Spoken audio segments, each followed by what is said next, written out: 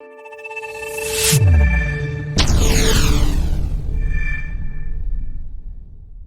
GodParent Trap is a very good book written by author Joy Avery.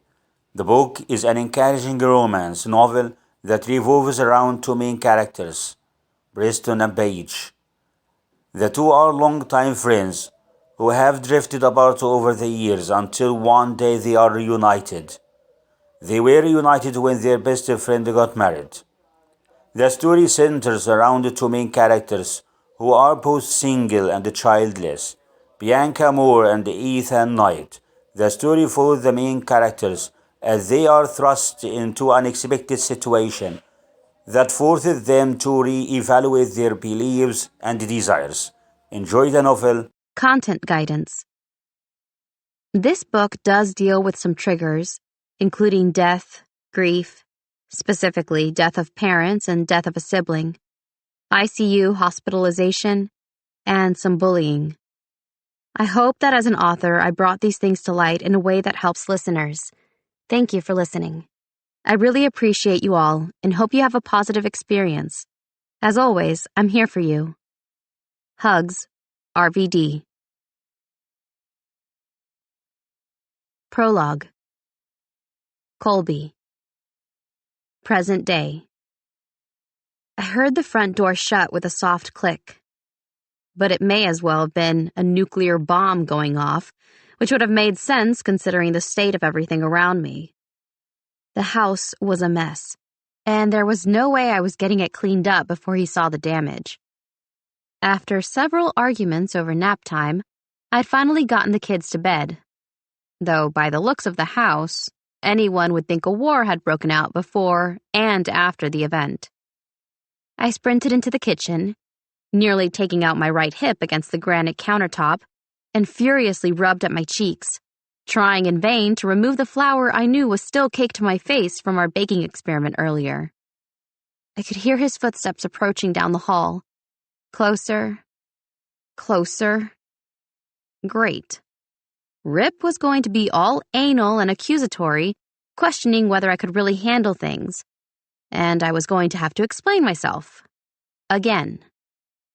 No, no, no, I whispered to myself as I quickly shoved all the cookies that weren't burnt farther onto the counter where he could see them first, and then grabbed the trash can. In went the burnt cookies, the leftover flour, several cups of purple glitter slime Little Man had decided he had to make, and an indistinguishable brown lump that I hoped to God wasn't from the cat. Stu, the aging tuxedo cat with arthritis, meowed at me and gave me a look that said he was about 2 seconds away from puking up a hairball again. And don't even get me started on a cat that needed diapers half the time because life made him anxious. Shoo!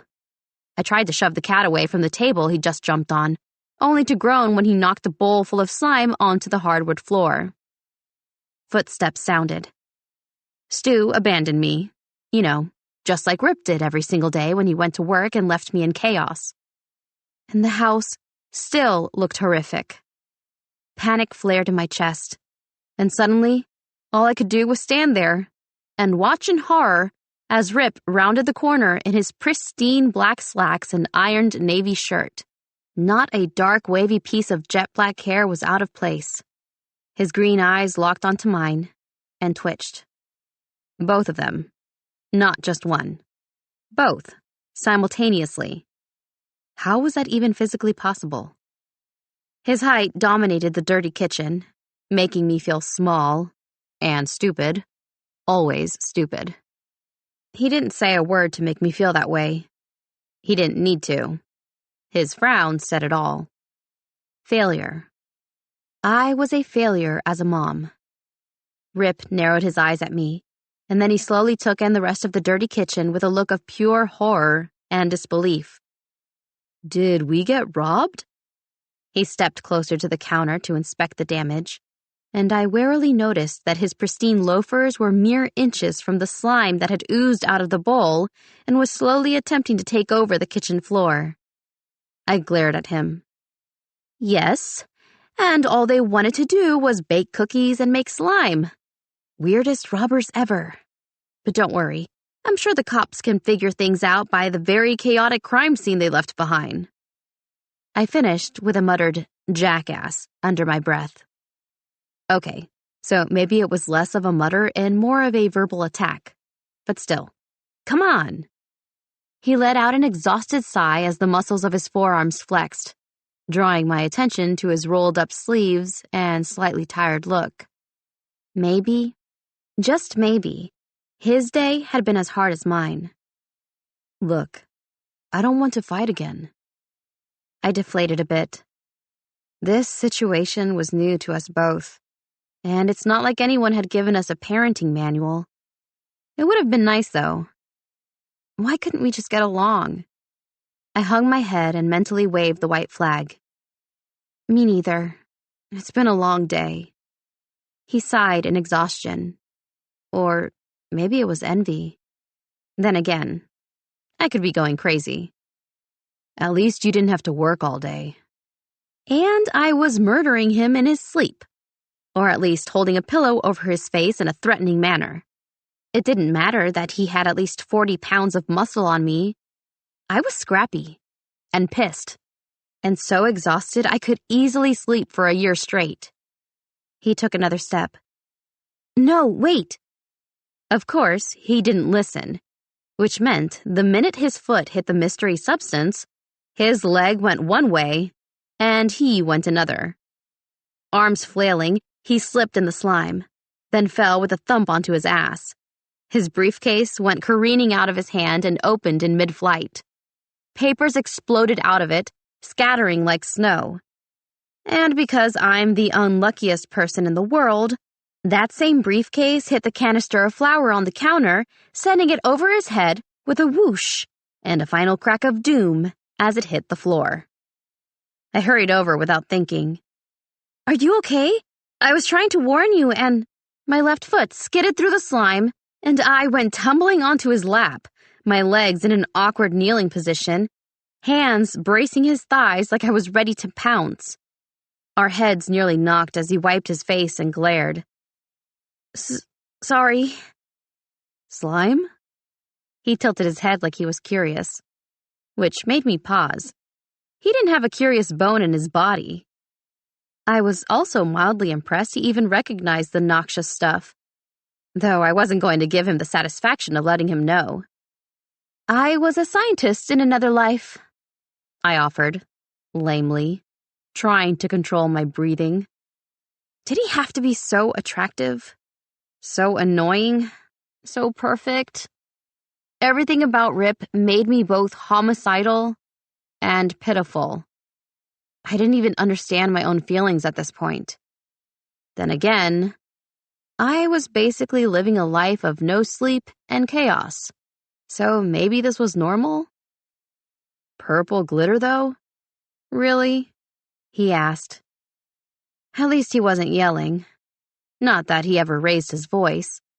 Sometimes I wished he would. Sometimes I wished he'd just react.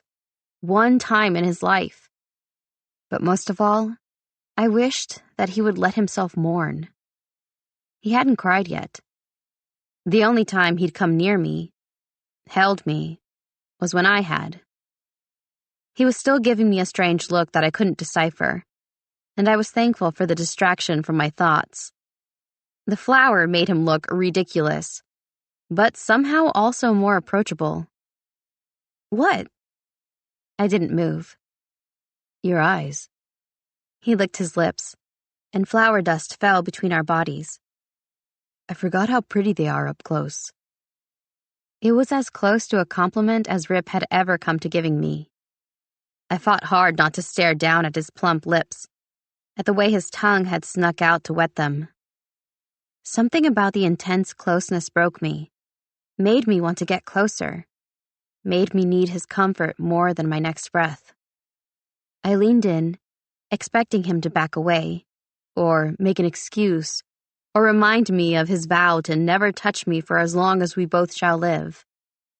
A vow he'd made after the one and only time we went on a disastrous date. Yeah, he was a real charmer back then, just like now.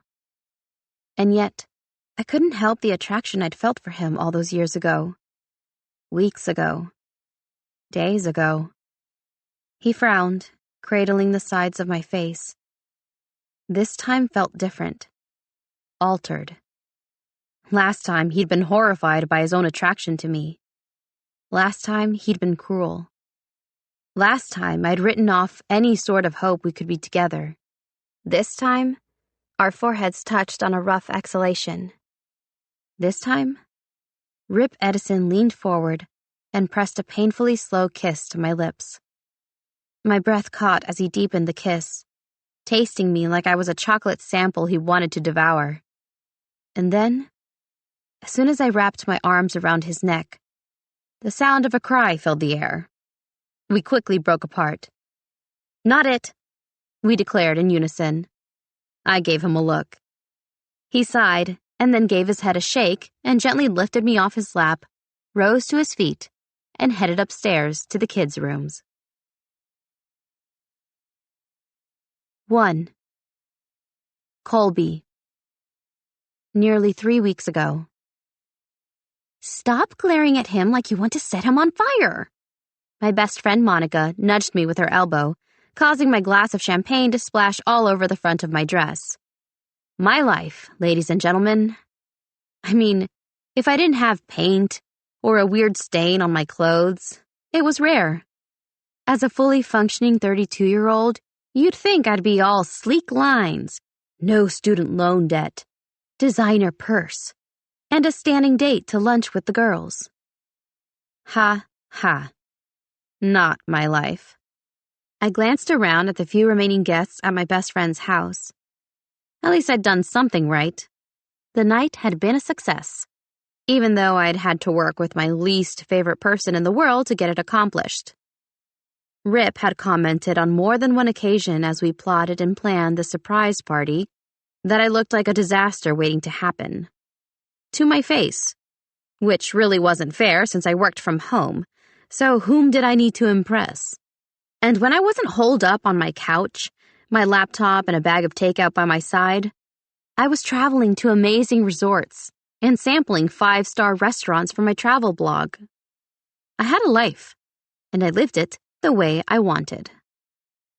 It wouldn't matter if I were a senior partner at a law firm or running for president, though, because to Rip, I would always be a massive disappointment.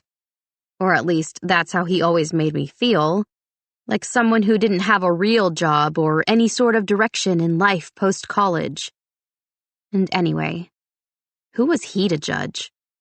I mean, could he really be that happy being an accountant?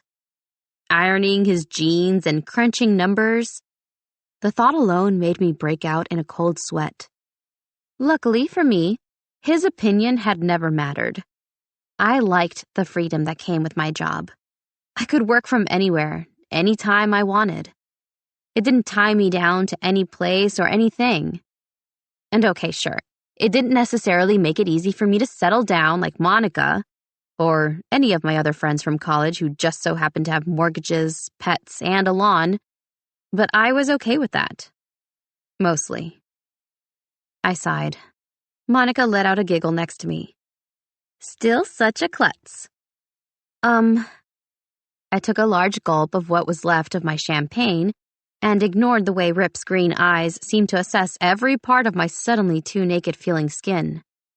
Ugh, I knew I should have gone for something more turtlenecky. Instead, I was in a sleek black number that made me wish I had leg warmers and a cardigan covering every inch of my exposed body. "You hit me. Your fault." Her brown eyes lit up as she smirked at me. "Then maybe you should drink your champagne faster so you have enough liquid courage to walk up to Rip and tell him how you really feel without puking on his shoes." I nodded solemnly. Good plan. I'll just let him know I want to strangle him with my bare hands or take scissors to that perfect hair and clip the curl that refuses to straighten behind his ear. "Must you fixate on the curl again?" she teased. Her perfectly tan skin glowed in the moonlight as her curly brown hair bounced at her shoulders. I deflated, and for a tiny second, I wanted to bolt in the opposite direction. Her brother was my opposite in every way that mattered. I was pale-skinned with hair that wasn't sure if it was blonde or brown. He had jet black hair, light green eyes, and, thanks to his naturally golden-tanned mama, the most gorgeous skin I'd ever seen up close in real life. Monica draped an arm around me, and a fabulous new designer scent wafted between us. Come on, he's not that bad. He's just controlled. I snorted into my champagne and let the last drop fall on my tongue. He told me I was the worst date he'd ever had, and then he proceeded to tell me that he'd been on a blind date with a girl who would randomly shout, "I want to have your babies," like her ovaries had taken over her voice box and common sense. Monica's red lips pressed into a line before she burst out laughing. Yeah, that one was my fault. Met her at yoga, liked her purse. Bad judgment call. I thought she was just peppy. You think? I snorted and tried not to stare at his fit body in that black suit, or the way he seemed to own the room without even trying. People just naturally flocked to Rip. Women found reasons to touch him.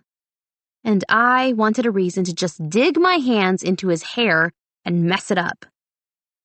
Building up courage?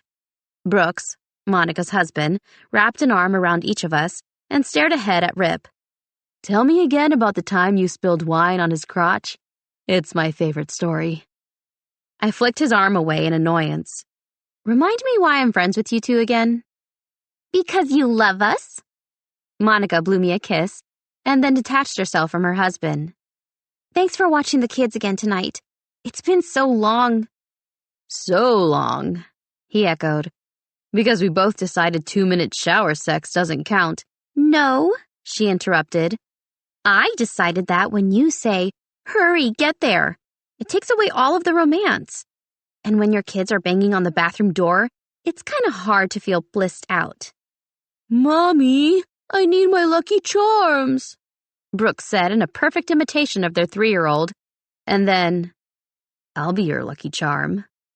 All low and seductive. Yeah, could have gone my entire life without witnessing this moment. I pointed between the two of them. Why are you even still here? It's your 10-year anniversary. Go eat Lucky Charms and have your weird shower sex. Monica's face fell. I knew what she was going to say before she even said it. I feel guilty leaving the kids. They're both upstairs sleeping. I pointed out since I'd been the one to read Brown Bear, only to have Rip come into the room and tell me I was doing the voices all wrong. Besides, Rip and I have this covered. Remember, we did manage to plan a surprise party and getaway for you guys without you knowing. Barely. Just barely, without killing each other. Oh, I knew. Brooks nodded, and his long, messy brown hair fell over his forehead, making him look more boyish. I just knew you wanted it to be a surprise, so I let you have your fun. You can't keep secrets, Colby, ever since you cheated your way out of the math compass test at UW. You promised never to mention that again. I glared accusingly. He stirred the air between us with one hand. This is why we're all best friends. We take secrets to the grave. Right, but you just outed hers, so... Monica shook her head. All right, we'll get moving. I'm going to give the kids another kiss. Make sure Rip knows not to bother you too much. I can handle Rip. I lied.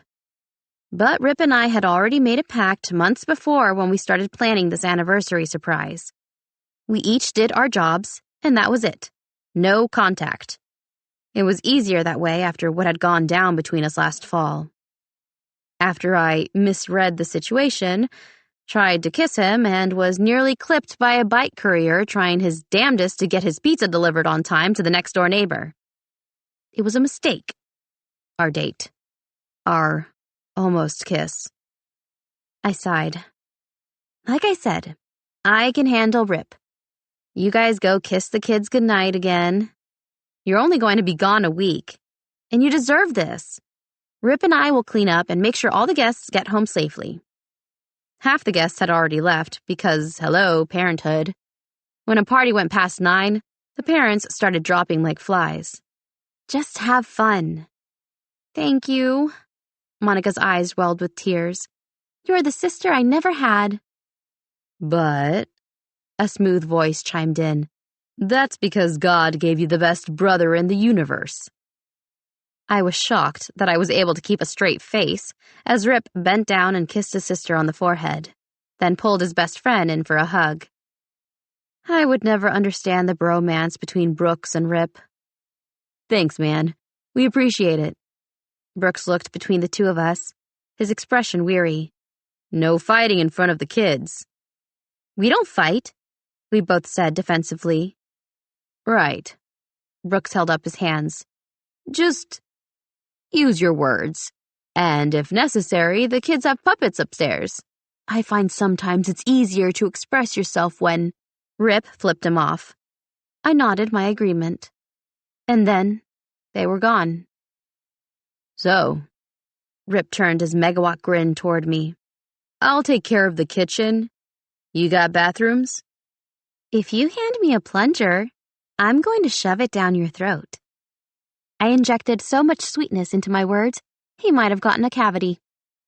He didn't even flinch. You think it would fit? I hate you. Same. His grin was calm, collected, beautiful. I think one of the guests had an issue with the shrimp. Try not to make the mess worse. I think I can manage some indigestible shrimp. Oh, he digested it all right, was the last thing Rip said as he walked off and started saying goodbye to guests and talking with the caterer. 1 week.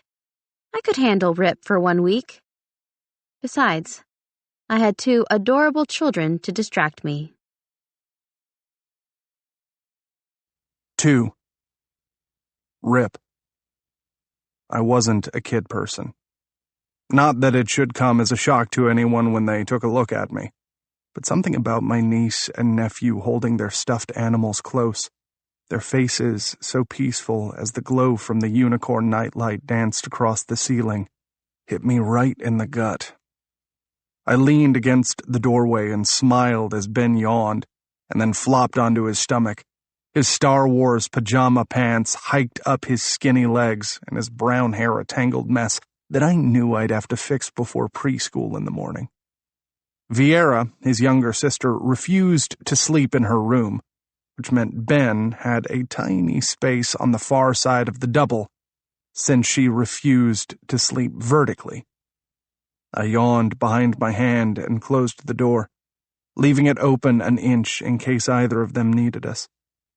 For a brief second, I thought about grabbing a pillow and blanket and just guarding the door like the paranoid uncle I was. But Monica had given me the don't spoil them look.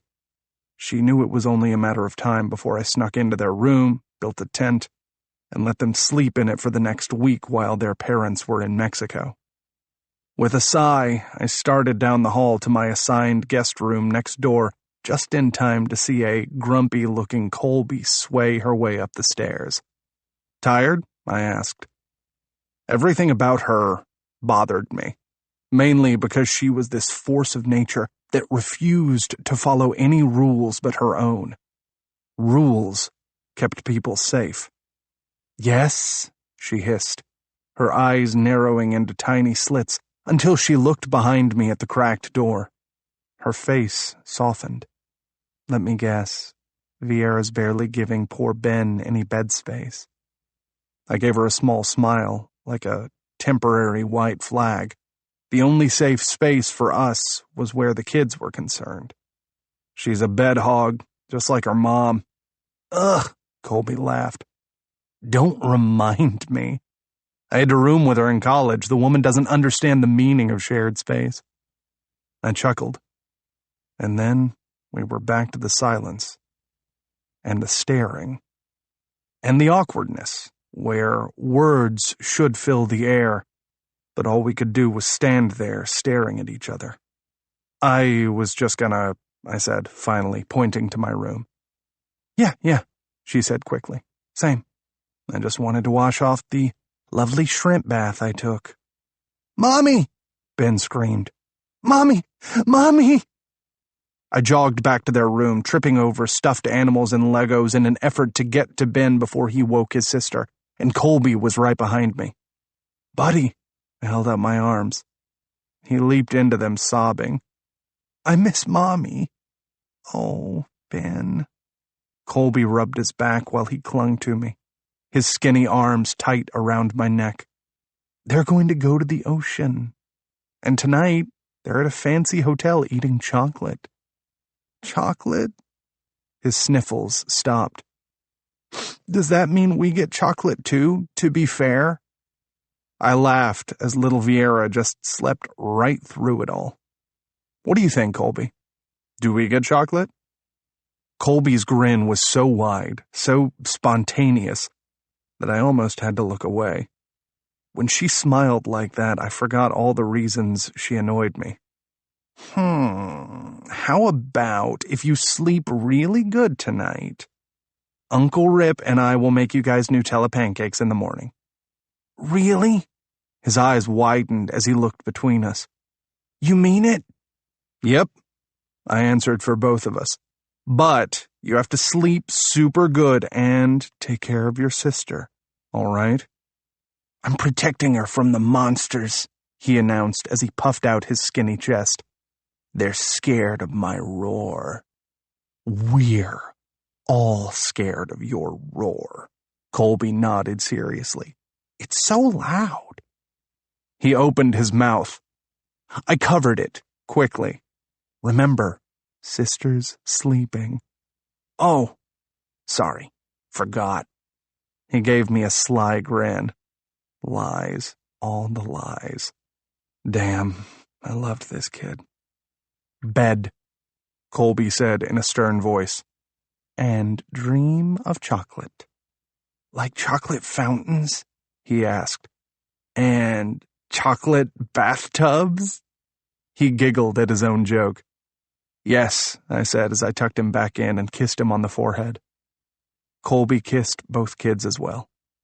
Ben yawned. "'Kay, happy chocolate dreams." "Happy chocolate dreams," Colby whispered. "Happy chocolate dreams," I echoed. And then we were back in the hall. The mood shifted from loving and teasing to tense as hell. "See ya in the morning." I gave her an awkward pat on the shoulder. "And try not to burn the pancakes," says the man who burned the waffles last Sunday when the Hawks were playing. "The game was on," I pointed out, still annoyed that she'd spent nearly every Sunday with us since she and Monica bonded during childhood. Family Day was just that, for family, and yet Colby was always there. Always. "Uh-huh," she shrugged and winked. "See you in the morning." Yep. I turned around and absolutely did not look back over my shoulder to see if she was watching me, just like I didn't lie in bed for the next hour tossing and turning and wondering what had set us off on opposing sides in the first place. I mean, apart from the mess of her life, which drove me completely batshit crazy, it's not that she wasn't likable or nice. Part of me wondered if the issue was that I'd been responsible for Monica since our parents died. And up until she'd met Colby, the two of us had been enough. We were family, our only family. And family meant everything to me. But then came Colby, and then Brooks and Monica got together and had a family of their own. Where did that leave me? I wanted what Brooks and Monica had. I'd always wanted it. A normal life where I came home to my wife and kids, stability, a dog, all the things Colby sneered at with her stupid, jet-setting, who knows where life will take me attitude. I turned on my side and stared at the wall. She was probably on her phone, like always, wishing she were somewhere else, when there was nowhere else I would rather be. 3. Colby. Something wet hit my cheek. I shoved it away, only to realize it wasn't a thing, but a person. a tiny person with something wet in their hands. Perfect. Please let it not be poo or pee. I cracked open an eye to see Vera sitting next to me, her wet diaper in hand. Look, I only went pee once. The potty training was not strong with this one. Yay! I tried to sound excited.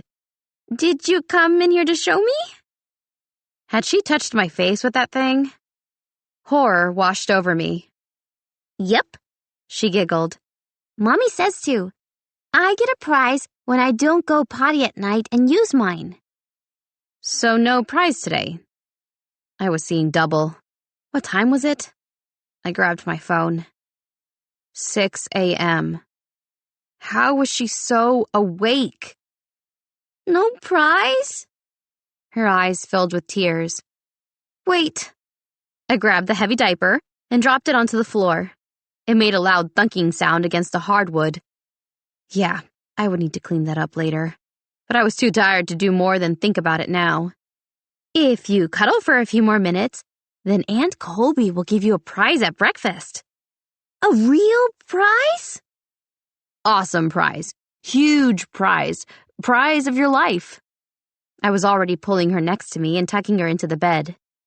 After a few seconds, I realized that the diaper was no longer on her. Duh. Wait here. I need to grab a pull-up, okay? 'Kay. Her eyes blinked heavily up at me. Yeah, she was dropping like a fly. By the time I grabbed a pull-up from her bathroom and was back in my room, she was already sound asleep. I carefully drew the covers back and got the pull-up over her tiny body, then crawled under the blankets and held her against my chest. For a few brief moments, all I thought was, this is perfect. Slept in? Rip said an hour later when I came downstairs with Viera in my arms. I'd at least gotten her dressed in a pink jumpsuit, while I still wore the black Nike joggers and ratty Yankees t-shirt that I'd worn to bed. I didn't answer. I just held out a coffee cup and grunted.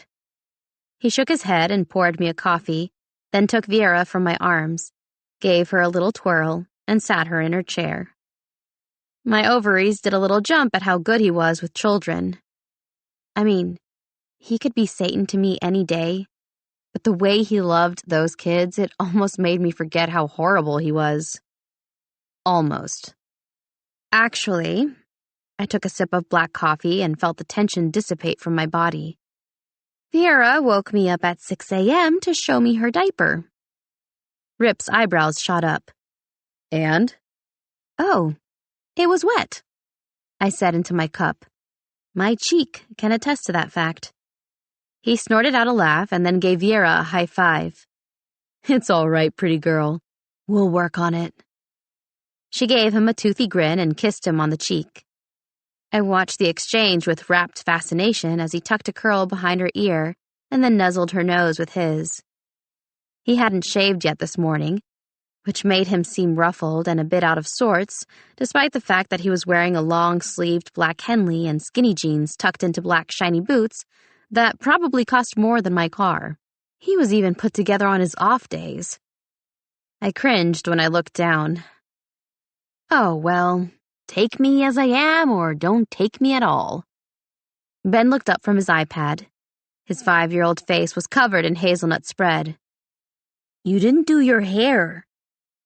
Thank you, I said through clenched teeth, for pointing that out. She never does her hair, Viera announced proudly. I squeezed my eyes shut. Kids, she's not wrong. Rip just had to mutter. I shot him a glare while he started piling up pancakes on Viera's plate and cutting them into such perfect squares I wondered if he was measuring them with his knife each time he made a slice. Gonna cut up my pancakes too, Rip? No, he said without looking up. I figured you'd just tear into them with your teeth, you know, like the animal you are. It's too early for you. I grabbed a pancake and shoved half of it into my mouth and was about to jab another with my fork when my cell started buzzing in my pants pocket. I ignored it, and the call went to voicemail. Then it buzzed again. With a sigh, I swallowed my last bite and pulled out the phone. The number on the screen didn't look familiar, but something told me to answer it anyway.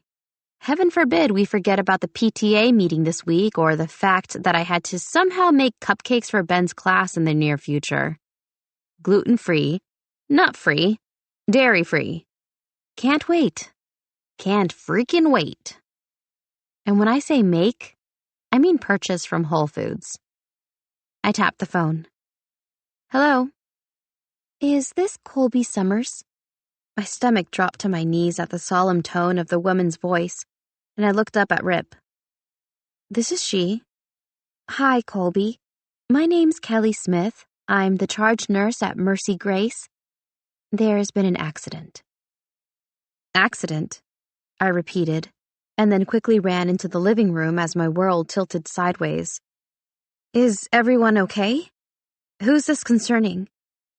The line was quiet, and then, we really need you to come down here and sign a few things. Signing didn't sound bad. You mean fill out insurance forms? I'm so sorry, Colby, I am, and I wish I was there to tell you in person, but you're the emergency contact for Monica Jones. Rip walked into the room, his face lined with concern. Somehow I managed to keep standing as I whispered, Yes, I'm the emergency contact for Monica. Can you please tell me? My voice cracked. What is this about? I'm so sorry to be the one to tell you this. There was an accident. The rain made it slippery this morning. An elderly gentleman sideswiped a car, forcing it into another lane. It collided with a semi. Tears slid down my cheeks. Was Monica in the car? Yes, ma'am. Monica and her husband. We're trying to get in touch with his emergency contact right now.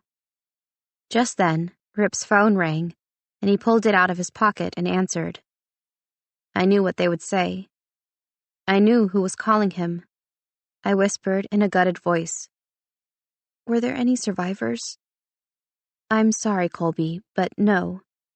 We need you to come down and identify the bodies. The phone slipped from my hand, and then I saw nothing but darkness. 4. Rip. 4 days later. My life had spun completely out of control. My best friend was dead. My sister was dead. I shuddered as I looked up into another pair of sad eyes. Monica's next-door neighbor, sobbing. I couldn't do this much longer.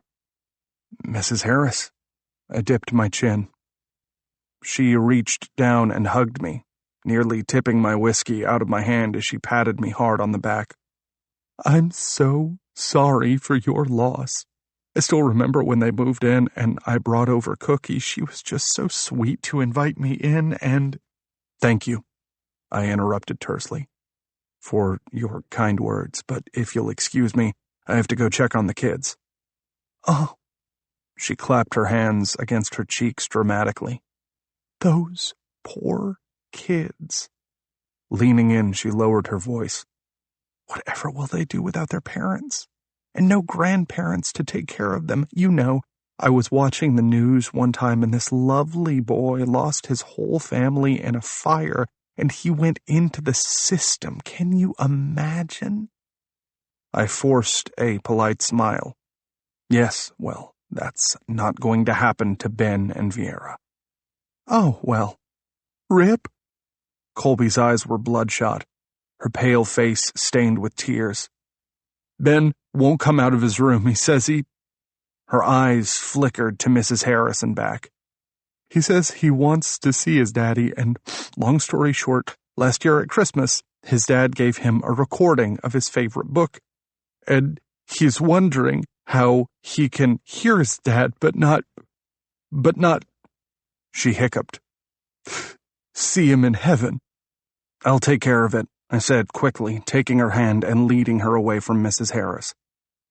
Colby pulled her hand from mine and started to softly cry again as we made our way up the stairs. Stomp, I hissed. Her blurry eyes blinked up at me. mascara yet again making its way down her puffy cheeks. What? Stop what? This. I leaned in and whispered. You're making a scene. She jerked to attention. I'm making a scene. Yes, I lifted my chin. The last thing we need is the kids more upset. Her nostrils flared.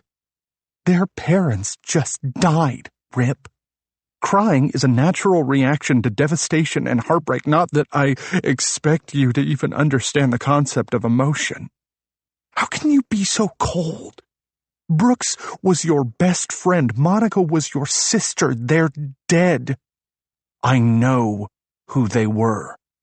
And I know what happened to them. I was there, at the hospital. Remember when we had to identify the two best people I've ever known, and you passed out and made it about you like you always fucking do? She gasped. Sorry. Shit. Sorry. I need you to be different. Different? Her pretty blue eyes searched mine. What do you mean, different? With a curse, I held out my hands at her black peasant dress and ridiculous blue feather earrings. Honestly, anything but this. I waved my hand around in her general direction. You're not traveling the globe writing about the best foodie destinations and drinking all the free wine you can get anymore. You're a parent now, so start acting like one. Otherwise, I will file for full custody. You monster! She gritted her teeth. How dare you judge the way I grieve, the way I live? Why not? You do the exact same thing to me, and I'm the one handling this. I'm the one meeting with the lawyers, figuring out the house situation, and everything else that you fail to understand matters. So cheering up the kids doesn't matter. Not when you fill their heads with lies about magic and fairy tales and seeing their parents again and how if they just talk out loud, their mom and dad might hear them. I sneered. It has to stop, Colby. Right now. Do you understand? She took a breath and jabbed her finger into my chest. As long as you understand that I'm not going anywhere, and that if you want to survive under one roof with me and those two kids upstairs, you better stop acting like the jackass we all know you to be. Your sister would be ashamed. I eyed her up and down and snorted. Between the two of us, who do you think she'd be ashamed of again? I leaned in. You have a wine stain on your dress, and you can't keep from making a scene in their house. Go sober up. I'll take care of Ben. I am sober. You're sad. Even when you're trying to be an adult, you're so off base, I just assume you're drunk. I moved past her toward the kids' rooms, past the pain slicing through my chest, and the look of absolute horror and hurt on her face. It made me feel better momentarily to project all the confusion and anger I felt on the inside onto the only person available in that moment. I was a fixer, but I couldn't fix this. I couldn't fix any of it. I couldn't bring them back to life. I couldn't make Colby into an actual adult, but I could talk to Ben. I could hug him. And rather than fill his head with fairy tales and lies, I could help mold him into the person Monica would want him to be. Starting fucking now. 5. Colby. I woke up to something fluffy rubbing my face, then startled awake when a rough tongue licked my cheek. I'm up. I lifted my arms over my head and stared directly into Stu's creepy cat eyes. You. Stu lifted his chin as if to say, "Yes, me, time to eat." With a groan, I got to my feet and looked around the messy kitchen. I'd fallen asleep on the couch like an idiot. I'd planned on cleaning up from the wake last night, but I'd been so tired that I'd promised myself a quick power nap first. The power nap had lasted a solid 8 hours. Suddenly my chest tightened as panic seized me. I knew what Rip would say if he came downstairs and saw the mess along with my state of disarray. Could I do nothing right? And why was it still so damn important that I impress him when I knew it was a futile task? His words from last night came back full force as my eyes truly focused on the living room, the kitchen, and the cat. He'd been so hurtful, so mean. He'd always been annoyed by me, but he'd never been truly mean like that. Worse, it was like he'd reached into my soul and pulled out every single insecurity I'd ever had and voiced it out loud. I had no time to focus on his shitty behavior now, though, if I was going to get the mess cleaned up before he came downstairs. I stumbled over my tossed heels and walked like a zombie toward the cupboard that held the cat food. With a yawn, I grabbed a scoop and put it in Stu's bowl, then gave him a pat on the head before the pitter-patter of feet reminded me that I had bigger responsibilities than caring for a cat. I'd known all along that Monica and Brooks had designated me Ben and Viera's guardian in their will. What I hadn't known, that they'd also chosen Rip as a guardian, and that we legally couldn't split the kids up. Not that either of us would have wanted to. We weren't monsters.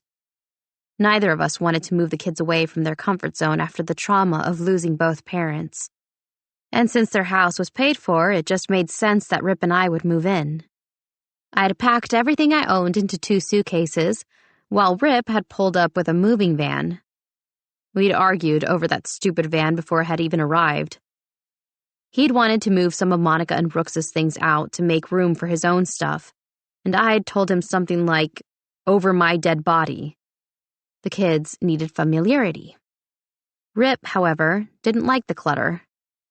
We finally compromised, with him agreeing to wait a few months before turning the house into his OCD heaven, as long as I promised to attempt to be less like myself.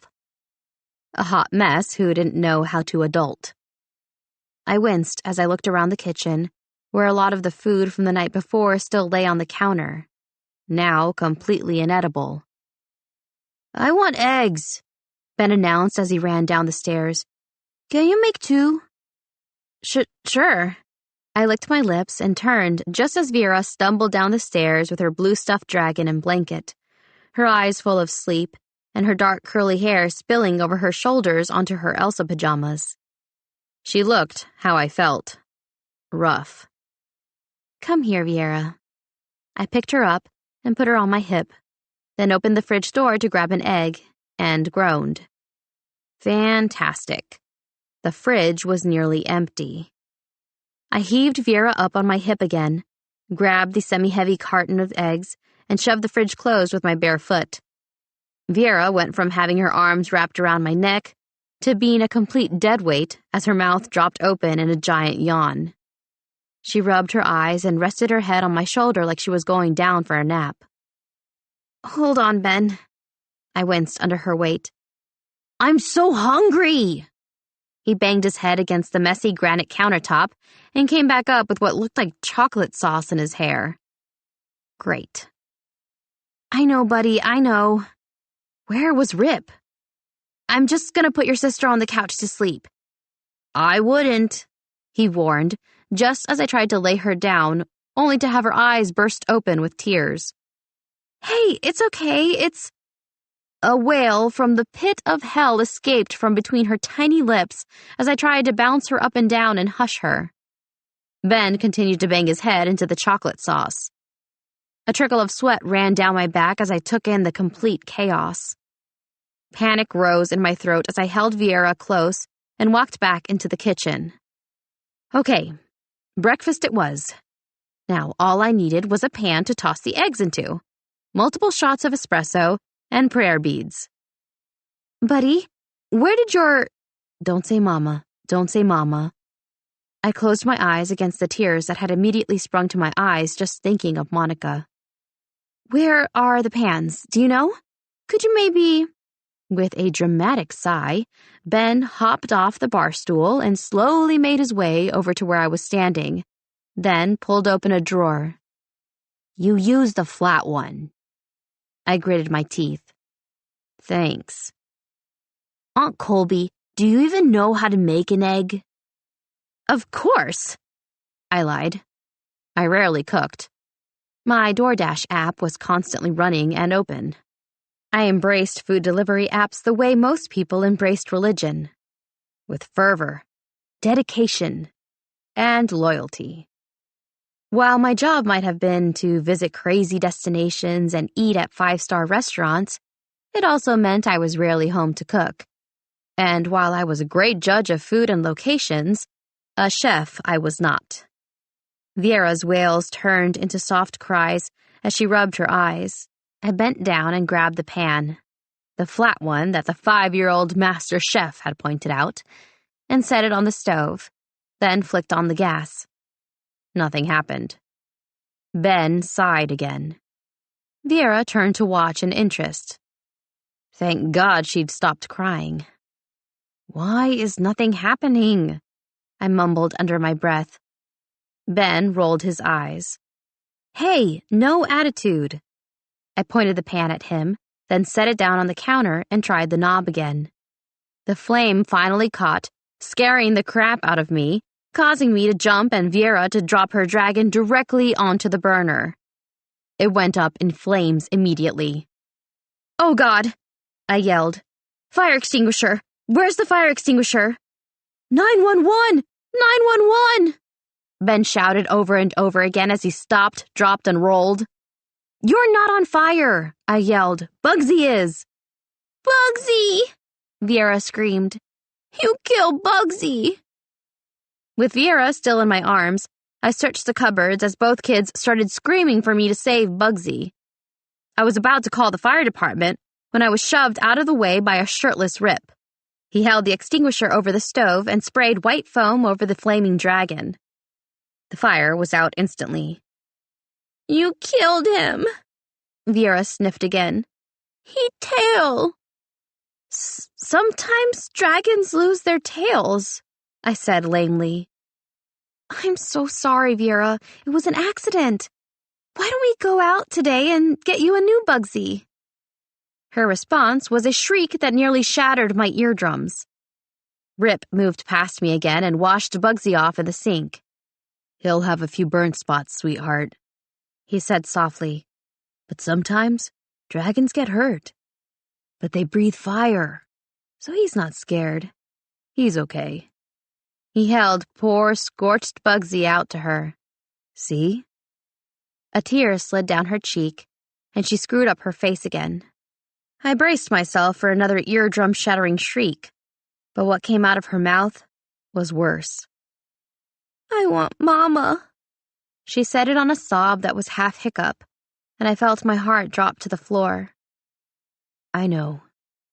Rip's Adam's apple bobbed as he swallowed, and for a moment I almost felt compassionate toward him.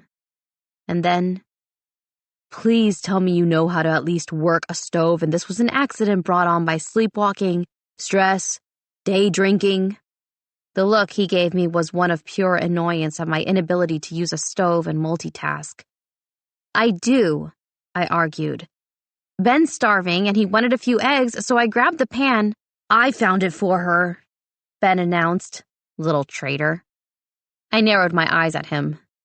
Anyway, I was doing things one-handed because Viera was crying and I was just trying. I took a breath. I am trying, Rip. His green eyes flashed before he muttered, Try harder. I'd nearly forgotten about the casseroles people had dropped off the day before until he turned exactly where I didn't want him to. Exactly where I'd placed the carton of eggs next to the stove. Are these for breakfast? See, I have a good reason for them all being out. I was going to have to lie. Then somehow managed to make 1 billion casseroles during Viera's nap. There was no way I was admitting I fell asleep and left them out all night. Too late. He reached out and touched one, then another. These are all warm. When did you take them out of the fridge? Right. I licked my dry lips. Great. I was going to have to fess up. Ben, why don't you go change into your school clothes real quick while I have a chat with Rip? But what about my eggs? He groaned and dramatically threw himself over the bar stool. Today we're doing cereal, okay? The stove needs to be cleaned, but I'll let you have Fruit Loops. Yay! Waving his arms, he began jumping around the room, singing, I'm having Fruit Loops! Fruit Loops! Just follow your nose! I knew Fruit Loops were reserved for special occasions, but if this wasn't one, then I had no clue what was. A birthday? Christmas? Be right back, Ben announced, racing up the stairs. I held up my finger to Rip when he sighed in annoyance for what felt like the second time in 5 minutes, and I quickly walked over to the couch, made Vera comfy, and flipped on Sesame Street. Yay! She clapped her hands. My favorite! Stay, I commanded, like she was a dog. The cat jumped up to sit with her, and I turned to face Rip. His arms were crossed, and I finally noticed he was wearing low-slung black Nike joggers that highlighted every muscle. I gulped and met his gaze. I was in yesterday's dress, most likely with swollen eyes and makeup streaked across my face. So, I braced myself, wringing my hands together. I was exhausted last night. We all were. I told myself I'd take a quick power nap and accidentally slept through the night. His cold stare wasn't helping my rising anxiety. Why didn't you set the alarm on your phone? It was my turn to cross my arms across my chest. I was tired, Rip. I wasn't thinking clearly, so the casseroles are all bad. He finished with a curse. The food that everyone so lovingly made for us just sat on the countertop while you slept. Am I hearing that right? Don't talk to me like I'm a child, I hissed. Everyone makes mistakes. It was a long day for all of us. Then don't fucking act like a child, he snapped right back. You can't even manage to cook an egg, let alone a dinner, so what's your plan? McDonald's every day? Burger King at night? Tears stung the backs of my eyes. That's not fair. I'm in over my head, but at least I'm trying. Besides, what's your contribution?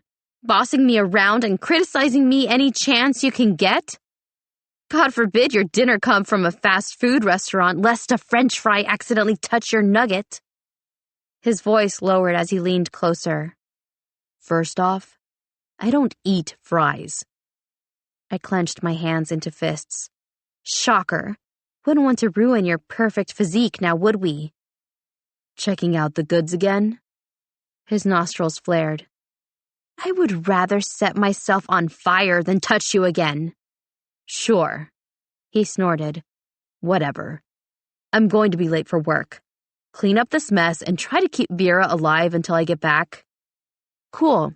So I get to stay and clean up everything. Grocery shop so we have food to feed everyone, and manage to get Vera down for a nap. While what? You schmooze clients and have an hour-long lunch filled with wine and laughter? He frowned. You really don't know what I do for a living, do you? You're a fancy accountant, with a fancy car, and a fancy suit, with fancy words and a fancy perfect life. Did I come close? He sneered. You have no idea what you're fucking talking about. I work my ass off. Unlike some people, I have a real job. You jackass. Swear jar. I heard Vera yell in her tiny voice from the couch. She'd heard me say jackass, but Rip saying fuck went unnoticed? Unbelievable. As though he could read my mind, he grinned and took a step forward, his body towering over me as he bent down and whispered in my ear. Fuck. I sucked in a breath. You. He just grinned and chanted it under his breath the entire way back up the stairs, while a clueless Vera clapped her hands to whatever song was on the TV. Like she only had hyper-hearing when it came to my voice. Son of a... I eyed the stupid jar full of dollars and change on the table and stuck my tongue out at it.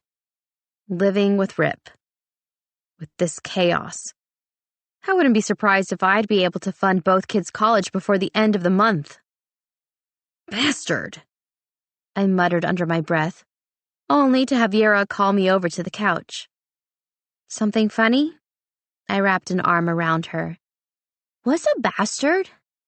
If I give you $1, will you promise never to tell Uncle Rip? 2. She nodded.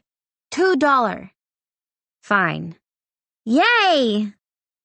I ruffled her curls, then got up to grab cereal for Ben, eyeing the clock on the oven and letting out a groan. It was only 8 in the morning.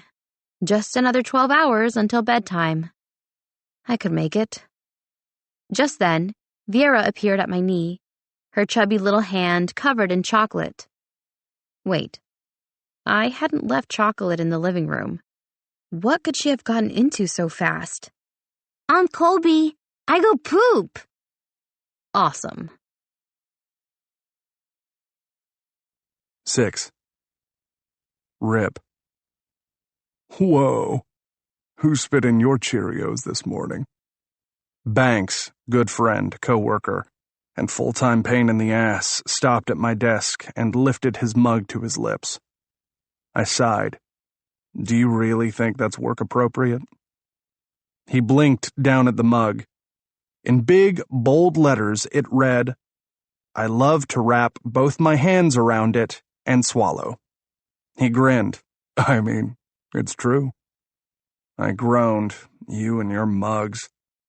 It brings joy into an otherwise perilous day saving people from their taxes, what can I say? He moved farther into my office. He was wearing some sort of black skinny-leg trouser, a loud red tie, and a white button-down shirt that had peppers on it. And the shirt? Is that just to give people seizures? Oh, this? No, this I'd do to piss you off. You'd probably die before wearing a pepper. You hear yourself when you talk, right? I reached for my own perfectly normal black mug and took a sip of lukewarm coffee, then winced. I've been told my voice is soothing. He winked and ran a hand through his ridiculously long mop of brown hair and sat down. So, you gonna answer the question? Don't you have somewhere to be? Anywhere to be? I wasn't in the mood for his constant verbal sparring, not after the morning from hell. I'm fine. Everything was fine. It would be fine. I just needed to learn how to adjust faster and how not to murder my new roommate. See? Easy. You're literally gripping your coffee cup like you might use it as a weapon, and if you clench your jaw any tighter, you're gonna pop a molar, Banks pointed out. Seriously, take a break from the joy of numbers and talk to your best friend. We aren't best friends. Correction, your best friend died, but I was next in line, so now I'm the new best friend, and before you get all pissed off again, that's exactly the sort of thing that Brooks, our mutual friend, by the way, would have said at my fucking funeral. I cracked a smile. Ah, there it is. He leaned forward, his white teeth blinding me with a knowing smile. Now, seriously, how can you be in such a bad mood so early in the day? Problems in suburbia? I groaned. She's impossible. Most women are. Heard that. Our coworker Olivia flipped him the bird as she walked past. One day they'd finally hook up and relieve every single person in the office of the blatant sexual tension they refused to acknowledge. That day was not today. Anyway, Banks cleared his throat very loudly and rolled his eyes. Let's discuss. Let's not. I think talking would help. If I wanted a therapist, I'd hire one. Best friends can be therapists. He grinned. Let's start with the stick shoved so far up your ass that I'm worried you lack the ability to even order anything other than black coffee while you adjust your twice-ironed pants and judge the girl ordering the mocha. I don't, you do, he sighed. And honestly, since moving into a 5-bedroom house with a white picket fence 2 weeks ago, you've gotten worse. Have not. Have. He jabbed a finger at me. Look, man, I know you're in mourning. We all are. But this wasn't just losing a best friend and a sister. This was losing them and not even getting time to grieve because of the kids. Yeah, I didn't meet his eyes. It doesn't help that Colby is a fucking mess. The complete opposite of you, I'm aware, and so was your sister, who loved you and trusted you with her kids, so ask yourself, why would she punish you by making you co-guardian? There has to be a reason she chose Colby. Punishment? Try again. I sighed. Can you really not think of one redeeming quality Colby has? I woke up with Ben screaming 911, rolling on the floor, a little girl funding her college via a swear jar and the need to use a fire extinguisher, so forgive me if I'm having a bit of an issue finding one thing she does right. He was quiet, and then, do the kids like her? Shit, they love her. It's like they have another kid around to play with. He winced. I was thinking something more along the lines of she's really kind, but okay, I guess that works too. I ran both hands through my hair and tried to push this morning's disaster to the back of my mind. Nope, wasn't working. The kids screaming, the fire. How had Colby survived this long without a keeper? I think you're being a little too hard on her. Banks shrugged. Especially if she's home taking care of Viera while you're here at work.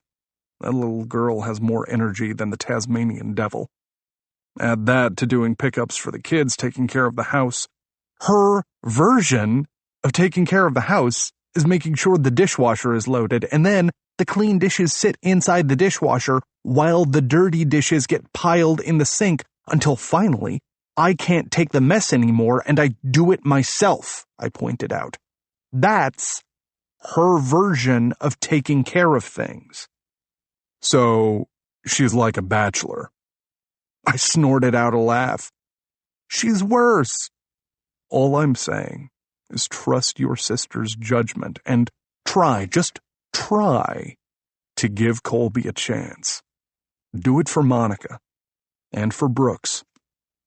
And just like that, my anger was gone. I ducked my head and started shoving papers around on my desk so he wouldn't see the trembling in my hands or the tears that had gathered in my eyes. My sister, my best friend, they were gone. Oblivious to my emotional shift, Banks shot to his feet. Good talk, he said. I'm here, when you need me. Thanks, man. A bit of the tension in my neck dissipated as he waved me off and walked out of my office.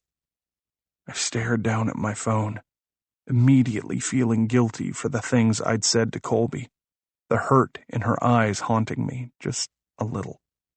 I'm trying, she'd said, but I couldn't possibly believe that she was trying her best. Still, there was a reason my sister had adored her. And a reason that Brooks, all that time ago, had told me I needed to get over myself and fucking make a move on the one girl who drove me to drink. Do it! Brooks and I had stopped off to meet the girls for happy hour. Colby had just gotten back from some resort in Mexico. Her skin was golden, her smile wide like she was well-rested and excited about life. And I felt this ridiculous jealousy. Why couldn't I be like that? Relaxed. Not so controlled. Free. Why couldn't I be free? Maybe I was drunk off her smile, but my brain told me if I just kissed her once, I'd feel that freedom. I'd be able to steal a bit of it for myself. I wouldn't feel so stressed out all the time. I dumbly admitted this to Brooks after one beer, and now he was shoving me toward her. No, I barked out. Not happening. We'd be a disaster. Hell, we are a disaster. Every single interaction either ends up in a black eye, spilled drinks, hospital visits. Stop exaggerating. I'm not, I deadpanned, then stole a look at her again. She was adjusting one of her red heels, looking back over her shoulder. Her blue eyes locked with mine, and I forgot to breathe as tension swirled between us. She was wild. I was calm. She was my complete opposite. So, why did I always feel like I was out of breath whenever she gave me that look? I told myself it was irritation. But Brooks knew me like a brother. It was infatuation with my sister's best friend. My breathing slowed when I thought back on that day last year. I had no idea that less than 7 months later, he'd be gone, and I'd be left with the one woman I didn't know how to deal with. I let out a snort. I'd probably spend the rest of my life in the center of her chaos and never wear clean pants again. Ever. I shuddered. No, thank you.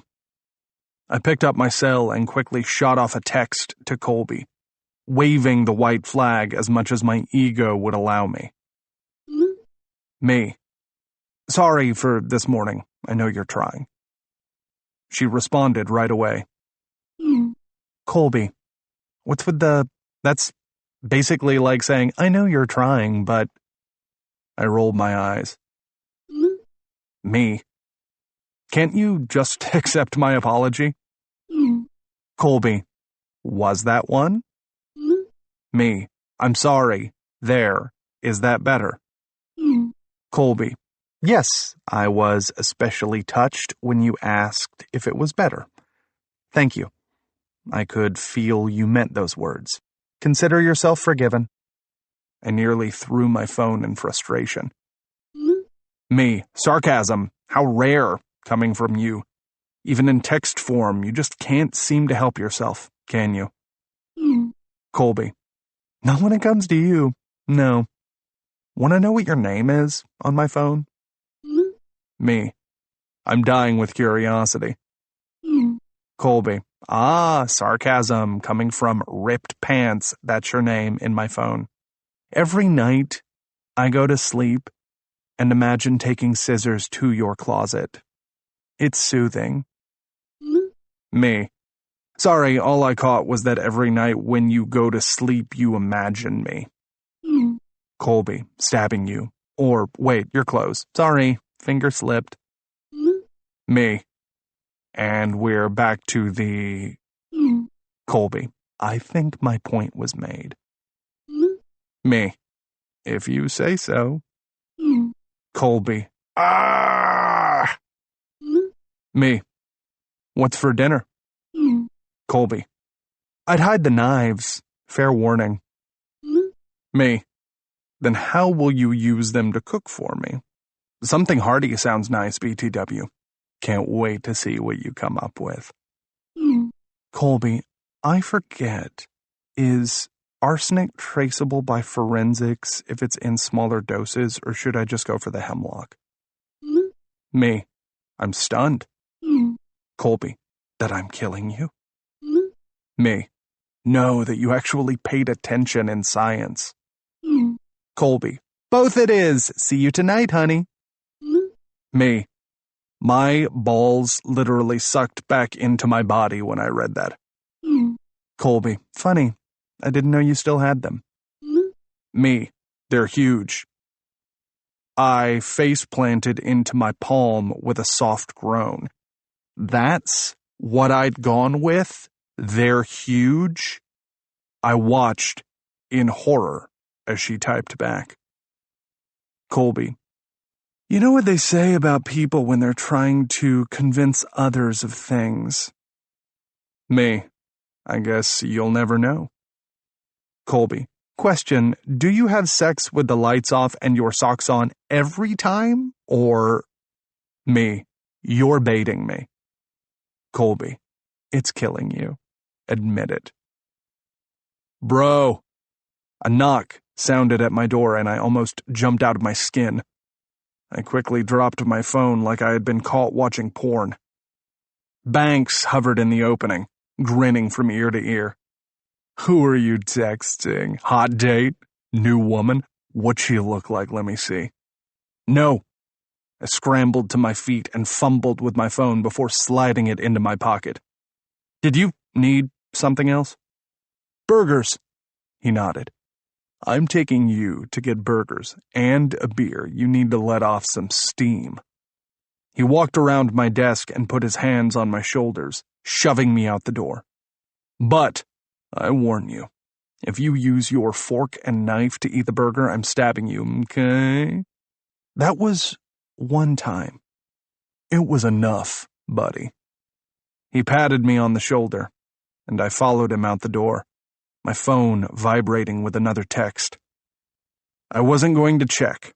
In fact, it brought me great joy that she'd be constantly checking to see if I'd responded. Whoever she is, I want to meet her one day, Banks said once we were in the elevator going down. Huh? Who? The girl on the phone. The one who, as of 2 seconds ago, still had you grinning from ear to ear. I scoffed and literally had trouble hiding my smile. What the hell was wrong with me? It was nobody. Sure. Okay. Nobody. He hit me in the shoulder with his fist. Nobody at all. 7. Colby. If I overthought things the way I usually did, I might assume that Rip had been flirting with me and freaked himself out, and that's why he'd dropped the conversation. But I knew better. He'd truly meant what he said in that text. He wasn't a flirt. He was all business, straight to the point. Even though I was momentarily stunned at his ability to fire back responses so fast. Did the man even work? I smiled to myself. At least he had given me an apology. Or a Rip apology. In all honesty, the text had made my day until he felt the need to explain how big his balls were. I'd half expected him to follow up with some mathematical equation explaining just how huge. God, I bet he even got hot when a woman used terms like tax compliance. I shuddered. Aunt Colby? Vera tugged on the hem of my hoodie. I'm hungry. Shit. I'd planned on going to the store, but had been sidetracked by a toxic diaper, and other than cereal and fruit snacks, there wasn't really much in the house to eat. As much as I didn't want Rip judging me with that pompous sneer he had down perfectly, I pulled out my phone and DoorDashed some McDonald's. Chicken nuggets okay? At least I was good at one thing, right? Using food apps. I wondered if that would hold up in a Rip argument. I mean, could he order from 4 different apps at the same time while monitoring the driver's progress and texting them specific instructions on where to leave said food? I think not. I set my cell phone face up on the counter, then picked up Vera and sat her next to it. Her little legs dangled off the hard, sticky granite. Your nuggets are getting made right now. She scrunched up her nose. How they make nuggets, Aunt Colby? I gave her a serious look. A nugget maker, of course. Oh. She nodded vigorously, her pretty brown hair grazing her shoulders. What'd it look like? Like a chicken stamp. I winced. But bigger, so they can make more than one at a time. There, that sounded like something McDonald's would do, right? Her eyes went wide as saucers. They stamp the chickens? Oh, sweetie, don't worry, the chickens are already dead. Her lower lip quivered. No. I knew that look. It was the look of a 3-year-old about to let loose. Vera, I'm just kidding. The chickens are alive. They're all alive on a farm, living happy and chirping and... Chicken nuggets are alive? She shrieked. Oh, dear God. The front door slammed just as Ben walked in and covered his ears. My only saving grace was that today was jujitsu, and it had been Jake's mom's turn to take them after school and then return Ben back home. Vera, he yelled, throwing his gear across the hardwood floor. Stop screaming! Now both kids were yelling.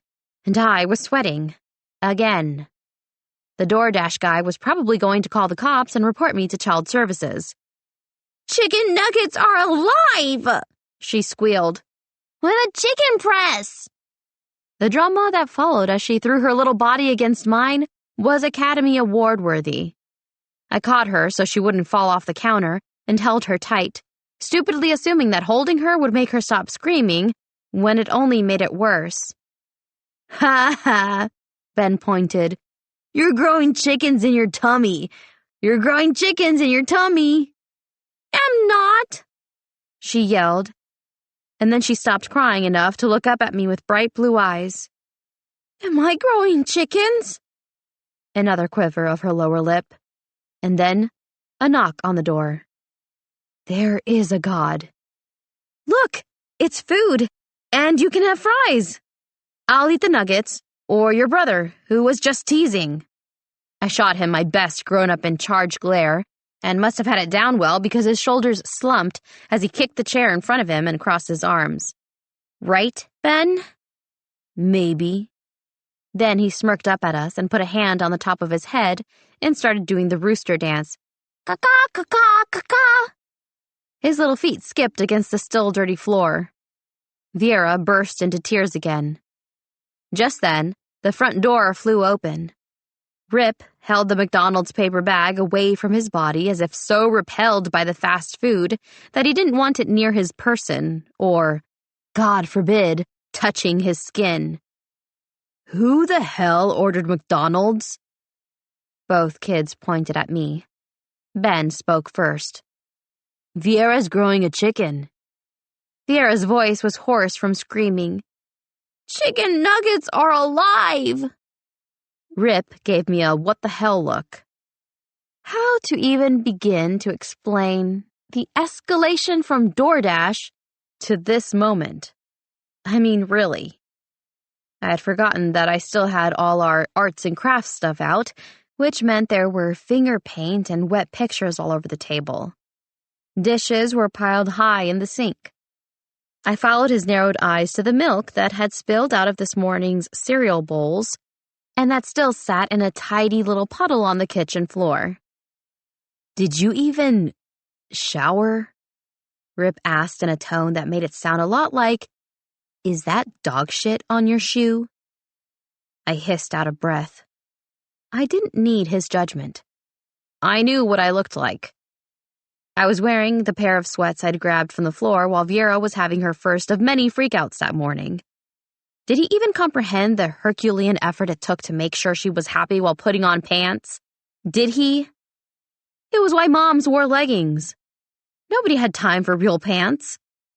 My white tank top had finger paint smeared on it, and my hair, which had seen better days, was currently in a messy bun on my head. I could only assume it too had flecks of pink paint in it, and possibly Fruit Loops. Yay. "No," I snapped, because keeping Viera alive seemed like the better grown-up decision. He gritted his teeth and tossed the bag onto a bar stool by the counter in disgust, causing it to slide off said chair and onto the floor. "That's the only food we have, you know." I glared. "That's not food." He pointed at the bag in horror. "That's processed soy, and God knows what else that takes over 60 days to digest fully in your stomach, slammed together into the shape of a hamburger." Ben, being wicked quick, already had a fry in his mouth, then very quickly dropped it and made a face. "Why would you feed us that?" "I'm hungry," Viera wailed again. "But I don't want dead chickens." Ignoring the chaos, Ben swiped the bag from the floor and peered in. "What other food did you get?"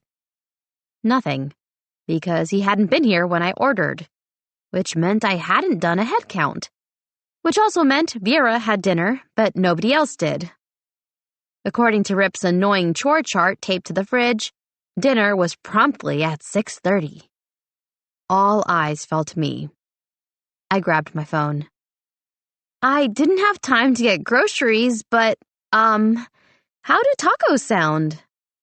Rip rubbed his gorgeous eyes and leaned against the counter like he was seconds away from another lecture, while Ben started stealing fries and nuggets with a shrug. I like tacos. He added more fries to a mouth already full of food and munched. Aunt Colby, Vera sniffled, her lower lip quivering again. He's eating my French fries. I'm not, Ben said defensively as a fry fell from his open trap and onto the floor.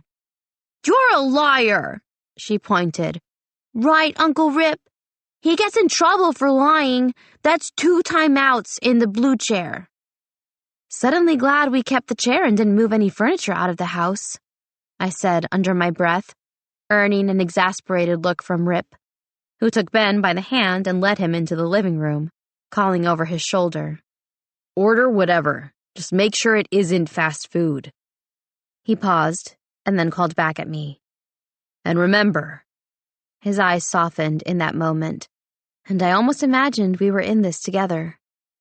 Instead, he lifted his right eyebrow and continued, I'm gluten-free. He turned away then, so he didn't see my eye roll or the exasperation pulsing off me. I always fell short, and he always ended up on top. And not in the good on-top way where toes are curling and your world is changing. The kind where he was always looking down, and I was never enough.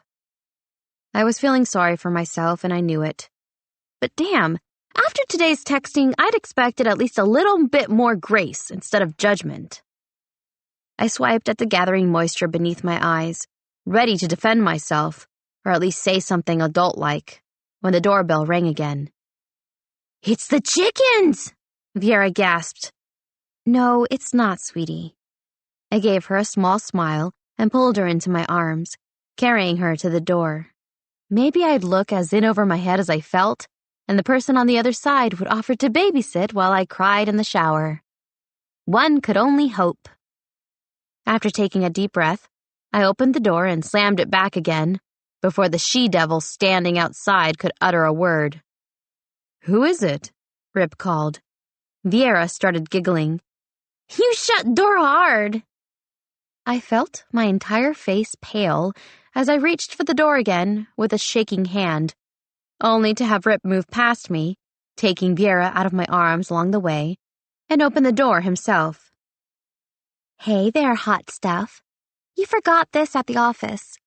Figured you were just anal enough to get grumpy when you didn't have all your separate lunch containers. The woman on the doorstep was wearing a full, expertly applied face of makeup that would make any glam squad proud. Her white pantsuit was molded to her body like it was made for her, and I'd bet my life that it was designer. She wore Chanel diamond earrings and a matching necklace, and was tall enough to be an Amazon princess. She was stunning. Stunning and familiar. Oh, you must be Colby. It's great to meet you. Her megawatt smile was everything that used to terrify me in high school. She handed Rip some plastic contraption that I'm assuming separated all food, then held out her hand to me. I didn't even check to see if I had poop on my hand before I took hers, or any other horrible substance, because Heather Donnelly was standing at my front door, and she didn't even seem to recognize me. Then again, I wouldn't recognize me with a magnifying glass at this point in my life, but still. I shook her hand, hard, and noticed how her smile wavered as she pulled back and wiped her palm on her sleek white pantsuit before forcing another smile and tossing her jet black hair over her shoulder. Yeah, that's me. I tried for a smile, prayed to God I had nothing in my teeth, and wanted to immediately hide behind Rip. Not that he was any safer. I've heard a lot about you.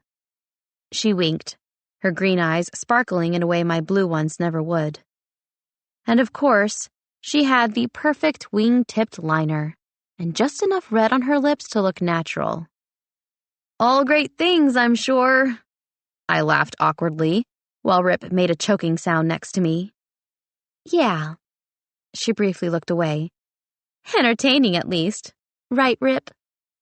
I shot him a look. At least he had the decency to look embarrassed. Yeah, well, he started, and I could feel the tension rolling through his body as they shared a look that awkwardly made me feel like the third wheel. Thanks for stopping by, Heather. But we were just having dinner, so... Oh, no problem. She winked. See you tomorrow, boss. With a wave, she turned on her tall heels, which clicked against the concrete as she sauntered across the driveway, and got into a Tesla as red as the soles of her Louboutin shoes. Can barely hear that thing even turn on, I whispered to myself in awe, and then I glanced toward the minivan in our driveway and felt my soul do a little whimper of jealousy. So, I turned toward Rip. Heather Donnelly is your receptionist and sometimes assistant. He actually looked uncomfortable. Good. He should. It wasn't like he didn't know.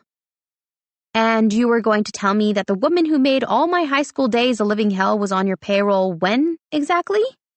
I seethed. It's my company, not yours. And she came highly recommended from, let me guess, Lingus Industries, the multi-million-dollar company her parents own? She doesn't even need to work. She's changed. He cleared his throat. And she likes to work. It gives her purpose. Something you would clearly know nothing. I narrowed my eyes and subjected him to a glare. Finish that sentence. I dare you. I've been home while you've been at work getting a break from the chaos that is suddenly being responsible for 2 kids while mourning the loss of... I stopped talking because Viera had suddenly gone really quiet. I'd forgotten she was even between us. Her lower lip quivered. Am I in trouble? No, sweetie, I'm really tired, I admitted. Why don't you go tell Ben he can come out of timeout, and you two can color a bit? Rip set her down. She ran off, and I immediately grabbed a hold of his crisp white shirt with my dirty, rotten hands and tugged him outside, leaving the screen door open so I could at least see the kids. You get a break the minute you walk out this door in the morning. I haven't even started my own work today, and I have to post my articles at least 3 times a week. It's how I make money. It's what I enjoy. And I know I need to be here for the kids, but we need to figure something out. Because I'm losing it playing fake mom all day, and you don't seem to care.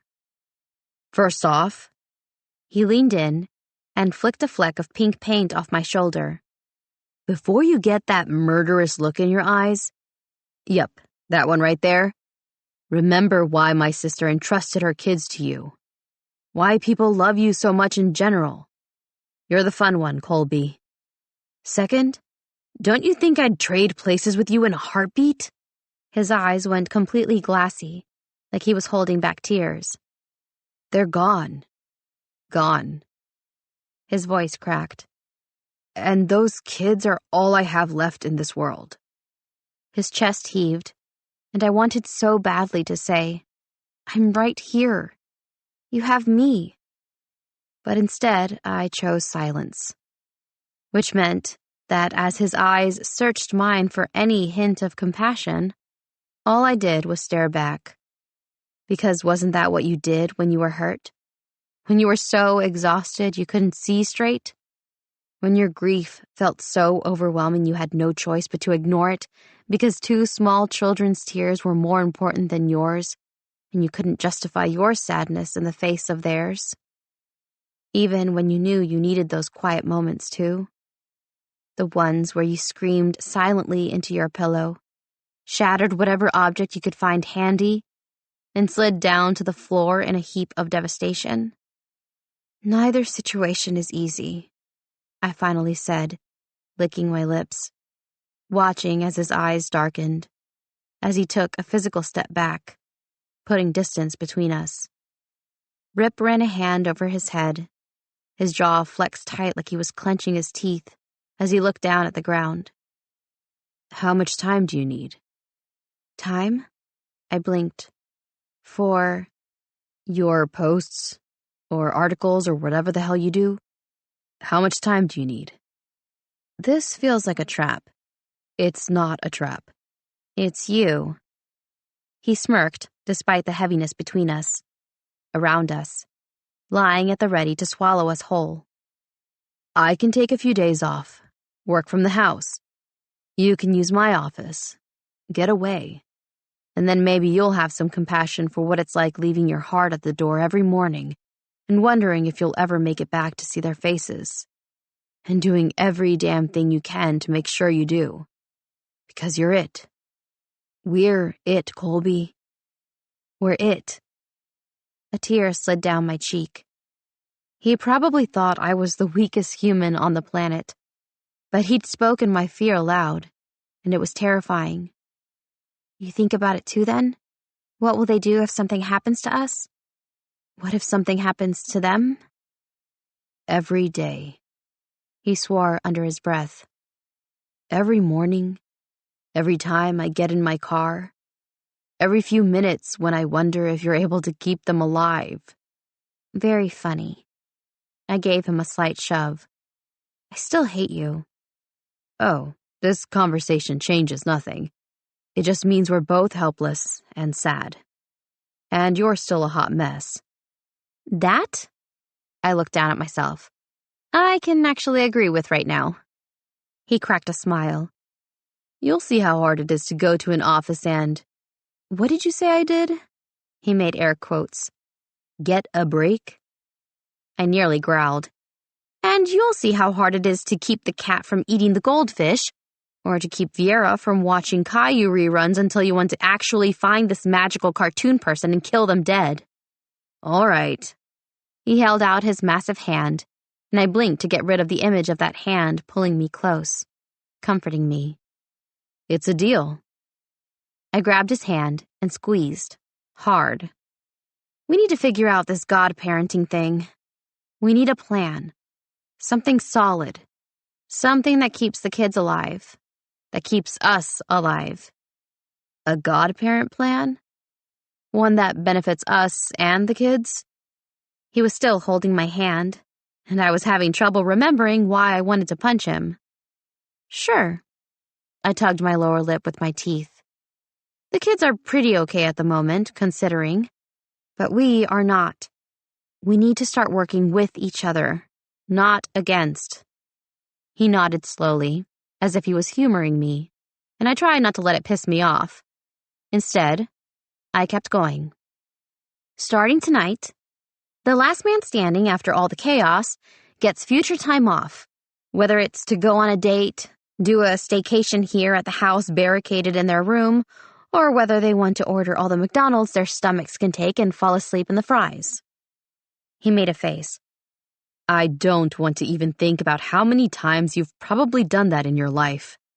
Not telling. I dropped his hand. Is it a deal? Of course. He seemed to hover over me.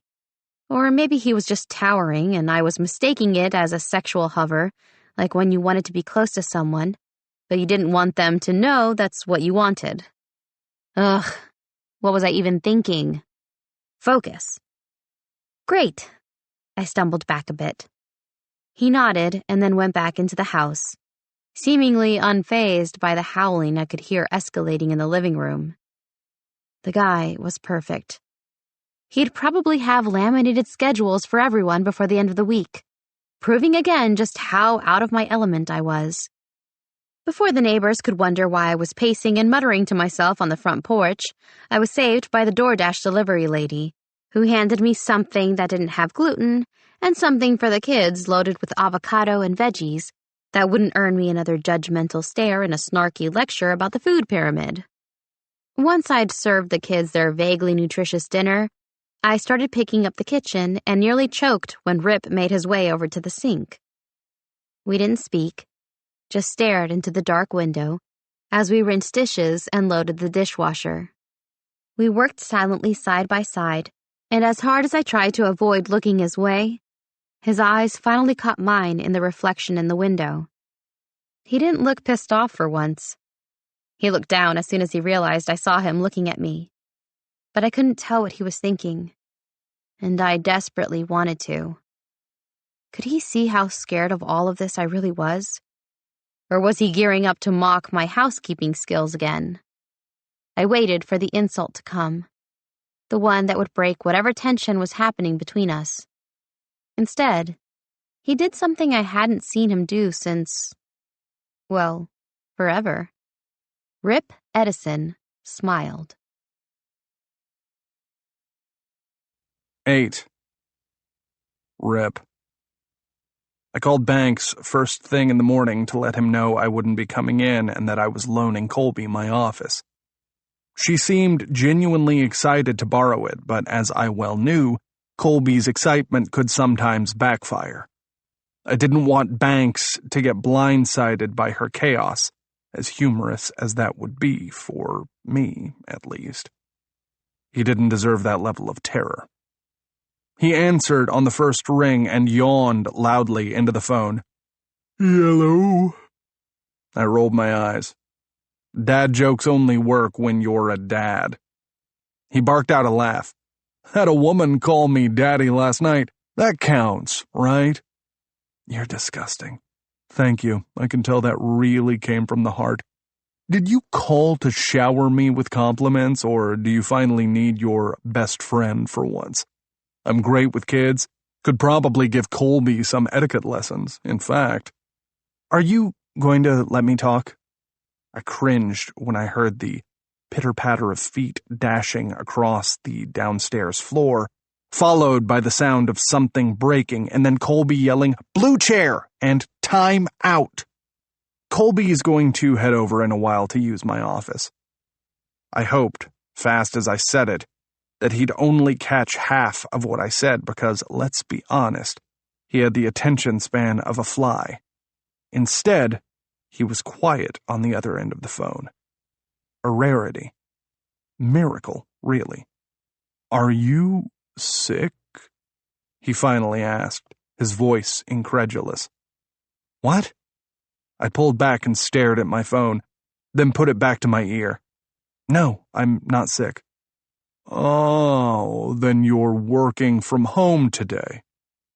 "No, well, I'll attempt to, but no.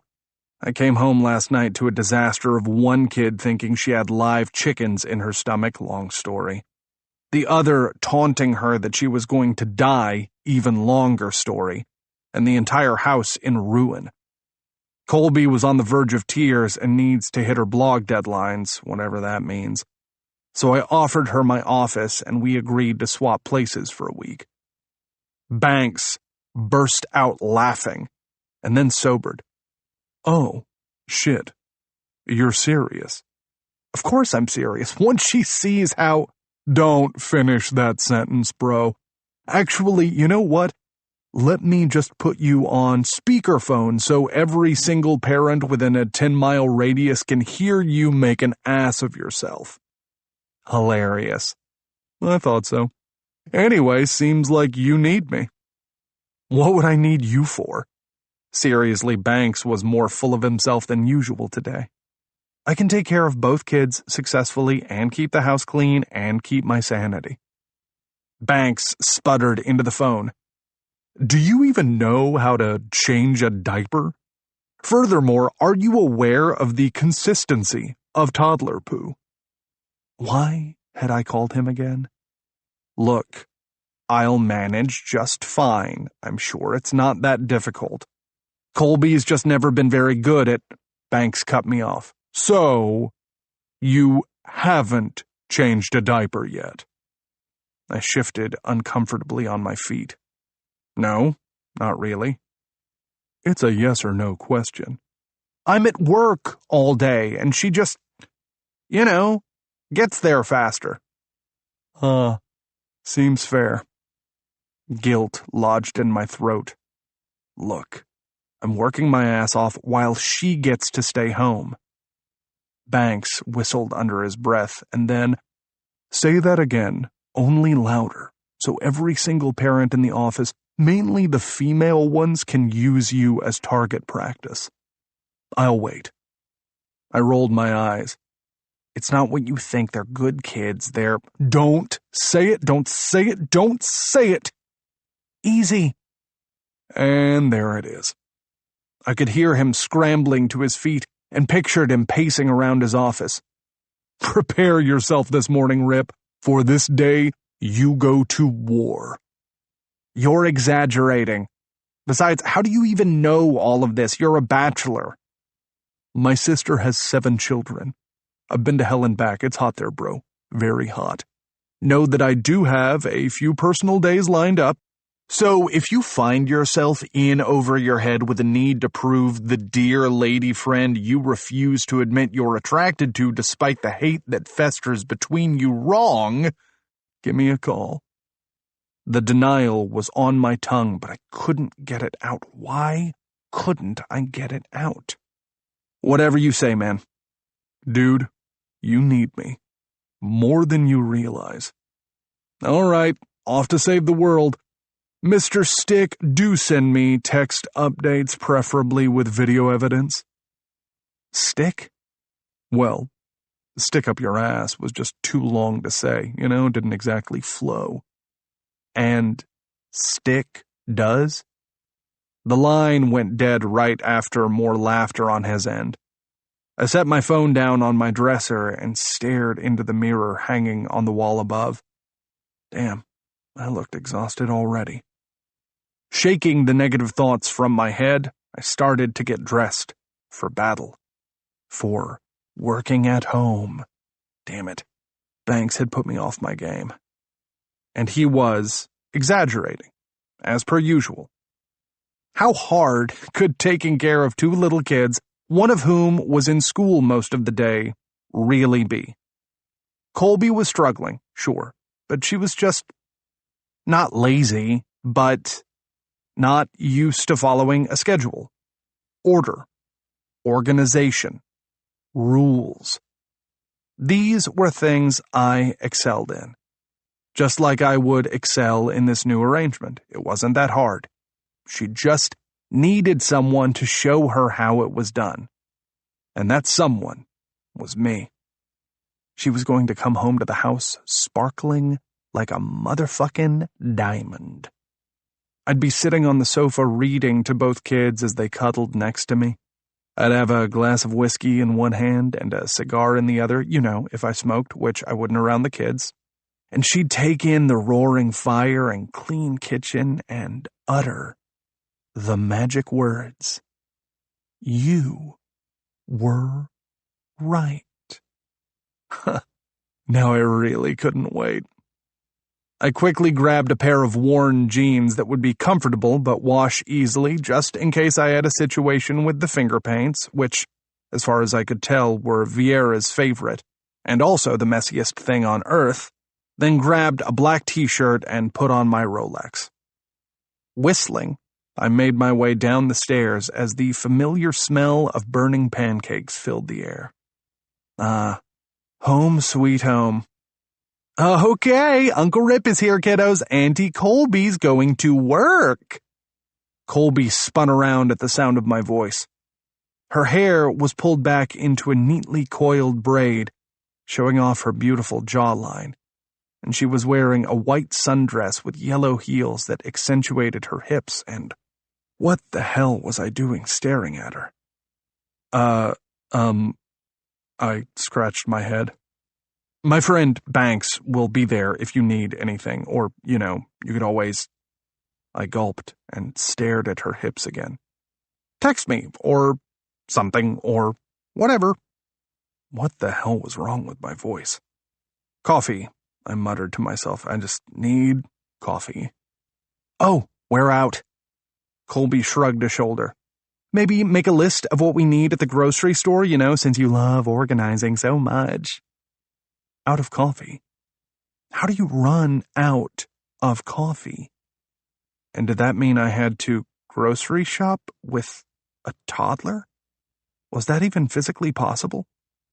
But I had barely gotten the word out when Ben threw his body against mine, his little arms coming around my hips. We're going to be late for preschool.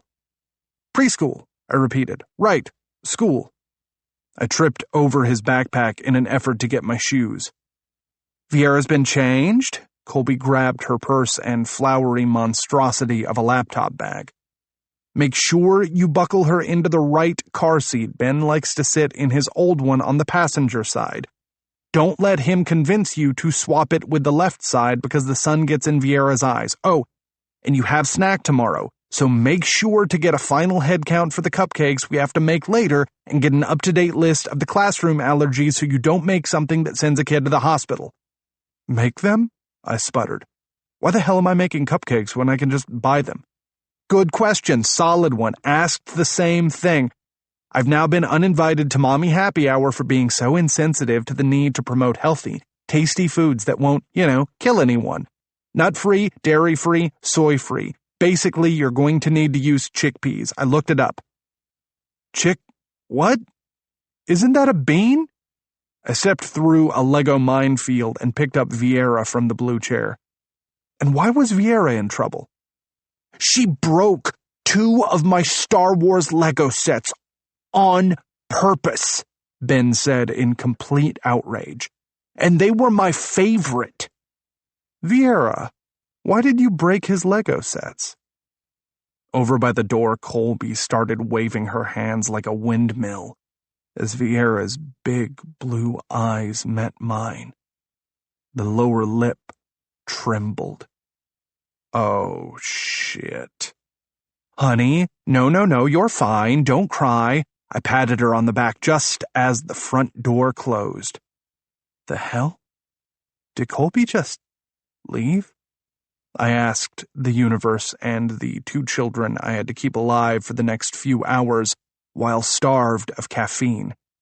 She left a note. Ben grabbed the yellow sticky note and frowned. Sucker. Hey, isn't that a lollipop? Are we getting candy for dinner? I like suckers. Vieira stopped crying immediately. Suckers, suckers, suckers. And now the kids were basically chanting. I glared at the door Colby had just used as her exit and found myself slowly smiling. I was the sucker. She had to put up with Banks's constant interruptions. Good luck to her trying to hit her deadlines.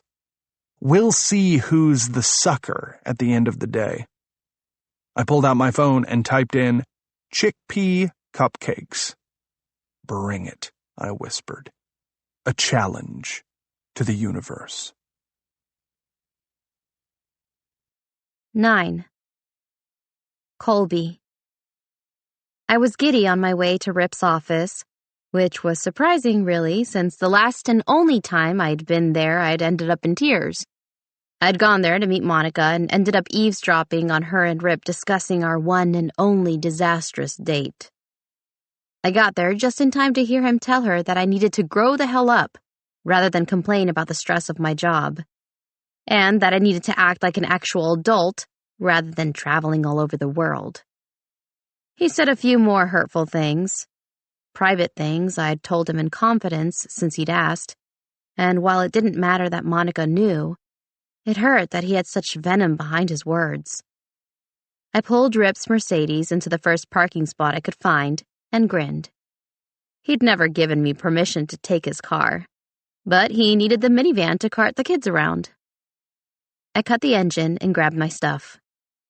The office building was nestled right between a bagel shop, yay, and a coffee shop, double yay. Somehow, knowing that I had coffee and he was out added extra pep to my step as I opened the door to Rip's office building. My joy was short-lived. The woman who shall not be named greeted me with a cold stare. "Can I help you?" I hesitated a bit, taking in yet another gorgeous pantsuit, this time black. Her earrings were gorgeous gold dangly things that would look ridiculous on me, but kissed her shoulders in a way that screamed rich. Which had always been the problem growing up.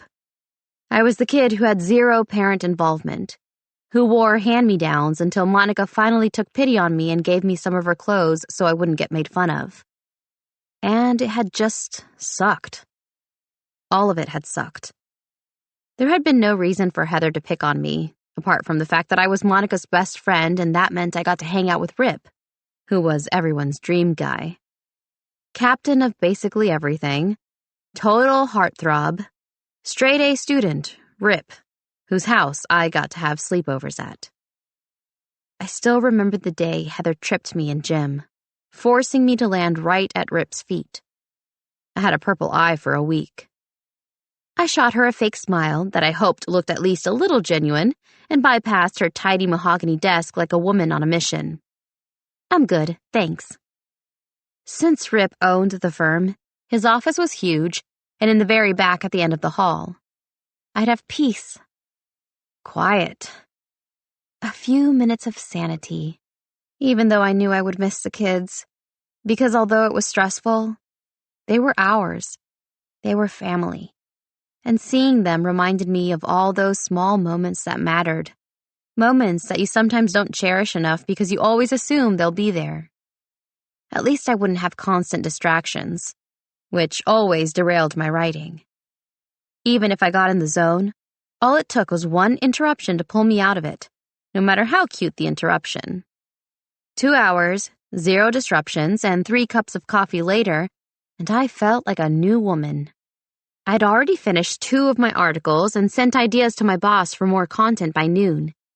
She'd been pretty understanding, but the blog she ran needed content, and the main part of my job was to bring that content at least 3 times a week, which, before kids, hadn't been a huge deal.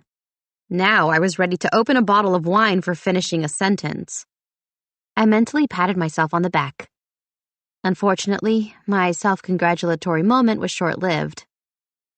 You're not my cranky friend, Rip. Gotta admit, I like the view in here today way better. Smart woman with a pencil behind her ear. And what is that? A sundress? Let me guess. You purposely wear bright colors in hopes of giving Rip a heart attack. I gaped at the man standing in the doorway. I couldn't help it. He was drop-dead gorgeous in a slap-you-in-the-face sort of way that had you wanting to rub your eyes just to make sure you weren't hallucinating or, dead. The navy blue suit he wore fit like it was custom-tailored, and the top few buttons of his white shirt were undone, revealing a tan, firm chest. I could have sworn that he growled as he stalked toward the desk. His hair fell in luscious light brown messy waves that somehow managed to also look perfectly styled.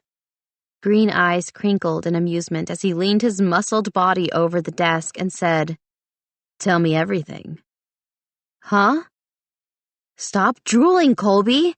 Is this the part where he throws all the contents of the desk onto the ground and whispers, "Take me, I'm yours"?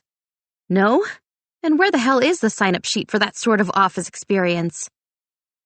I said tell me everything. Leave out no details. Just allow bathroom breaks and popcorn, because I have a feeling I'm going to be extremely entertained. And we can't have my blood sugar dropping too much if you're one of those people like Rip that takes about 10 years to actually finish a story. He finally took a breath. I'll sit. The story, I repeated, with an embarrassed smile. To a stranger. And what story? How it's going with a painfully anal individual under one roof with 2 kids? I want to know how you got a few days off from mommy duty and managed to get Rip to agree to take care of the kids, because that's pretty much like witnessing a damn miracle. He took a breath before continuing. He strains his pencils. And now he's home with a 3-year-old doing God knows what. Please, tell me you have a nanny cam so we can spy on the chaos. You talk a lot. I frowned. Yes. He nodded slowly. Because if I don't, I'll die of boredom. You do realize this is an accounting firm, right? Do you even understand how boring it is? I've resorted to making up stories about the squirrels outside my window. They're expecting, by the way. Expecting what? Puppies. He deadpanned. What do you think? I snorted out a laugh. How would you even know? Was a vet in the past life. He snapped his fingers impatiently. Now back to Rip. How did it go down? I sighed and closed my laptop. 10 minutes, and then I need to get back to work. 15. 12. His smile was wicked. Deal. He held out his hand. I'm Banks, by the way. Best friend to the anal man who normally occupies that desk and all-around cheerleader for Team Colby. Well, in that case, I grinned and leaned forward. During the story of how Rip and I had come to switch places this week, he interrupted me about 1,000,000 times and had to use the restroom twice. And by the time I was done, we'd been talking over an hour. Or I'd been talking, he'd been interrupting. At least about halfway in, I finally got some of the story of how he'd ended up working with Rip and how they'd become the unlikeliest of friends. Which, of course, made my stomach clench when I thought about Brooks and the bromance he and Rip had shared. Wow, Banks said after a few beats of miraculous silence. He must really like you. Or you're a master negotiator. Which, come to think of it, I've seen evidence of when you agreed to tell me the story. I rolled my eyes. I highly doubt Rip likes me. He barely tolerates me. I pretty much drive him to drink on a daily basis, and I dared to order McDonald's, so he choked on a fry when he was 16, then puked up fries when he was drunk off his ass after a frat party. Hasn't been able to look at them again without wanting to die a little. He shrugged like the stories weren't a big deal. This is why you both need me. I raised an eyebrow. We do? Yeah, because that's the type of shit Rip would never admit to.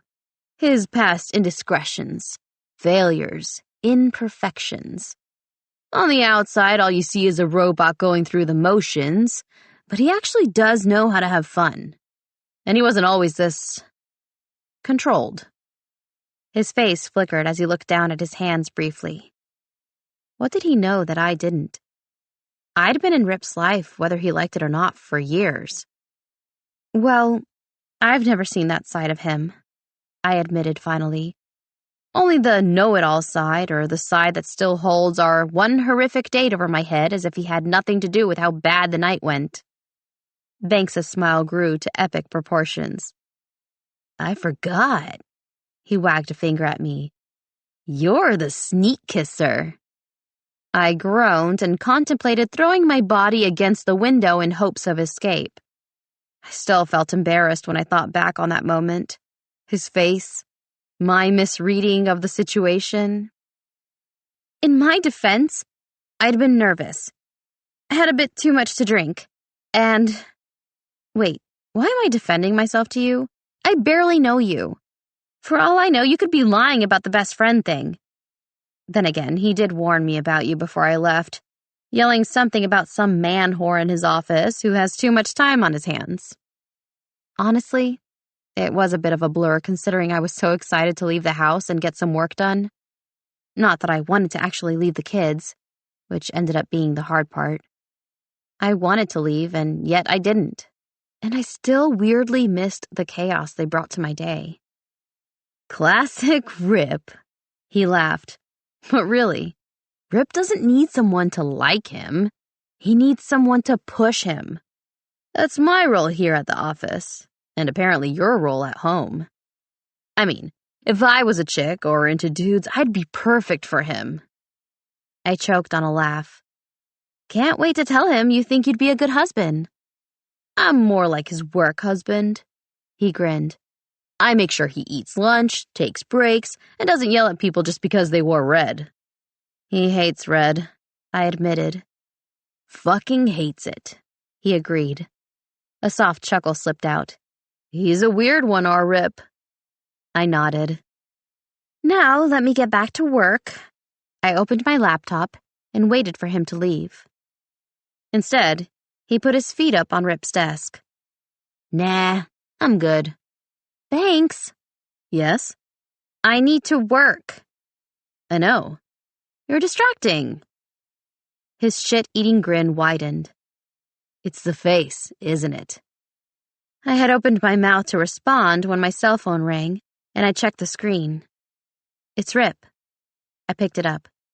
Speakerphone this shit. Or hell, ask if he can FaceTime. Banks was suddenly right behind me, watching, listening, and damn, he smelled good. Focus, Colby. Hey, what's up? I tapped the speakerphone button and waited. Viera was bawling in the background, and from the rattles and clanks, it sounded like he was at the store.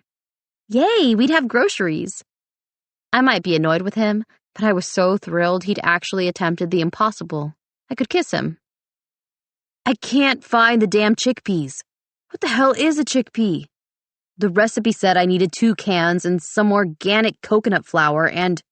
Viera, hey, the big bird didn't mean it, all right? Just calm down. Never tell a woman to calm down, Banks said under his breath. That's like manhood 101. Are you with a guy? Rip asked.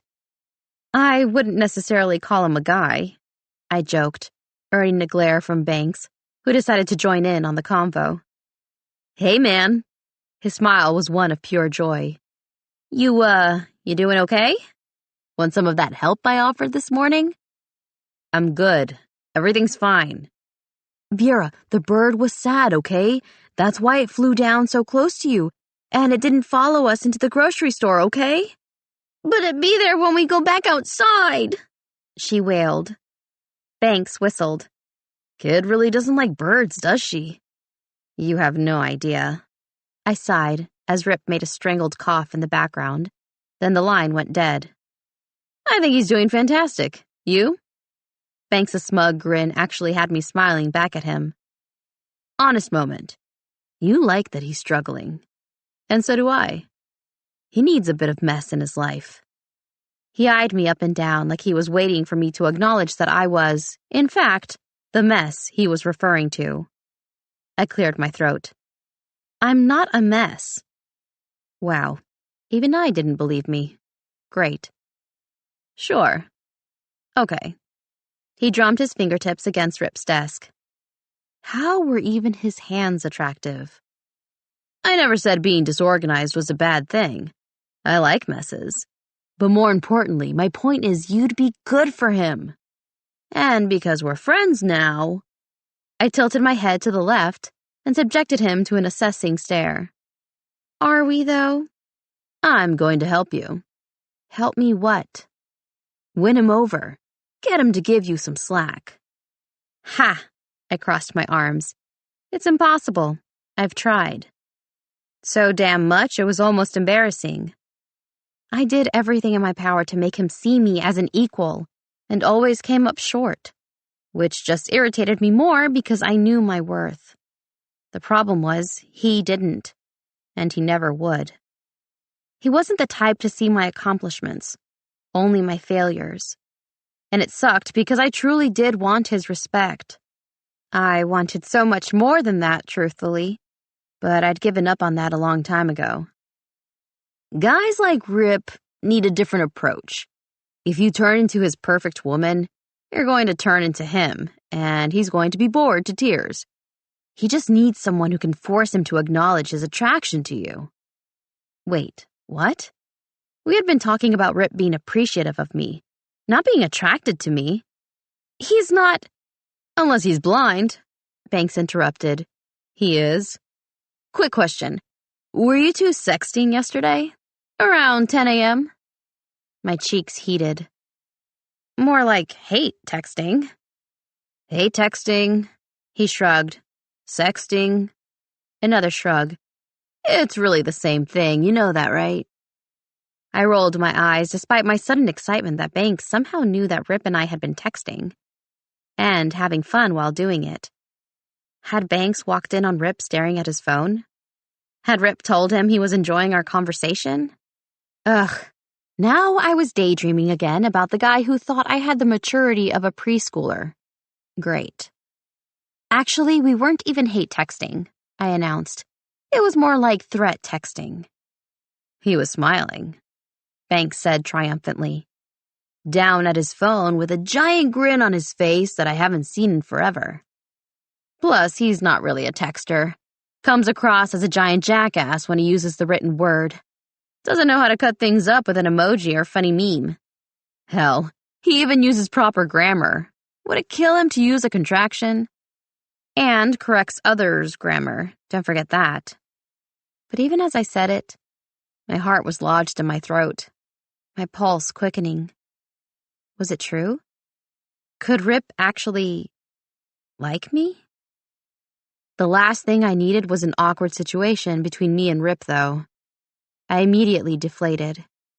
Getting my hopes up was so not the way to make things less awkward with the guy I was raising 2 kids with.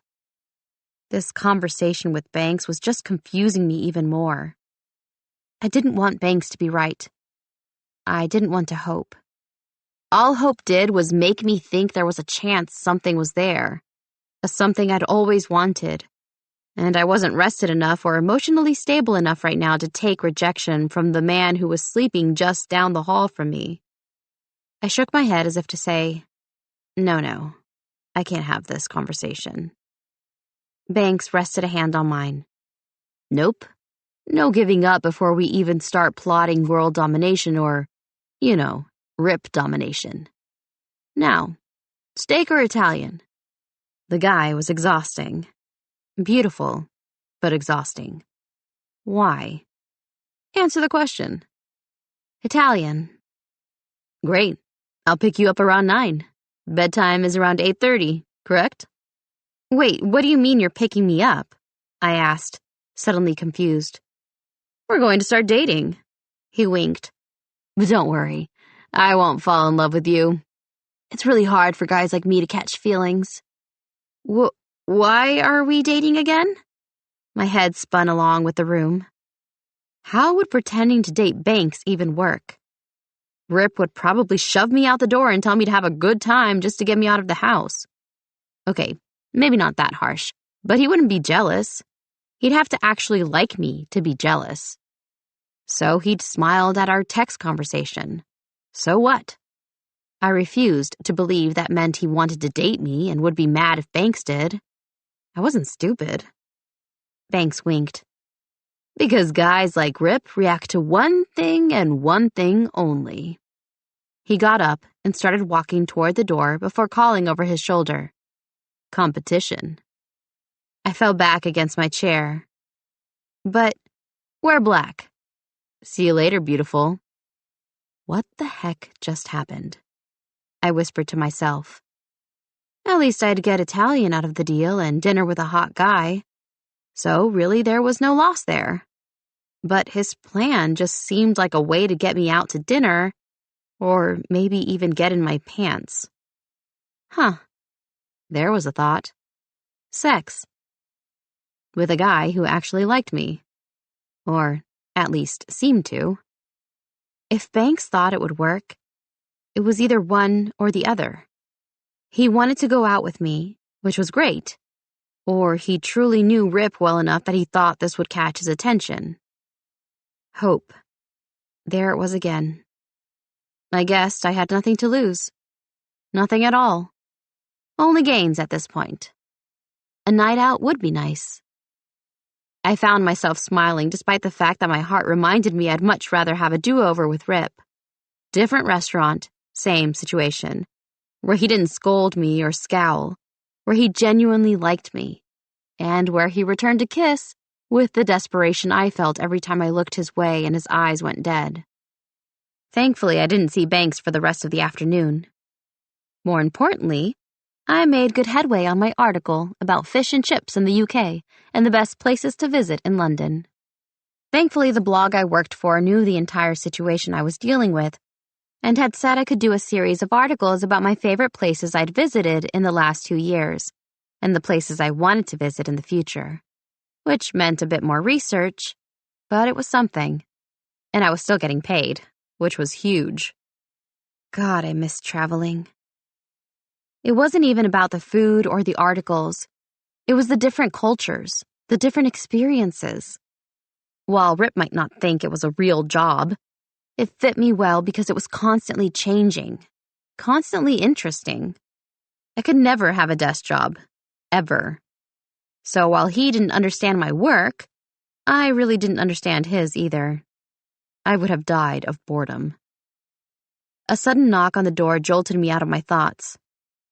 Banks, if you interrupt me again. I groaned and looked up into Heather's bright green eyes. Her face was impassive. Was she even breathing? Was she even human? And how tall were those heels? They were red and looked like weapons. Maybe she had changed. We could become best friends, and she'd let me borrow them. Even if I was just walking around the house with a glass of wine, I'd at least feel fancy. I deflated a bit. I was being ridiculous. People change, clearly. I wasn't the same person I'd been in high school, thank God. Maybe I needed to give her a chance. It wasn't like she'd been rude to me. Cool, but not rude. Hi, can I help you? I tried to sound sweet, when I really wanted to run out of the room screaming in fear that she was seconds away from embarrassing me or saying something cruel. There was no way she didn't remember me, right? No way. I waited for her to say something. I remember you now. Her smile didn't reach her eyes, and I hated that it took me to a dark place when I was here to actually get things done and focus. We went to high school together, didn't we? Yep. I quickly gathered my things and forced another smile. I figured it was just so long ago you didn't remember. No worries. I gotta get going back to the kids, though. It's been an adjustment, as you know. She was blocking the door, her eyes drinking me in. Not in a nasty way, but more of a curious way. He's mine, you know. Banks? I laughed, suddenly realizing that despite how good-looking Banks was, I wasn't at all interested. You can have him. Not Banks. She said it like a fact I should know. 2 + 2 = 4. Not Banks, but Rip, it had to be. Well, I shrugged lightly. You're welcome to him, too. I'm just trying to survive ketchup stains, the PTA, and potty training. I can see that, she said with a sudden smile. Sorry, I just wanted to be clear. I've been interested in Rip a while. But you know men, they're clueless. She literally flipped her hair like an actress in a bad soap opera. Anyway, Rip and I make sense, and it felt like he was finally seeing it after our date. But then everything slipped into chaos with the kids, and I know it's been a rough adjustment, especially for someone like him. She shot me a bright smile. He'll come to his senses. You know, if he could get any free time instead of playing pretend dad. She laughed. I almost punched her. How insensitive could she be? And how insecure could I be that I was staring her down like she was somehow the perfect person for him when she seemed just as selfish as she'd been in high school? Old me would have been grumpy and rubbed it in Rip's face that of course he deserved someone just as arrogant. New me, I kind of wanted to stand in front of him, the kids, the cat, and tell her to back the hell off. Honestly, she'd be perfect for him. Or at least the old him who didn't have kids and preferred everything perfect. I really do need to get going. Oh, sure. She moved out of the way, her smile wide. Will Rip be at the office tomorrow? I frowned. If they were dating, wouldn't he have told her that? Her eyes flickered away briefly. My phone's been acting up, so my texts keep bouncing back. Otherwise, I'm sure he would have let me know. She cleared her throat and looked away. $10 said she was lying. But I had no proof other than the way she refused to make eye contact. It was my turn to offer a smug smile. No, actually. You get me all week. I'm sure he'll get back to you, right? In the meantime, get that phone taken care of, yeah? Her smile fell, and then, sure, of course. Great. Have a good night. I know it's wrong and bad and yay, women supporting women, but I did feel a sense of excitement and maybe a tiny rush wash over me as I skipped toward Rip's car and got into it. My high school self was preening, while my adult self told me to calm down and try not to back up into another car or a tree. I started it just fine and pulled out of the parking lot, then gave her a little wave as I left and made my way toward the house. It was probably the first time in my life that I'd felt like I had something over Heather Donnelly.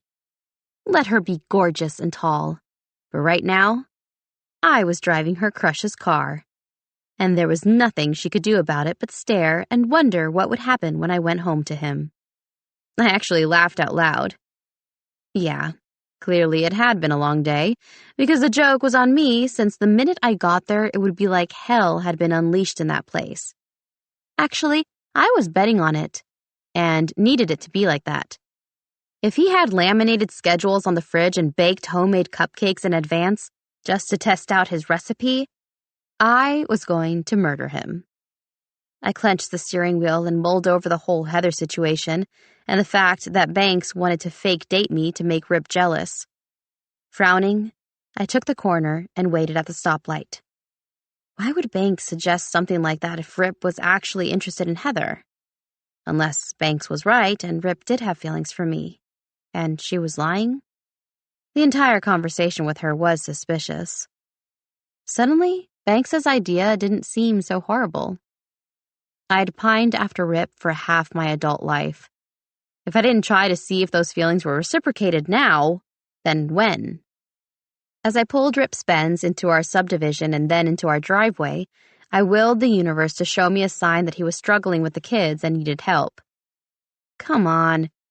Where was an SOS when you needed one? It's not that I wanted him to fail, I just wanted him to see what it was like to be in over your head and want to day drink in the pantry. Was that really too much to ask? Damn, the house looked normal. Rip wasn't outside crying. Ben wasn't setting stew on fire. And Vera wasn't wailing about birds. I pulled into the driveway and grabbed my things, then slowly walked toward the door, pressing my ear against it to listen for the sound of chaos inside. Only there was no chaos. No screaming. Just the background noise of the nightly news. "What are you doing?" Neighbor Mrs. Harris called loudly. "Do I need to call the police?" This woman. "No, Mrs. Harris," I waved. "Just checking something." The door swung open. Rip stood there wearing a perfectly clean white shirt. Odd. Black sweatpants and, honest-to-God, black-rimmed glasses that literally brought every hot nerd fantasy I'd ever had to life. "You just going to spy on me or actually come in?" His eyes narrowed. Then my eyes narrowed. His narrowed further. "I'm suspicious," I said, walking in after him, not staring at his perfect body as he gave me his delicious back and walked into the kitchen. "Something smells good. I cooked." He said it so simply I wanted to smack him across the face with the nearest blunt object. "Followed some casserole recipe." "Of course you did." I set my things on the kitchen counter, my eyes taking in the mostly clean living room and kitchen. Other than a few dishes in the sink, everything looked perfect, as if Rip had balanced stay-at-home dad life like a pro. Still not trusting it, I walked over to the fridge. It was full. Just as I was about to admit semi-defeat, something caught my eye. "What's that?" "What's what?"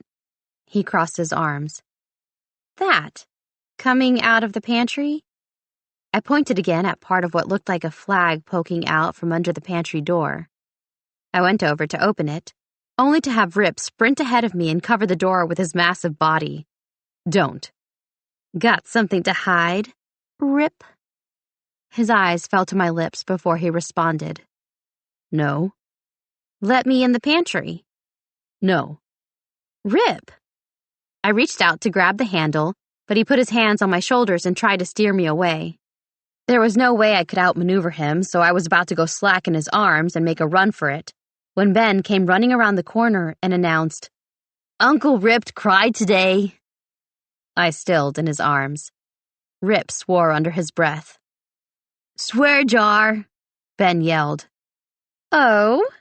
I kept my laugh in. My smile, however, was huge. "What happened?" "I think he's stressed," Ben whispered loudly.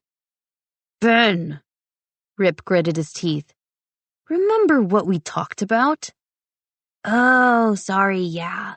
Don't tell Aunt Colby you got stressed, and don't tell Aunt Colby you ordered food." "Son of a bitch," he swore again. "Ahem, swear jar." I elbowed him in the ribs. I could have bankrolled Ben's college with the amount of swearing that took place under this roof today. I'm not proud of it. Rip ran a hand through his gorgeous hair. This is the 4th shirt I've put on today. It's nice.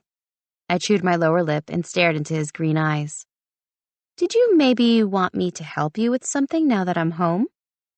His right eye twitched, and then he opened the pantry door and showed me his shame. Sweet Mother of God, miracles did happen. Toys, clothes, DoorDash bags, groceries that still hadn't been put away, and stew. Oh, crap. How long has the cat been in? Shit. Rip was on a roll today. Ben, get your damn cat out of the pantry and clean up his poop.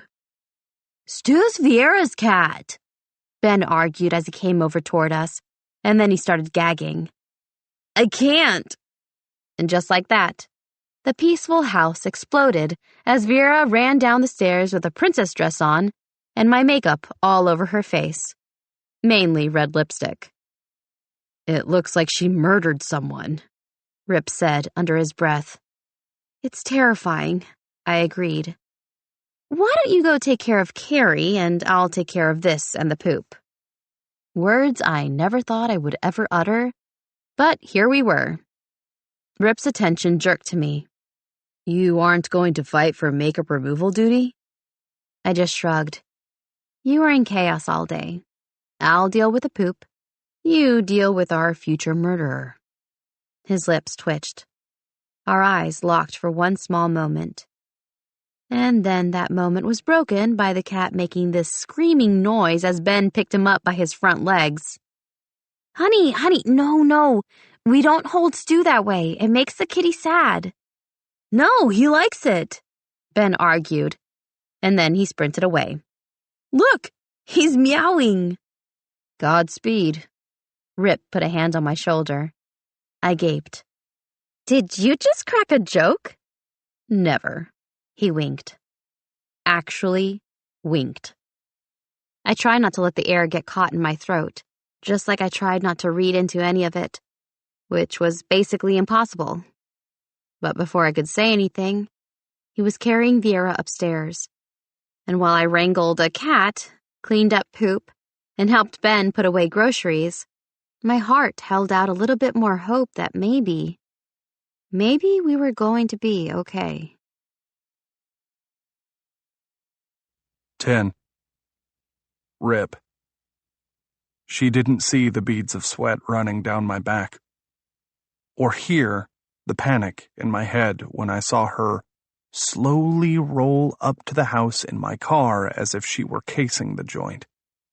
I'd had to ask a 5-year-old how to download a food delivery app, and I'd had to leave the grocery store twice so I could go to the van and grab Bugsy and a forgotten shoe that Vieira had somehow thrown off during our drive.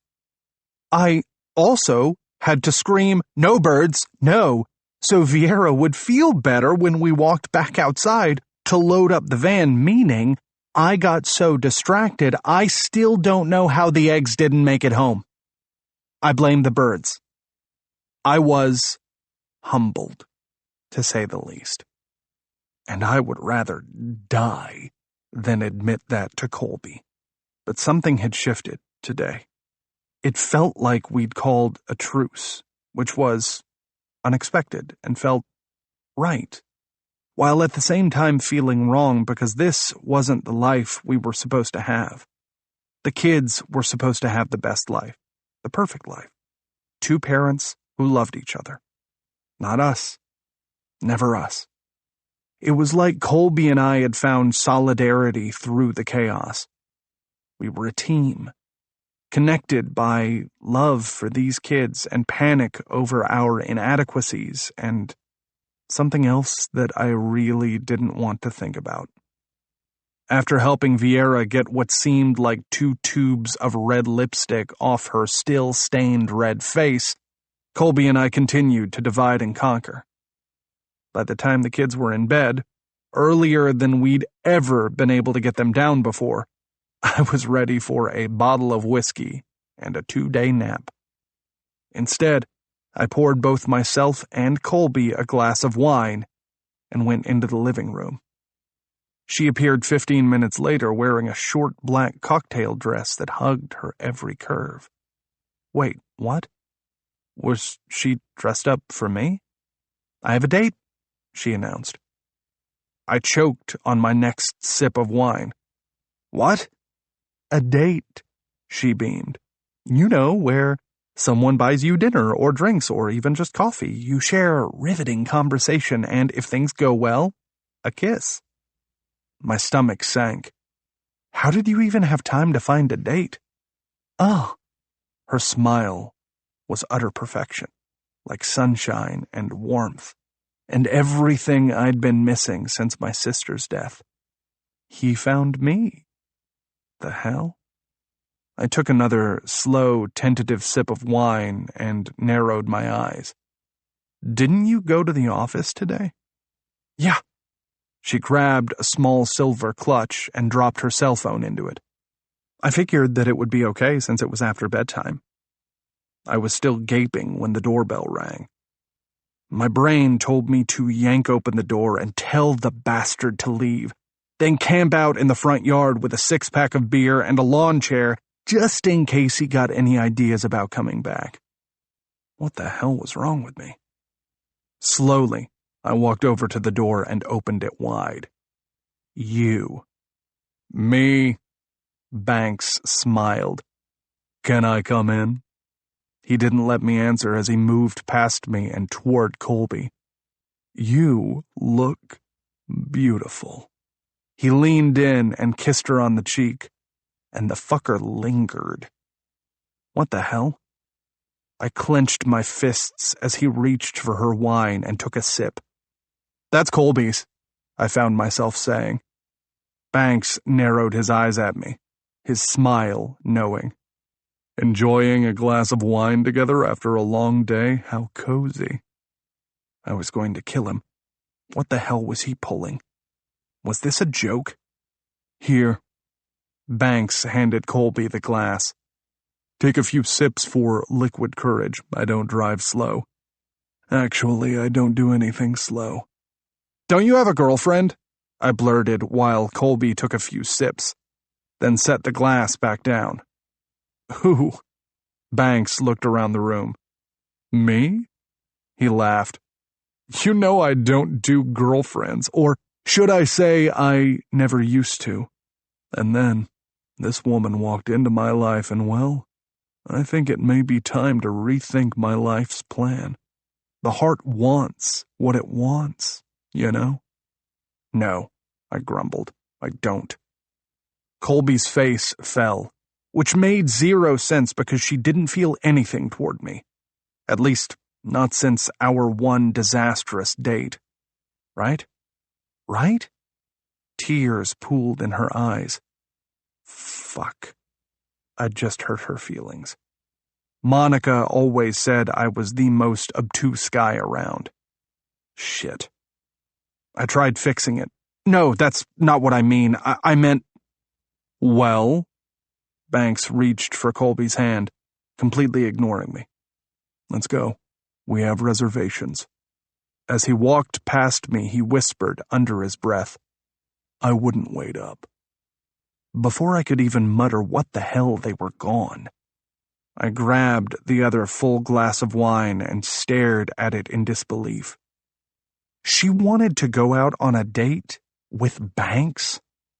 Banks was a complete player with absolutely no shame. Was he going to hit on her? Should I text her? Warn her? And why was she all dressed up? She looked good. Happy. She never smiled at me like that.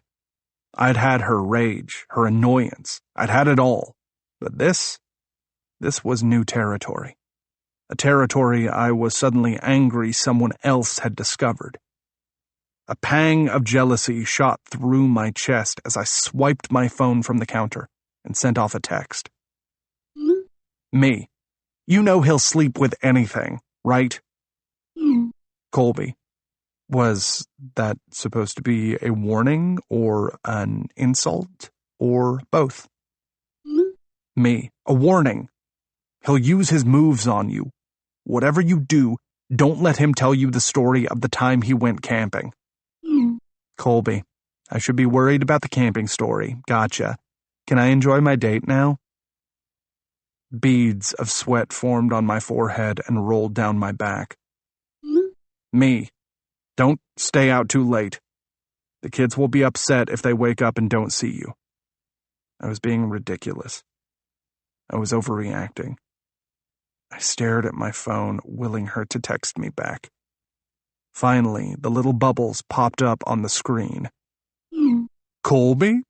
Stop texting my date. Man, that's bad form. Don't worry, I'll have her back by 11. Just don't wait up. I don't need an audience when I kiss her goodnight. Bye. Kiss? He was being sarcastic. Right? I clutched my phone so hard that I was afraid I was going to split the screen in two. Then I grabbed the bottle of wine, poured another glass, and waited in the dark like the proverbial overprotective father waiting for his daughter to come home from prom. I fell asleep waiting, but shot up off the couch the minute the front door opened, revealing Colby, sans heels, tiptoeing through the kitchen.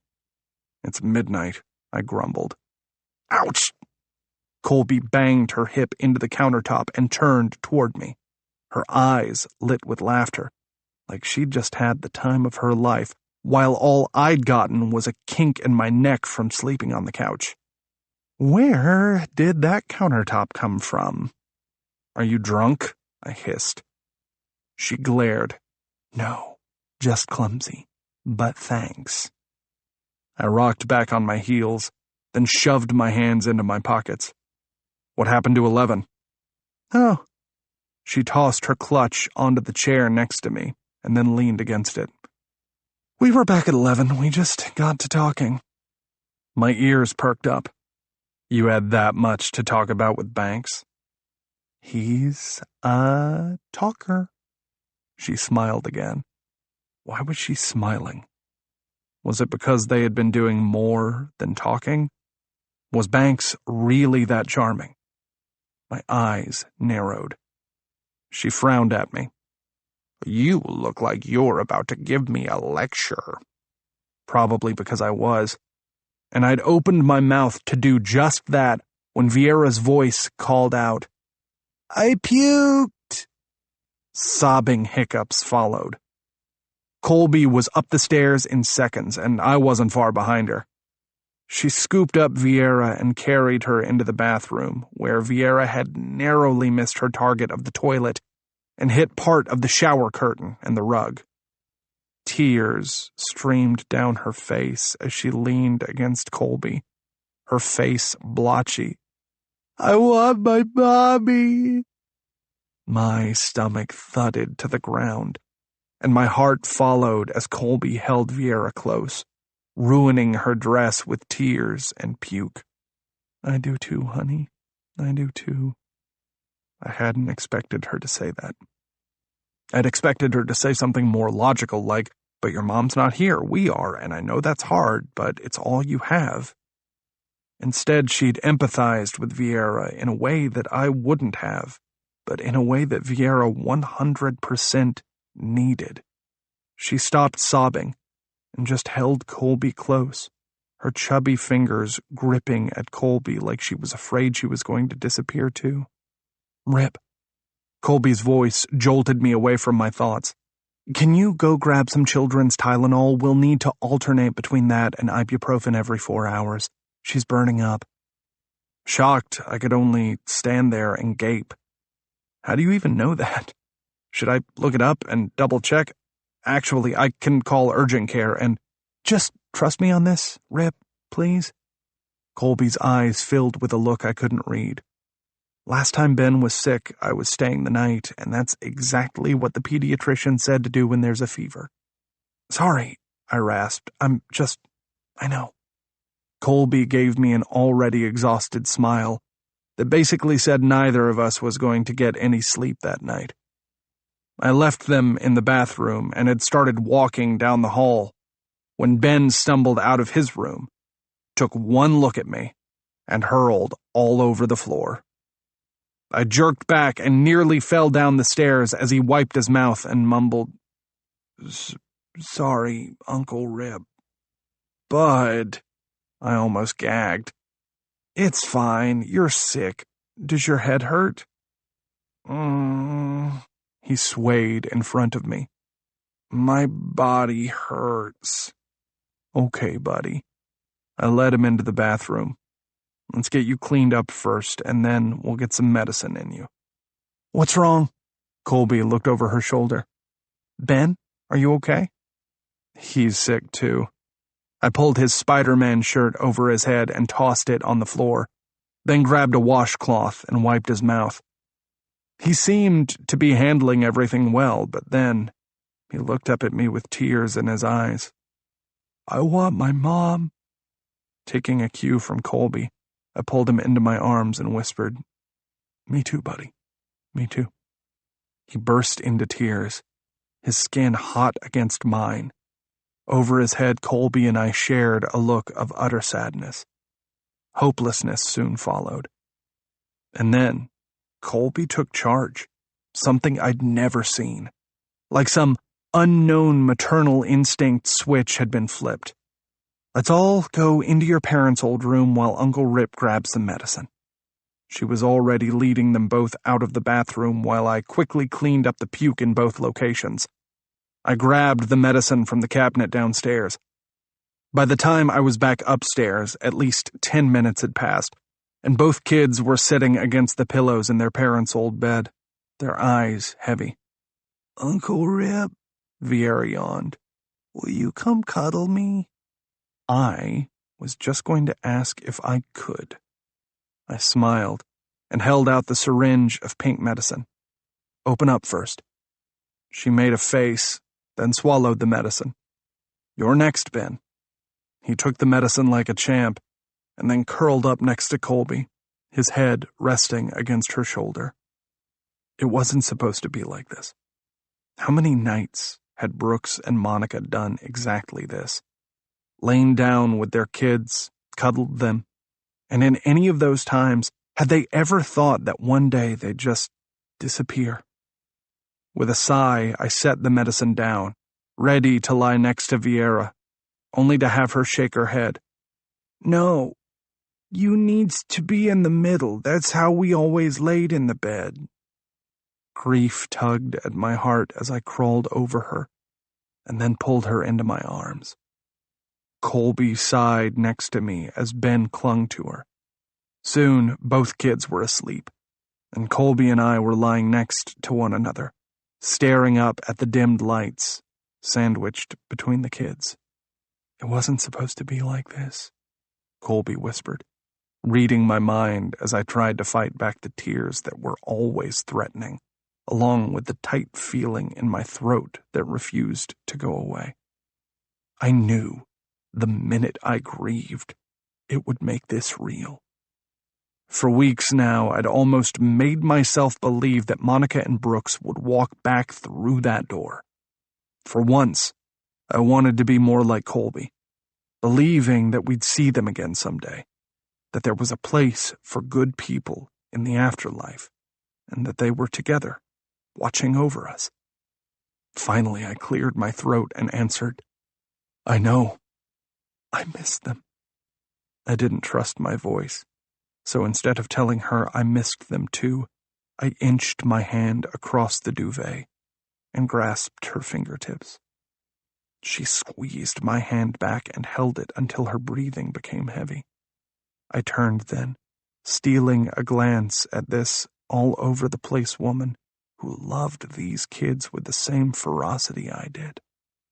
Colby was frowning in her sleep, her lips slightly parted as if even in her sleep she was ready to talk my ear off or argue. She made a funny noise and then let out a snore, ruining the moment, or maybe just making it more real. This was my reality now. 2 kids, a house in the suburbs, and a confusing chaotic woman whom I argued with daily. I almost laughed when I realized that was how the majority of people would describe marriage after 10 years. We'd just skipped a few steps, hadn't we?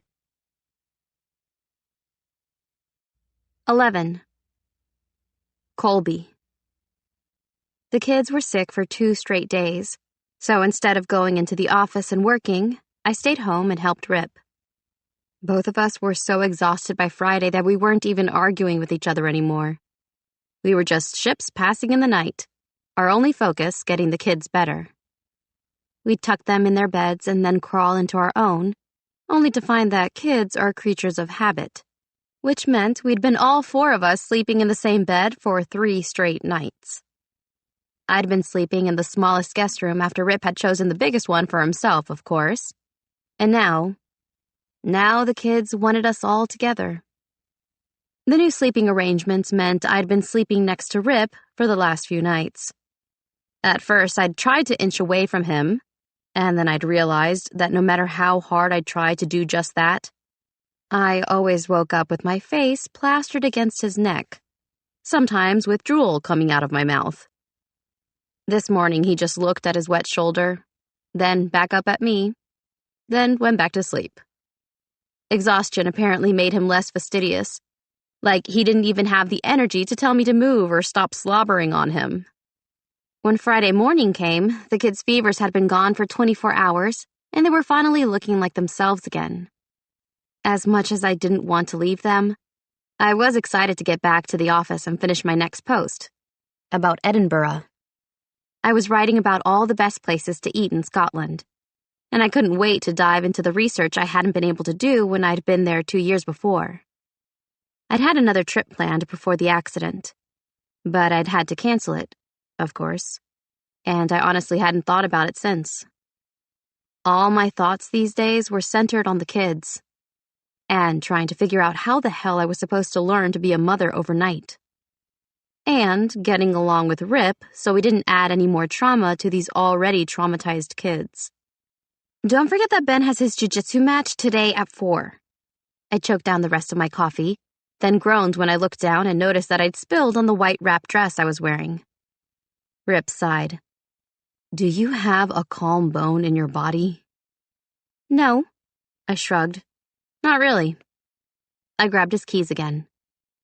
Wait! He rushed past Vera, who was already coloring her soon-to-be masterpiece.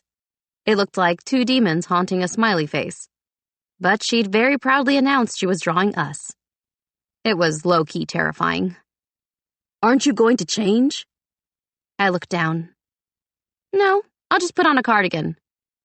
Rip and I groaned in unison as Vera started belting out Cardigan by Taylor Swift. I'd completely forgotten about the trigger word. Once Vera started, it was hard to get her to stop. Rip shot me a look of betrayal while I tried to hide my smile behind my hand. Payback's a bitch, he said under his breath. And why not just take the time to change real quick? I shrugged. Why bother? I mean, I'm not at your office to impress anyone. His eyebrows shot up. Oh? I quickly recovered. Banks likes me, coffee stains and all. Rip's eyes narrowed. He likes you? Well, I haven't officially sent him a circle yes or no note, but I have a strong feeling he'd put a heart next to the yes with a red pen. I said sarcastically. Rip glared. He's a player. He could be using you.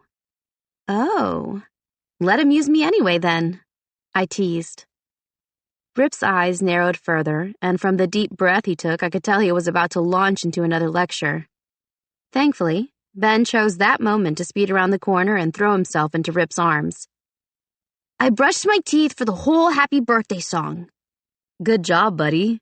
Rip smiled, genuinely proud of Ben, and my heart did a little flip-flop as I watched them.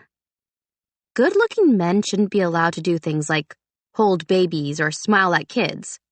It just makes a woman's ovaries go, it's time! Pick us! Aunt Colby, why are you smiling like that? Ben asked. I probably looked possessed. My smile wide, my eyes even wider to drink in the scene in front of me. I recovered as quickly as possible and willed myself not to blush when Rip's gaze fell to mine. Aunt Colby was probably thinking about her food apps again. Guilty. He looked delicious this morning. Seriously delicious. Why wasn't Rip in a nap? I'd go broke using all the extra coins or whatever they charged for his avatar just so I could stare at him. And I'd just made things super creepy. Gotta go. I bolted toward the door, nearly tripping in my heels, and narrowly survived a bunch of scattered Legos in the middle of the floor. Love you guys. Love you too, Vera announced. Me too, Ben yelled, following Colby outside the house. Uncle Rip, will you miss Colby? Terribly, Rip said, voice tight like he was lying through his teeth. I'm leaving you the van. I forced a smile, then made a quick getaway, calling over my shoulder. Your car can go really fast. Colby, Rip called after me. You hit a mailbox just 3 weeks ago. Come back with any scratches on her and you'll be rubbing them out with a toothbrush. Ew. Ben made a face and ran back into the house, while Rip stood there, arms crossed, looking every bit the sexy accountant who saved people from their taxes like a damn hero. You must know a lot about rubbing one out, I said in an innocent voice. Rip's jaw dropped, and I refrained from doing a happy dance, although the fact that I'd actually gotten a reaction out of him was cause for celebration. I rarely have to. Hey, what was the name of that vibrator Monica got you? There are kids, I roared. They're inside, he snapped back. Unattended, I pointed out, as Mrs. Harris opened her front door, grabbed the paper, and then stood there sipping her coffee, like we were her morning entertainment. It was a male's name. Let me think. Rip tapped his chin with his fingertips. The Duke of Hastings. I sprinted away from the car, and before I knew what I was doing, I was clapping a hand over that gorgeous and ridiculous mouth. His eyes flashed as I very slowly pulled my hand away. Tell one person, and I'm putting a pillow over your face once you fall asleep. I like pillows. You won't be alive to like this one, Rip. What? Are you embarrassed? He leaned down, his mouth inches from mine. Don't be. We all have needs.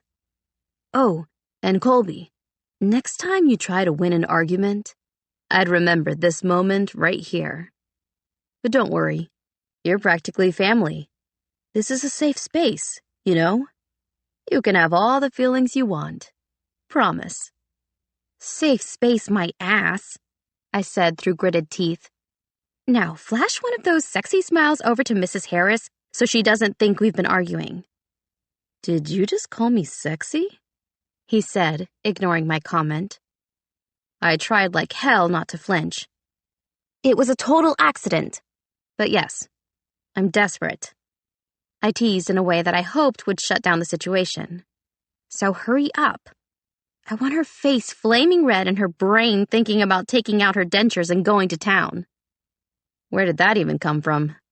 I blamed Banks. Or maybe it was just exhaustion.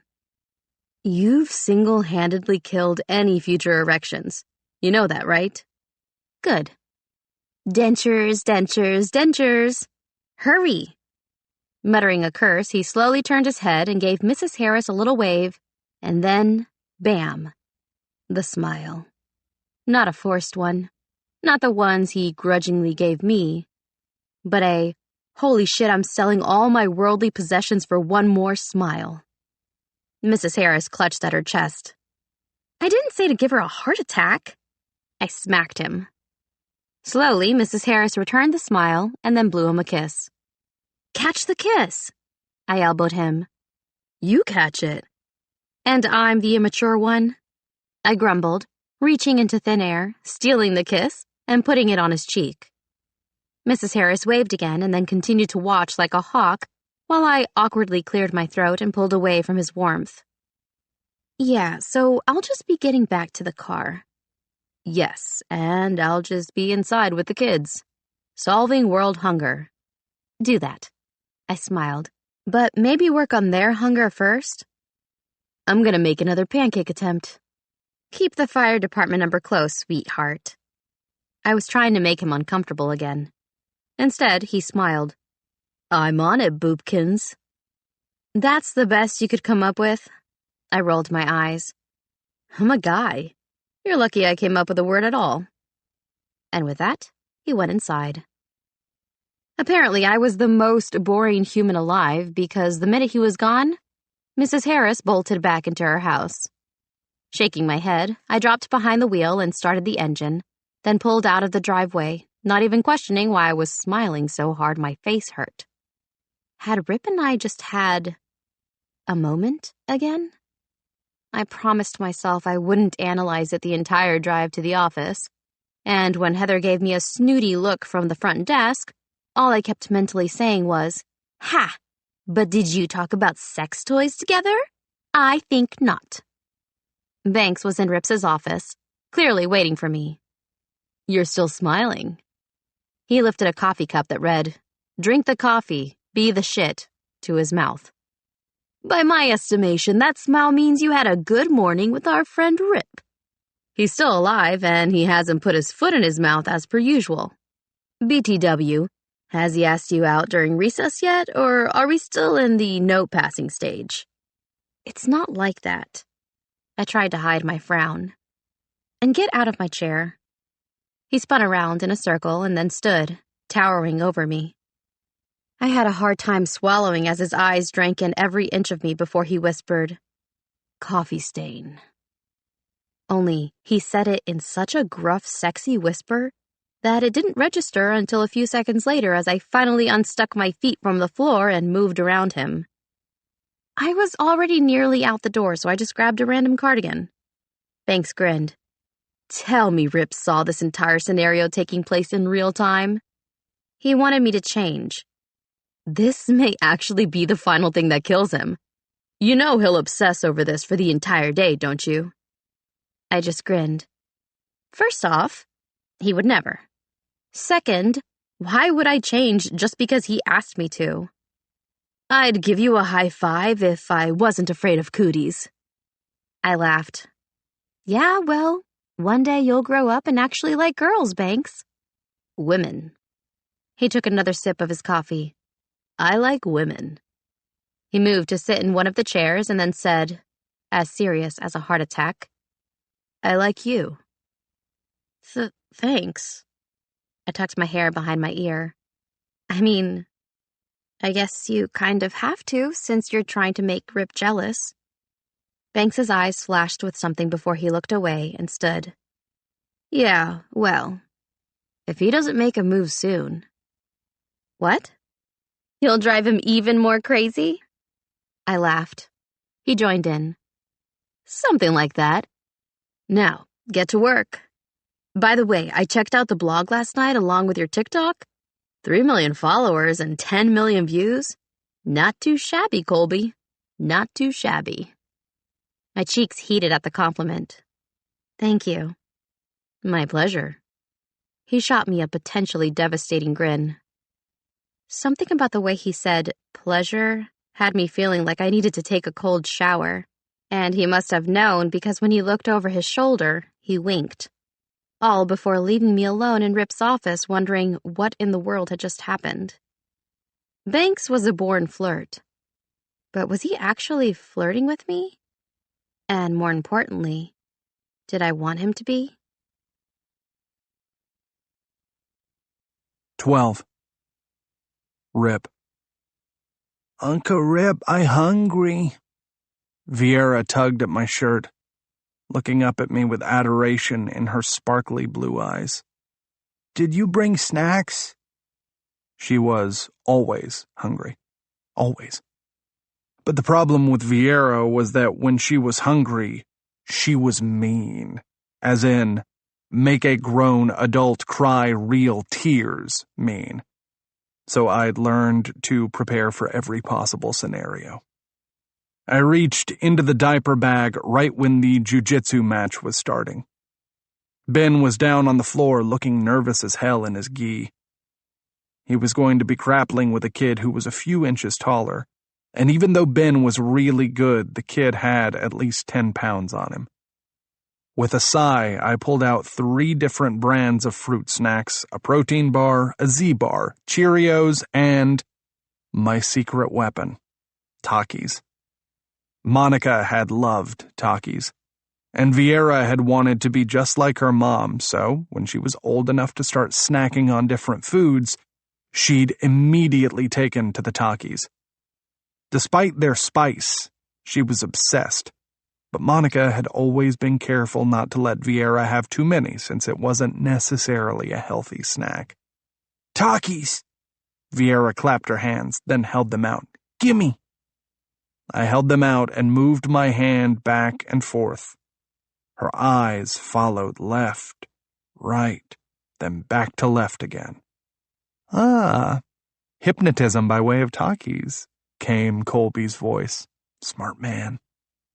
Before she even sat, she snatched them out of my hands, dug into the bag, and pulled a few out, then handed them to Vieira and popped one in her own mouth. You like Takis too? I asked, a bit surprised, like I was a monster who didn't understand junk food. Who do you think introduced Monica to them? Colby grinned. Let me guess, they're too messy for you, too spicy. She licked her fingers, and for some reason, it didn't make me want to scowl or hurl. It made me want to lick her fingers too. And then lick something else. What the hell? Had I accidentally hypnotized myself with a bag of Takis? I gave my head a shake. I don't mind them. Prove it. She held out the bag. With a sigh, I dug in and crunched down on a chip. Colby reached for my fingertips and looked like she wanted to lick off the remnants, and then looked away toward where Ben stood on the mat. Look, Vieira, Ben's about to go, she said, her eyes widening. Whoa, that kid's huge. Yay, Ben! Vieira clapped. Look, his turn! We watched as Ben did a little bow to his instructor, and then to the kid he was fighting. Are we sure Ben's in the right weight class? Colby's voice wobbled, and I knew she was thinking exactly what I was thinking. Ben was in trouble. The kid immediately tried taking Ben down. I flinched as Colby squeezed my thigh. Go, Ben! Take him down! Flip him! You know nothing about jujitsu, do you? I tried Googling on my way over to the bleachers and nearly got taken down by a 10-year-old with popcorn. Sounds about right. I nodded and then winced as Ben was thrown down. That little shit. Swear jar, Vieira sang. Swearing doesn't count in sports, Colby said. Go, little shit, Vieira yelled. Colby slapped a hand over Vieira's mouth as we earned several stares, then used her other hand to squeeze my thigh. Let's go, Ben! I wasn't even sure if she knew she was doing it, but I suddenly didn't care as she squeezed harder and harder each time Ben was thrown down. What the hell is that kid's problem? I lowered my voice so only Colby could hear me. I don't know, but I'd like to give him a flip. She suddenly looked down at her hand and jerked it away. Sorry. It's okay. Her cheeks were turning pink, and suddenly I found I couldn't look away. She looked really pretty. She also looked like she fit. With us. With everything. With the chaos that was constantly banging around in my head. Ugh, I needed to sleep, right? That was what this was. Her hair was half falling out of her bun, and her shirt could have used a good ironing, but suddenly, all I saw was the kindness and caring and, yeah, embarrassment that shone on her face over the situation. The best part about Colby wasn't the perfection. No, it was the small imperfections she didn't care about that made her a good aunt. So what if her shirt had a stain? She was busy coloring. And her crazy hair? Well, there was glue up in there. put there by Ben the scientist. I hated that things like that had set me off, because why the hell did they matter? If the kids were happy, if they were smiling, if I was smiling. And then Vieira suddenly screamed again, "Ben!" Moment broken. All three of us stared while Ben suddenly did a double-leg takedown and pinned the little shit to the mat. The kid's legs flailed beneath Ben, but he couldn't break the hold. You could see the strain on Ben's little face as he held strong. Pride burst through my chest as Colby stood and yelled, "Get him, Ben!" She didn't care that she had red-stained fingers from the talkies, or that she was yelling in front of all the parents. No, she just cared about Ben. That was it. Maybe that had always been it. Colby didn't seem to care what others thought. She only cared that the people she loved knew she loved them. And what did that say about me? Always focused on everything being just right. Was I missing something in my pursuit of perfection? Was I missing the entire point? Suddenly, Colby threw both arms into the air and let out an ear-splitting whoop. I glanced back down at the match just in time to see the ref call it in Ben's favor. Ben looked up at the stands, finding us immediately and giving us a thumbs up. I gave him a thumbs up back while Colby screamed, "Yay, Ben! I knew you could take him!" Ben beamed at us. The first genuine smile I'd seen on his face since his parents' death. I never knew a smile could make me feel so horrible, but it did, because he deserved to smile like that all the time. Colby sat back down and smacked me on the thigh. "I'm killing that kid." "What? What happened?" "You didn't see that? Ben went to go shake that kid's hand and the kid gave him a shove." I was on my feet instantly. "Where is he?" I sounded like Batman, my voice deep, my expression murderous. Colby's eyebrows shot up. "I think I like this version of you best." Rage clouded my vision as I zeroed in on the pint-sized punk. Before I knew what I was doing, I was stomping down the bleachers and over to the cocky little shit. He was talking with his friends and they were all yucking it up and congratulating him on getting in the last move on Ben. Their coach looked on, a smug smile on his face. I'd deal with the coach later, but first I tapped the little shit on the shoulder. The kid was barely past my waist, but when he turned and looked up, he was all puffed up bravado. "What?" "First off, you don't say 'what' to an adult. You show respect, and second, if someone offers to shake your hand, you shake their damn hand." "Sir," the coach intervened, "you can't be out on the floor." "1 minute," I held up my hand. "We're talking." "Sir," another coach approached, and then Ben was at my side. "Uncle Rip, you can't be on the floor during matches." "Apologize," I said to the kid. The kid sighed and looked at Ben. "Your dad's weird." "He's not my dad," Ben said. "My dad's in heaven, but this is my Uncle Rip, and he likes math." Math? Really? Was math my strongest attribute? "Oh," the kid frowned. "Sorry about your dad." "Thanks," Ben said. "Sir, you're going to need to come with me."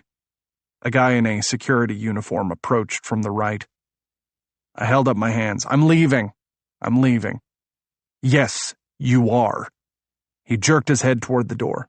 "You can wait outside." "You're kicking me out?" I asked incredulously. And then I realized every single person in the gym was staring at me. Kids, parents, teachers, and even Colby. But she was smiling and gave me a thumbs up as if to say, "Good job." "Fine," I grumbled. And I made my way toward the door with Ben on my tail, and Colby and Vieira joining me from the bleachers. Once we were all outside, Colby cleared her throat. So, you know I'm never going to let you live it down, right? Getting kicked out of a kid's sporting event? I hung my head.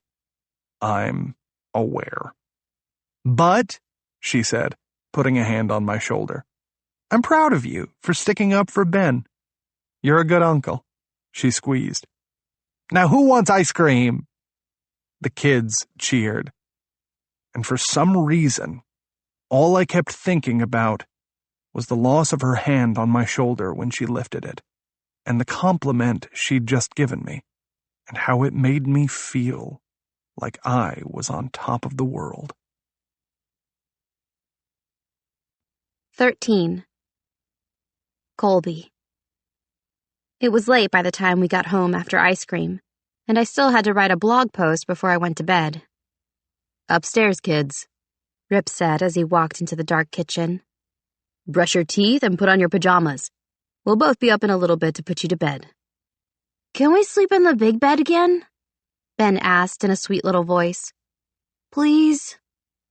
We were seriously creating some bad habits.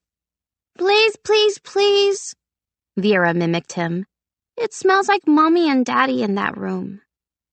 My throat got thick with emotion as I watched the look of horror pass across Rip's face. Sure, but just one more time, he said in a subdued tone, and I was thankful he'd answered because there was no way I could speak. I had a feeling that promise wasn't going to stick, but I didn't say anything. Both kids sprinted up the stairs in a flurry of movement and stomps. That was nice of you, I whispered into the darkness. Neither of us moved to turn on the lights. He was still, staring at the stairway, when I came up behind him and touched his arm. Rip? I miss them. His voice was barely audible. It was the first time he'd offered it up without prompting. Apparently he did have a heart in that perfect body of his. I know you do, I said softly, almost afraid to say more since he was finally opening up. Would it help if we talked about it? No, he said quickly. I just need to work through it. By not talking about it? I look at the door a lot, he went on, hanging his head. I still imagine them walking back through it. I go to bed and I dream about it, only to wake up and be stuck in the nightmare. Our lives aren't a nightmare, Rip, I whispered. You have two amazing little kids who adore you. Great friends, a wonderful job. But they're gone, he said. And no matter what I have, I don't have them. Not anymore. I swallowed past the thickness in my throat. You'll always have me. I'd turned to go up the stairs when he reached for my hand and pulled me back against him, pulling me into his embrace for a tight hug. I was so shocked I didn't know what to do other than wrap my arms around him and hold him tight. He smelled like spice and warmth, his arms strong, holding me steady. He rested his chin on my head and sighed. I'm not usually a hugger. We could change that, I said against his chest. His laugh was low, sexy. I still think you're a hot mess. And I still think you have a perpetual stick up your ass. Good to know. Yep. Neither of us pulled away. Uncle Rip! Vera yelled down the stairs. You're making a baby! I've never been shoved away from another human being so fast in my entire life. What? This time, the look of horror that passed across his face was comical. Vera giggled. Mama says that if you cuddle really hard, your love creates a baby. Rip visibly paled. I gave him a little shove. You know that's not actually true, Rip. And yet, the panic feels so real. He shuddered. Hey! I crossed my arms. That's hurtful. We have 2 kids. We do not need 2 more. What makes you think we'd have 2 more, not 1? Sheer luck, you'd probably have triplets. Another shudder tore through him. At least he wasn't shuddering at the idea of cuddling me, just at the idea of raising 5 children. I looked around the messy living room, at the kitchen with the bowls piled high in the sink, and the toys strewn around the floor next to a Lego minefield. I found myself shuddering too. Good point. See? He nodded at my concession. Vera, get into bed, sweetheart. We'll be right up. Yay! She skipped off while we followed her up the stairs and down the hall into the master bedroom.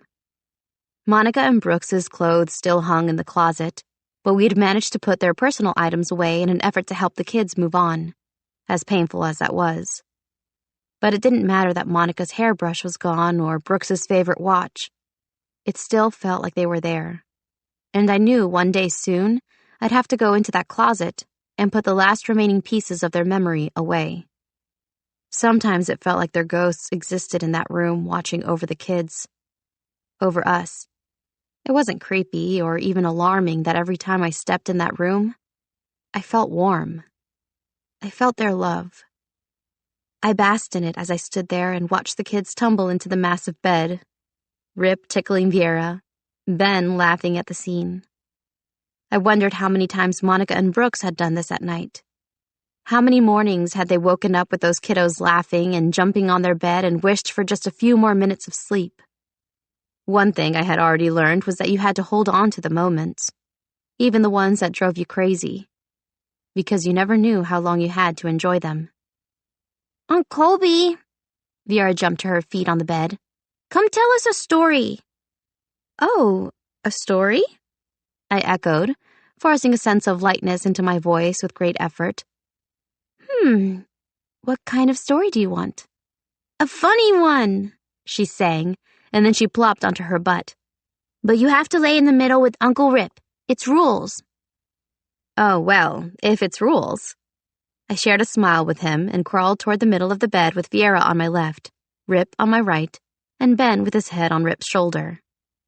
Anyone seeing this scene would think we were the perfect family. Looks can be so deceiving, can't they? I racked my brain trying to think of a good story and laughed when, for some reason, I thought of my horrible first and last date with Rip. So there was once this servant girl who was in love with the prince, I started, and I laughed when Ben groaned.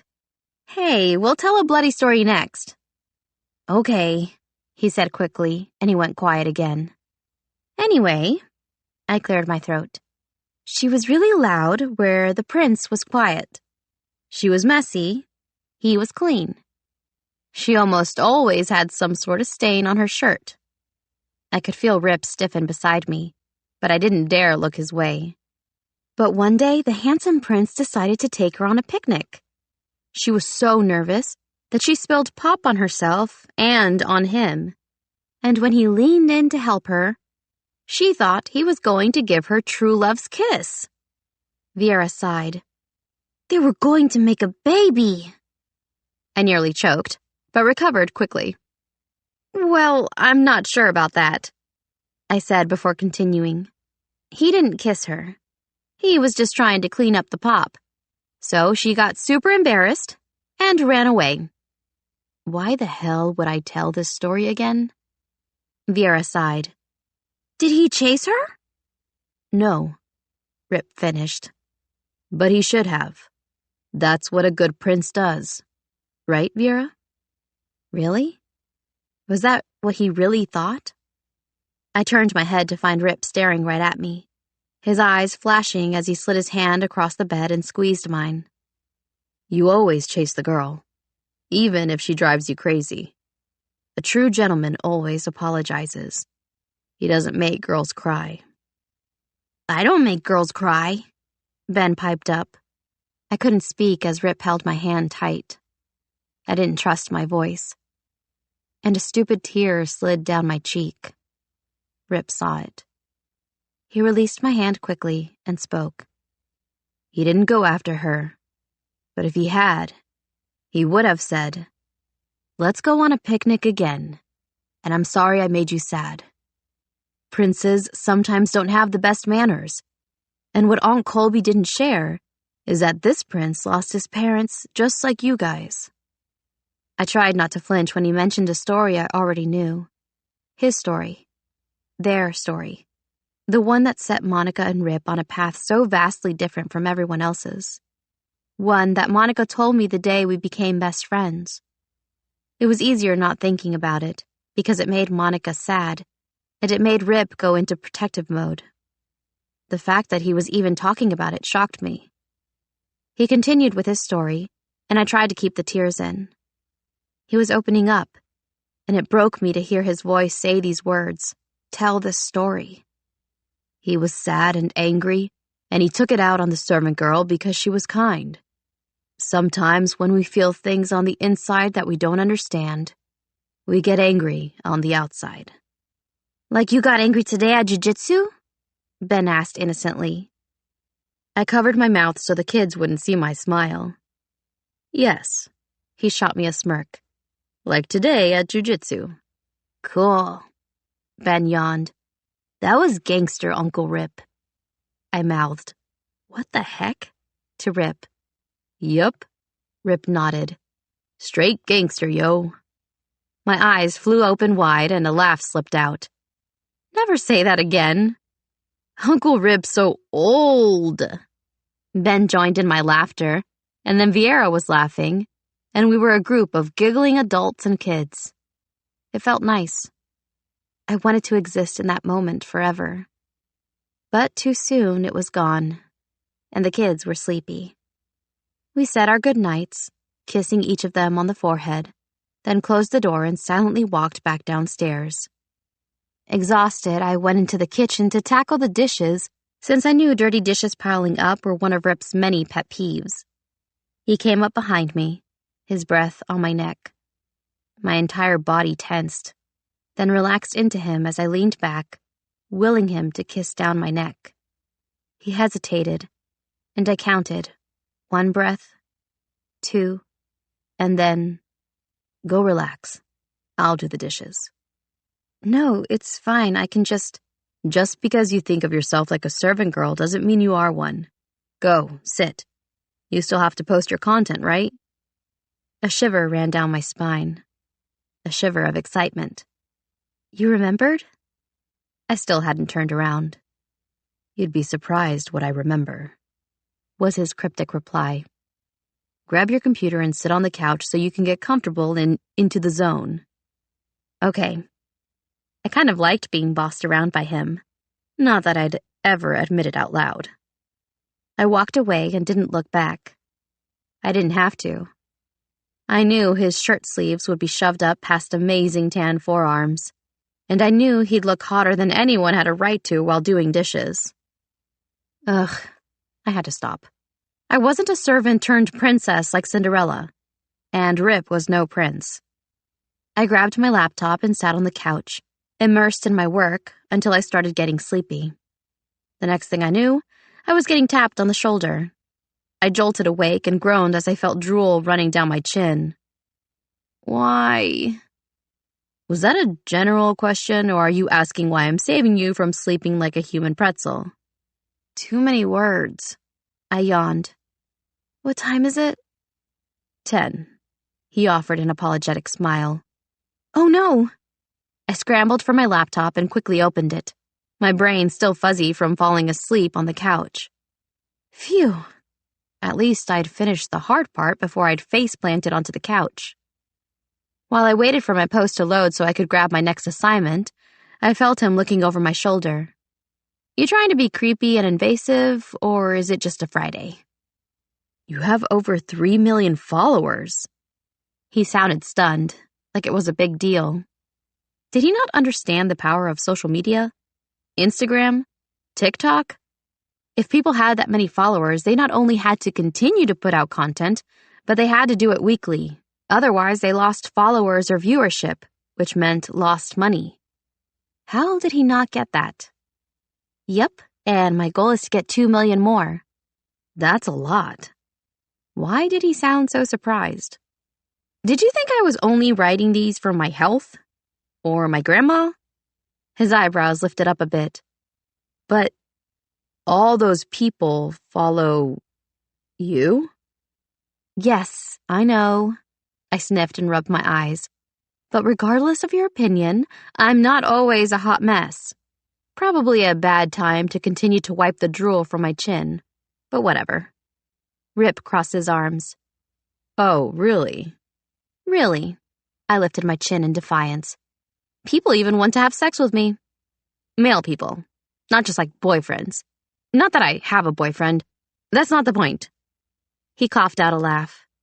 No, keep going. I want to hear about all these people. I hate you. Feelings mutual. He sat next to me and smiled. Ugh, and here I thought we'd waved the white flag. Maybe I just like provoking you. Feelings mutual, I echoed. Touché. He laughed. So, what's this post about? More food? Don't hate on the food. Food is life, I said with a triumphant smile. This is about food in Scotland. I was supposed to go before... My voice trailed off, but I forced myself to recover. Before everything. He nodded. But you had to cancel, right? Yeah. I shrugged. It was a research trip. I was really excited about it. I'm surprised it wasn't some tropical destination, he joked with a smile. I frowned. Huh? Why? And now it was time for him to look away. I may have assumed that you stay at nice hotels, eat their food, then post about it and get kickbacks. I didn't know there was actual research. Is this the part where I tell you I'm a jackass and I'm sorry? Yup. Read the room, Rip. Read the room. I'm sorry. It's okay. I checked out the freshly posted content. I know the digital world is hard for dinosaurs like yourself to understand. I deserved that. Yup. Without any warning, he got up and left. So still a jackass. Noted. I heard some rummaging in the kitchen and had dived back into my work when suddenly a glass appeared in front of my laptop. What's this? Whiskey. Neat. The glass was clear. 1 ice cube and at least 2 inches of whiskey were in it. And the man handing it to me? With his dark hair, gorgeous eyes, and wicked smile? Yeah, he wasn't bad either. And you're handing me this for what? Some sort of weird, manly peace offering where I get drunk and talk about stocks and bonds, or... It's the best I could do. He sat down next to me on the couch. But Edinburgh by far is the best location for a whiskey tasting, in my opinion. It could be the castle nearby, the way that the Highlands call out to you, or even the witchery by the castle, an eatery just down the street that feels like it's built inside a cave. It's one of those places that you just know someone had to have gotten murdered in back in the day. He laughs. It's gothic, beautiful, and exactly what you should write about. I think that's my top favorite. He stopped talking and tapped my screen. Shouldn't you be taking notes? I choked down the whiskey and rasped, I can't decide if I hate you more or if I should say thank you. It's very confusing and quite frankly alarming. Should I feel hot? He smirked. It's the whiskey. Was it, though? Right. So, Whiskey Castle. I set the glass down and started adding to my post. And cave murder. Nice. Type in the witchery, he said. I quickly pulled up the website and sighed. One day, he echoed. When life isn't... He glanced at the still dirty kitchen. Well, at least the dishes were done. This. I let out a snort. Please, that's normal for me. Rip's eyes widened in horror. Gotcha. I winked. That's Satan's pigsty, and I have a feeling it's going to be like that until we figure out how to balance our new... life. We'll get there. Yeah, I agreed. We will. We stared at one another for a few seconds before he cleared his throat and looked away. It was the first time his green eyes had lingered on mine that something unspoken had passed between us. All this time I used to think it was annoyance. Now I knew. There was something there, wasn't there? I hadn't been wrong 2 years before. I frowned. He looked into his drink. Hey, Rip, I said. Yeah? He was still staring down into the amber liquid. Do you hate me? He didn't flinch, didn't smile, just stared into his drink and whispered, I wish I could. Not what I was expecting, so I forced a laugh. Compliment or insult? His eyes met mine briefly as he threw back his drink and whispered, Guess. Uncomfortable, I looked away. It's the grief, though, right? He was silent for a minute, then said, It's life, Colby. It's fucking life. 14. Rip. I'd been dreading this moment for the past 2.5 weeks. The day we officially boxed up all Monica and Brooks's clothes. Ben was at his friend James's house, and Vieira was next door with Mrs. Harris making cookies. It just made sense to have them out of the house. It was going to be hard enough on us, let alone them. My chest tightened as I stood outside the master bedroom, unable to walk past the door even though Colby was already in the closet boxing their clothes away. Why was watching her fold a shirt into a donation box just as hard as watching the caskets being lowered into the cold, hard ground? I braced my hands against the doorframe and took a deep breath, then took one step, then another, until I was right outside the large closet watching Colby gently take clothes off hangers and fold them into the large boxes for Goodwill. I wondered if she realized her hands were shaking. Did she notice the tears streaming down her face? Or was she choosing to be numb, like me? It was the only way I could get through this without cracking. Hey, my voice caught in my throat. Her eyes flickered toward mine, and then back to the shirt in her hands. There was nothing special about it, except it had a glitter butterfly on it. It had been Monica's favorite. Hell, butterflies had been an obsession for Monica since we were kids. All it took was one trip to the local zoo when they had the butterfly exhibit, and she was convinced that she actually was one. Years later, she said that once she died, she'd come back as a beautiful butterfly. Don't talk about dying. I gave her a light shove and ran toward the swing set. She stuck out her tongue. Everyone dies, dum-dum. Why not choose how awesome you can be when you come back? I read about it in a book once. You're 12, I pointed out. And you're a gross boy. She sat on the swing. Now, push me super high like the butterfly I'll be in the sky. I smiled to myself. Like the butterfly in the sky. She gripped the swing and closed her eyes. You'll see. Maybe one day you'll be lucky enough to see a butterfly like me. I rolled my eyes. Sure, okay. I think I'd be blue. Why blue? Duh, it's the color of the sky. She laughed. What would you come back as, if you could choose? Dirt? Hilarious. I smiled, despite her insult. If you get to come back as a butterfly, so do I. After all, we gotta stick together, but at least make my color cool. You can be yellow. Fair. I pushed her higher. You be blue, I'll be yellow. Deal, she laughed. Now, push me higher. My heart caught in my throat. Why? Just why? I looked down at it as she tossed it into a box. Ben made that for her last year during Parents' Week. As if this couldn't get worse. I sucked in the stupid tears. Maybe we should keep it then. Since he made it, I offered. I'm stuck, she said suddenly as she grabbed another shirt.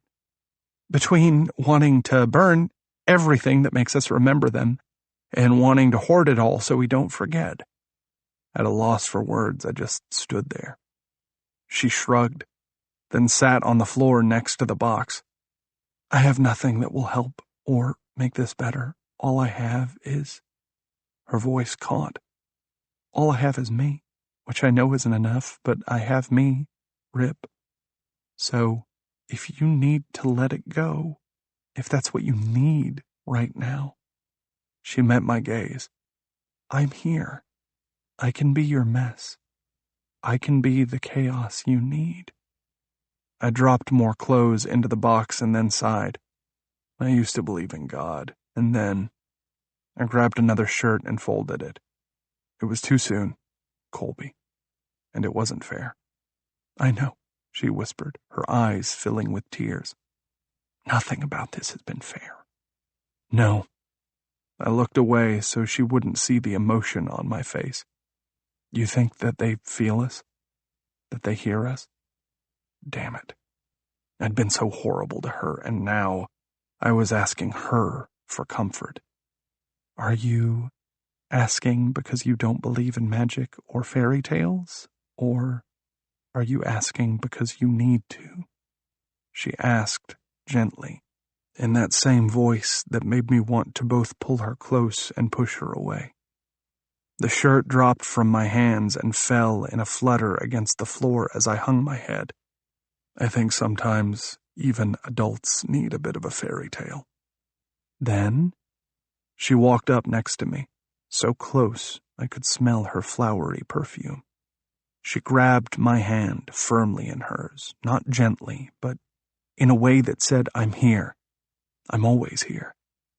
I think that Brooks probably knows you're in his closet stealing his clothes and being emotional.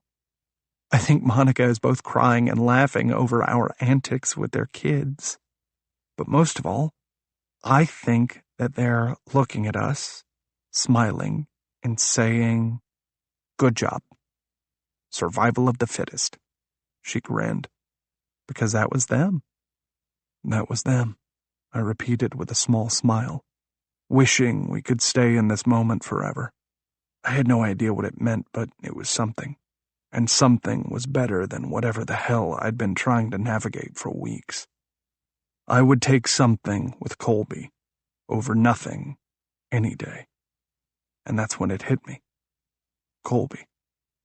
She made me want to jump off the nearest roof while at the same time I was scared that if I got too close, I'd want her to stay with me. Like this. Forever. What a fucking terrifying feeling that was. Yes, I said again. It was definitely them. And now it was just us. Me and her. Her and me. Us. She stared at a shirt with Mama in pink glitter across the front. Do you think Vieira would want to maybe keep this? I opened my mouth, then shut it and shook my head. It was all I was capable of doing as I took the shirt from her hands and put it into the box between us. Colby had said she would try to get most of Monica's stuff out of there, so I didn't have to deal with it, which meant I needed to start on Brooks's side of the closet. The mood was morose, heavy, as I started going through his suits. They were expensive and in pristine condition. I knew that he'd be happy that they would one day help someone maybe get a job or give someone confidence. With each suit I pulled off the hanger, I would get a whiff of his cologne, and then I would get hammered with memory after memory. College, our trip to Thailand, his wedding day. I didn't realize I'd stopped folding until Colby put a hand on my shoulder. Why don't I just finish all of this up?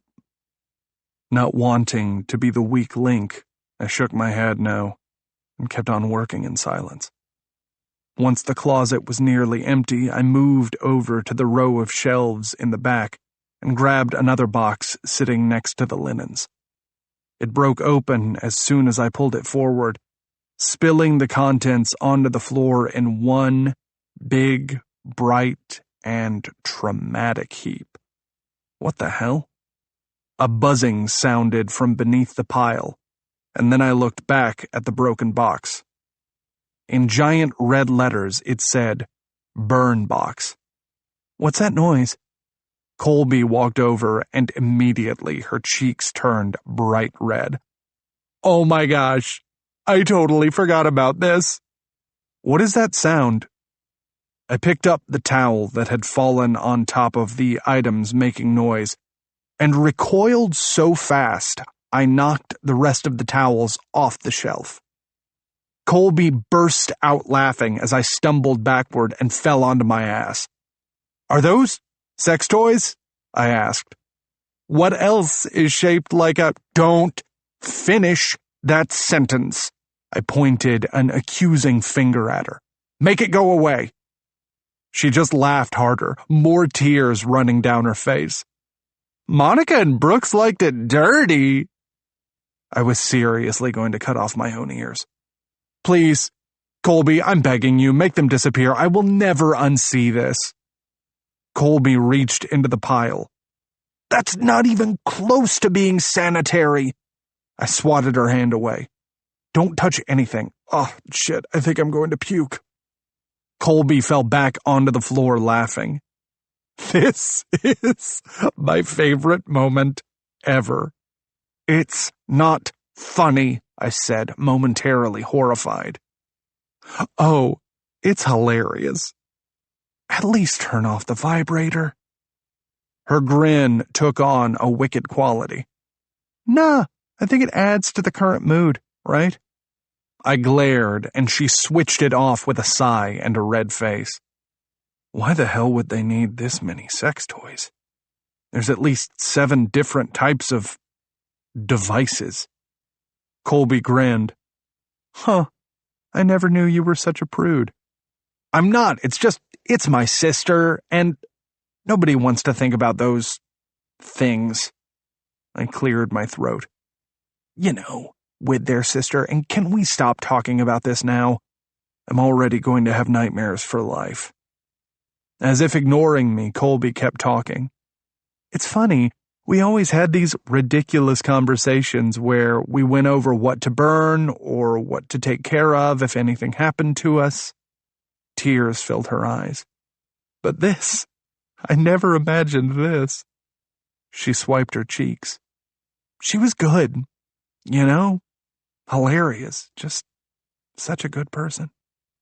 I put a hand on Colby's shoulder and said, she was the best, the very best. She also chose the best. What? Colby looked up at me, bright blue eyes shining with tears. What do you mean? Only that she was a great judge of character, and although I leaned down and cupped her chin, I'm still horrified that you're half an adult. You've been like a sister to her. And to you too? Colby asked. I felt like I'd swallowed something too large. My heart felt too big in my chest, and the room felt too small. Yeah, me too. Lame. Colby deflated instantly, and I wanted to punch myself. I'd had one perfect moment to tell her that I was attracted to her, to tell her that amidst her chaos and constant need to talk, she pulled me, and instead I was pretty sure I'd just called her my fucking sister. Damn it. Colby pulled away and changed the subject. She told me that if anything ever happened to her to burn the box in the closet. At the time, I thought she was being dramatic. Colby picked up what looked like a spreader bar with cuffs attached to it. Huh, same one from 50 Shades. Nice. I rubbed my eyes, hoping to get the vision of Monica and the spreader bar out of my mind. It didn't work. Probably because Colby was still holding it up as if fascinated by the locking mechanisms. How does this even attach? And wouldn't Monica, with all her matchmaking ways, have just loved that? I almost laughed. Instead, I watched as Colby threw the contraption around, still unable to figure it out until I said, wrists to ankles. Whoops. Her eyes lit up with interest. And how would you know? It's obvious. I lied as my cheeks heated. It's not like I had one. But I wasn't dumb, and I'd been curious back when the movie came out, sue me. I mean, I am a guy. I know the mechanics of handcuffs.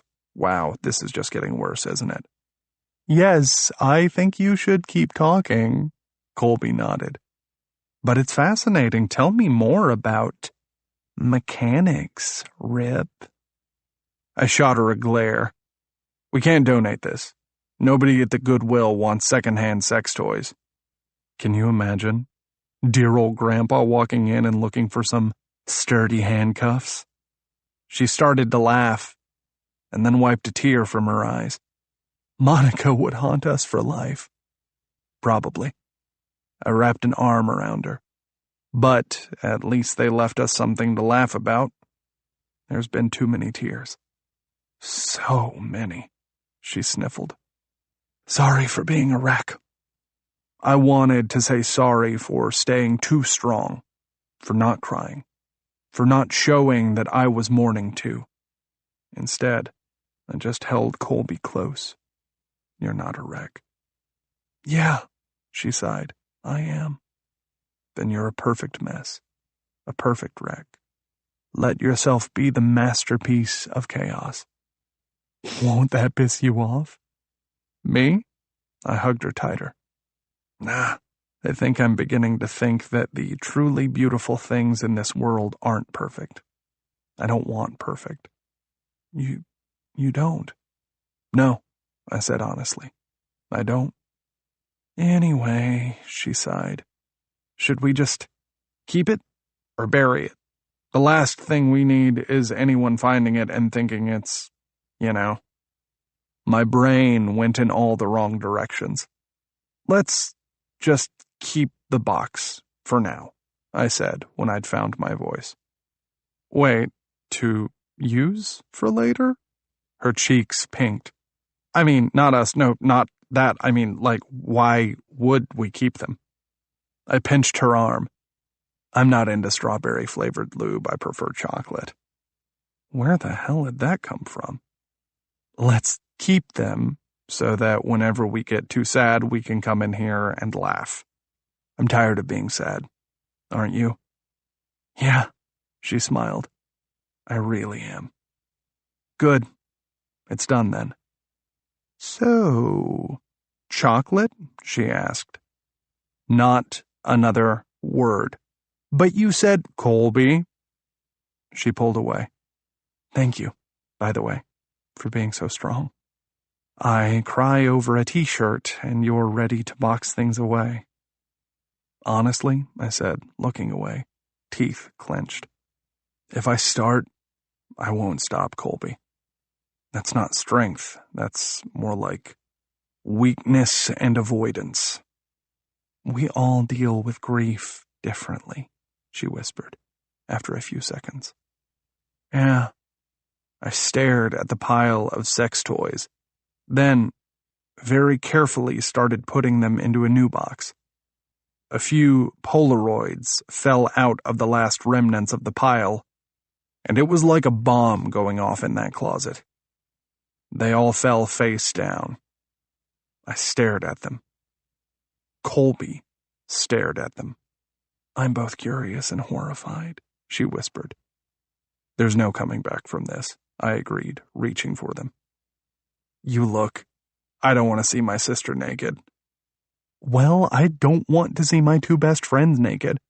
I walked in on them once in college and I'm still traumatized.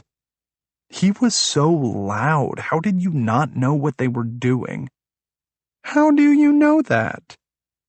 Roommates, I winced. Trust me, I wish I didn't know what he sounded like when he orgasmed. She nudged me. Okay. Help me put this on the top shelf so the kids don't find it. That's just what we need. Ben grabbing a vibrator and then bringing his new toy to show and tell. Colby shuddered. I just tell the school that you're into some really strange kink. I laughed. Oh, is that so? Yeah. I don't want to go to the principal's office. I've never been. I gawked. You've never been to the principal's office. I hate, and I do mean hate, getting into trouble. I wondered if that made it harder coexisting with me in a space where I was always correcting her. Makes sense, I finally said as Colby got up on the small stepladder she'd been using and tried to put the box on the top shelf. Her foot slipped, and she wobbled back and forth trying to catch herself, but suddenly she was falling backward. She slammed against my chest so hard the breath left my lungs. I scrambled to catch her and fell to the floor with her on top of me. Ouch, she winced. Sorry. I didn't realize how close she really was until I could see the specks of sparkling green in her bright blue eyes. You have really pretty eyes, I blurted, like an idiot. Mine chose that exact moment to flicker to her mouth, and my heart started pounding so hard in my chest I knew she could feel it. She lowered her head while I lifted mine, and just when I was about to touch my lips to hers, the doorbell rang. 15. Colby. You're like a bad cold. I sighed and opened the door wider to let Banks in. He was wearing perfectly tight, black ripped jeans that were molded to his body and a graphic t-shirt that had some sort of band's name scribbled over it. I think that was a compliment, he said. You ready to go? He stepped inside and looked around the house. It's cleaner than last time. Has Rip learned his lesson yet, or did he hire maids? Why are you here? Rip grumbled as he stomped down the stairs. Did we break up? Banks looked around the room. I'm your friend.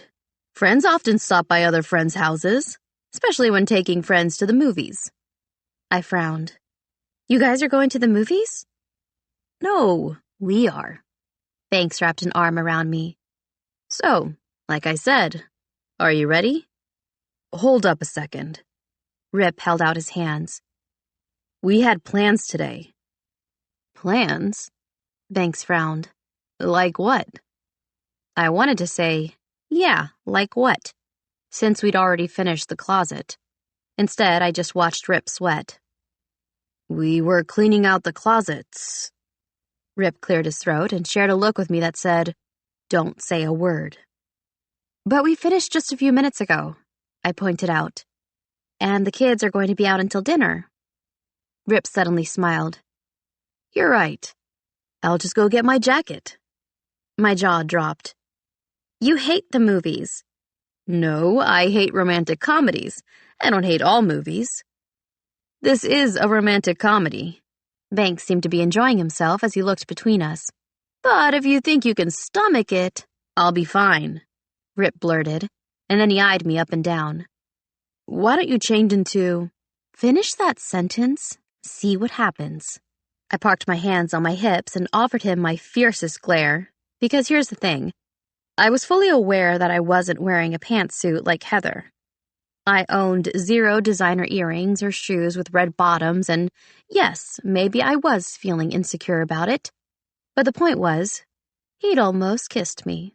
What had happened to him not wanting perfect? Whatever. We both got caught up in the moment, nothing more. And the fact was, I wouldn't change my chaos for perfection any day, even if it gave me the sweats along with chest pain. Because... life. These kids represented life. A life that might be messy and sad, but it was joyful too. So if I was the one who made Rip shake his head at the chaos of it all, well, good on me. Good on me. Rip scowled and held up his hands in innocence. I was just saying, good call on not finishing that sentence. Plus, she always looks beautiful, even in head-to-toe black sweats and a... He pointed at my head. Is that a bun or a ponytail? I groaned. Maybe I should change. Rip let out a snort. I'm sorry, did you want to say something? I crossed my arms. His face paled. Nothing at all. Be right back, Banks. I smiled and then shot Rip another glare and stomped up the stairs with him following closely behind. My hands shook as I tried to process the fact that just minutes ago, we'd almost kissed. Was Rip possessed? Drunk?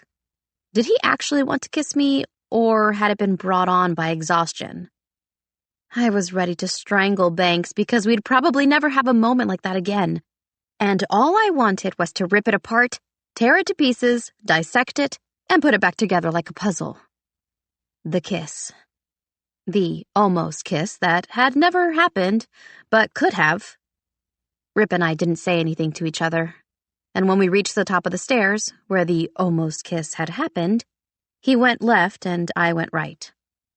5 minutes later, I was coming back down the same hallway wearing jeans and a t-shirt along with combat boots, and he approached from the opposite direction, somehow looking even better than Banks in a similar t-shirt and jeans.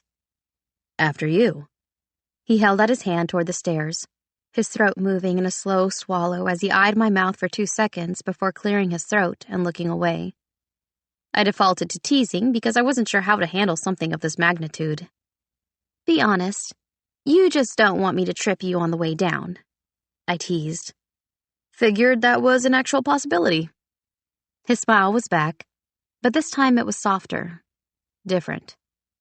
The temptation to open my big mouth and demand he give me answers was strong, almost as strong as every homicidal tendency I'd had since moving in with him. You know you don't have to come, I said quickly to gauge his reaction.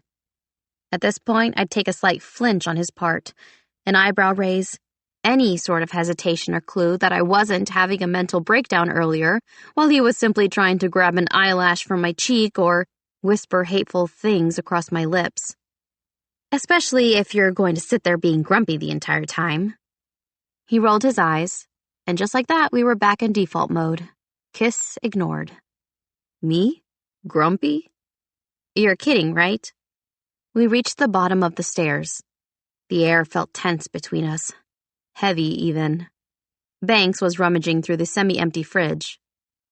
Do you guys really not have soda in here? Beer?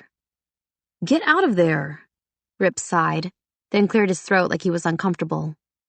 Or regretting our near kiss. Probably that. Definitely that. We're ready. Good. I was really looking forward to being the third wheel today. Banks pulled his head out of the fridge and shut it. You look beautiful. Thanks, Rip answered before I could. I'll drive. The drive turned out to be 20 minutes of tension during which Banks complimented me every few minutes, while Rip swerved as if dodging squirrels and trying out for NASCAR. Once in the theater, before I could even sit down, Rip took the seat on my left and Banks settled in on my right. The movie was 2 hours of romantic comedy about 2 men fighting over 1 woman. And there I sat, wondering, wishing, battling my own feelings over the fact that I was getting the very strong sense that Banks actually liked me, and yet the guy I couldn't stop pining over was on my other side wearing a perpetual frown. Why? Why did it have to be Rip, out of all the people in this universe? It was equal parts wanting to launch myself at him and wanting to strangle him, and I hated it. I'd always wondered if it was because he didn't feel the same way. But, emotional overload or not, he'd almost kissed me in that closet. And not just that. He did things. Small things that I noticed that nobody else seemed to. With all his grumpy tendencies, he always opened doors for people. He tipped double what he should, even when buying his boring-ass coffee. And he loved the kids. Truly loved them. Didn't just pretend to love them, then take them to Target so they told everyone how awesome he was for buying them toys. He spent time. That was what got me. Time had always been my love language, the one thing that spoke to me on a spiritual level. So while I wanted to chase him around the kitchen, the fact that he put down his phone when the kids were talking to him, when anyone was talking to him, or that he read with them every night or sat down for dinner and was actually present, asking everyone, myself included, what they'd done that day? It was a dream. A miracle, really. He cared. He actually cared. And after a lifetime of disastrous dates where guys would be on Tinder while sitting across from me during dinner or, worse, asking about my 10-year plan, he never did that. Sure, he made fun of my job, and he drove me crazy. But when he was talking to me, he was present. He really listened. And sure, Rip was also a jackass. A pain in my ass. But he was a rare male. One whom I stupidly compared every guy to. Banks included. As if on cue, Banks's elbow nudged mine before he turned and winked at me. The guy was way too good-looking. It wasn't fair. And I wished in that moment I could like someone like Banks. Instead, it was Grumpy Butt on my left currently holding all available space in my heart. Damn it. Would this movie ever end?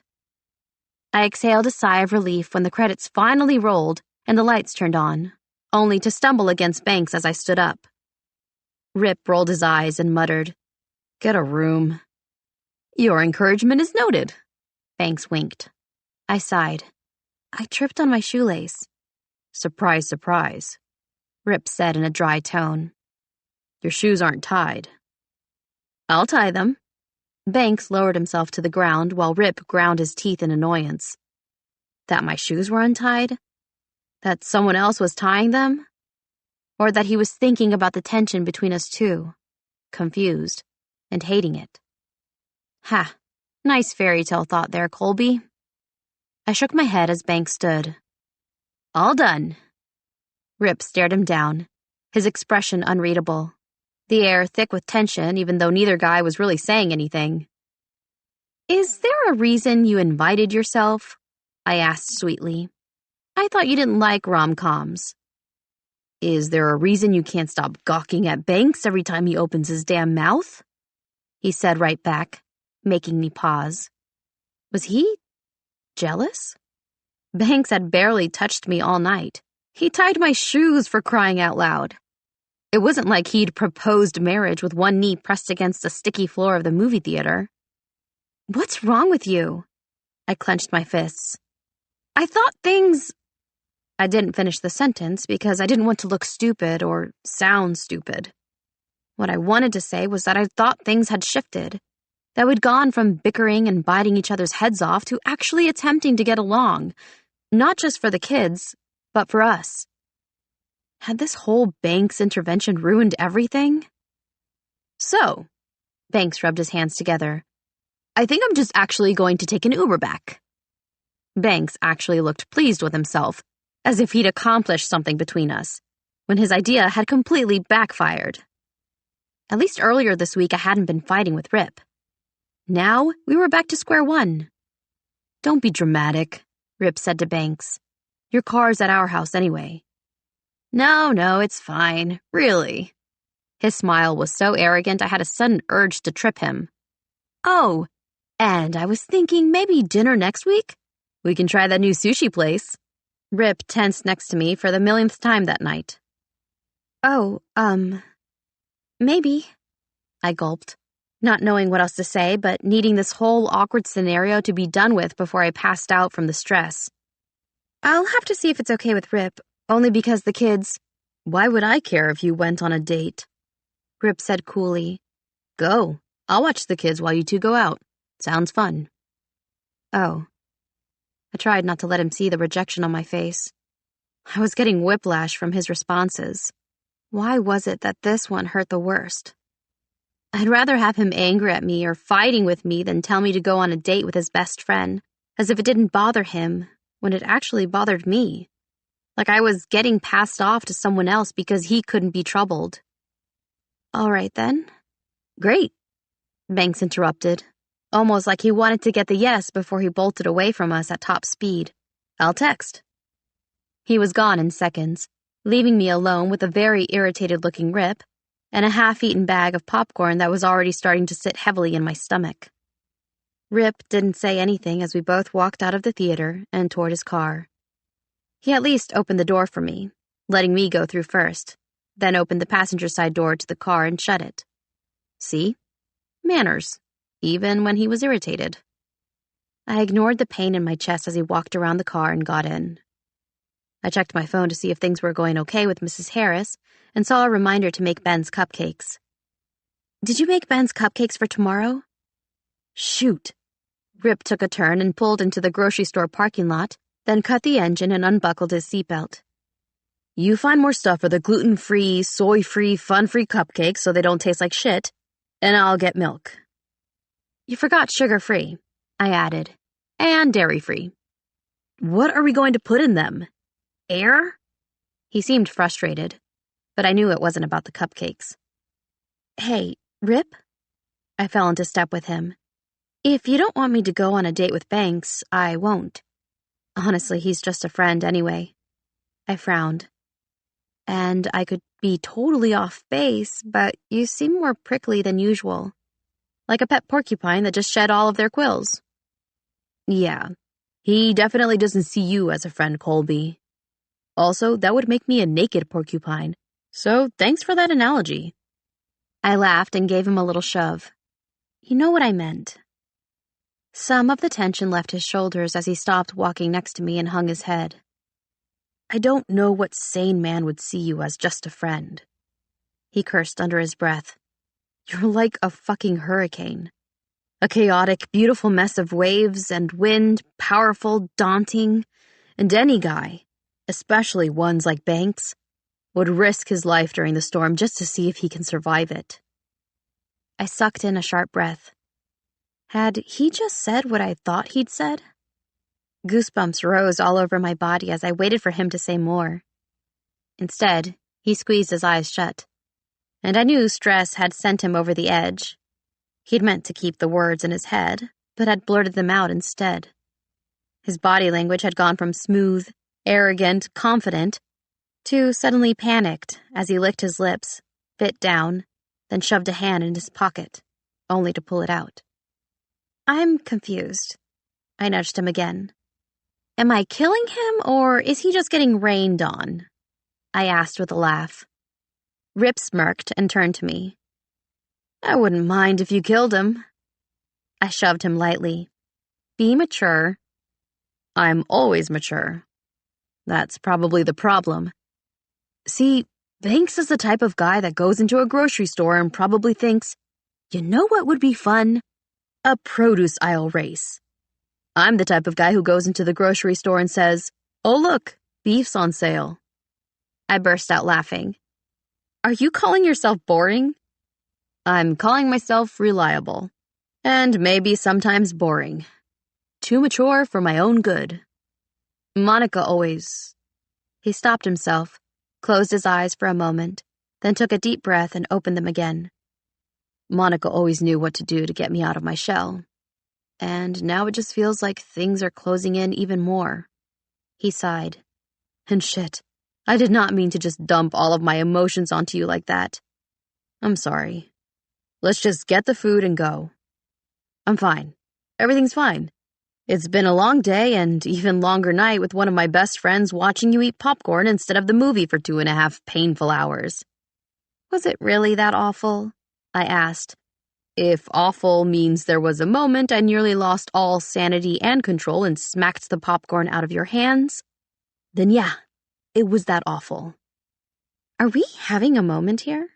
I teased. We were literally flirting in the middle of the produce section, and it felt more like a date than the movie had.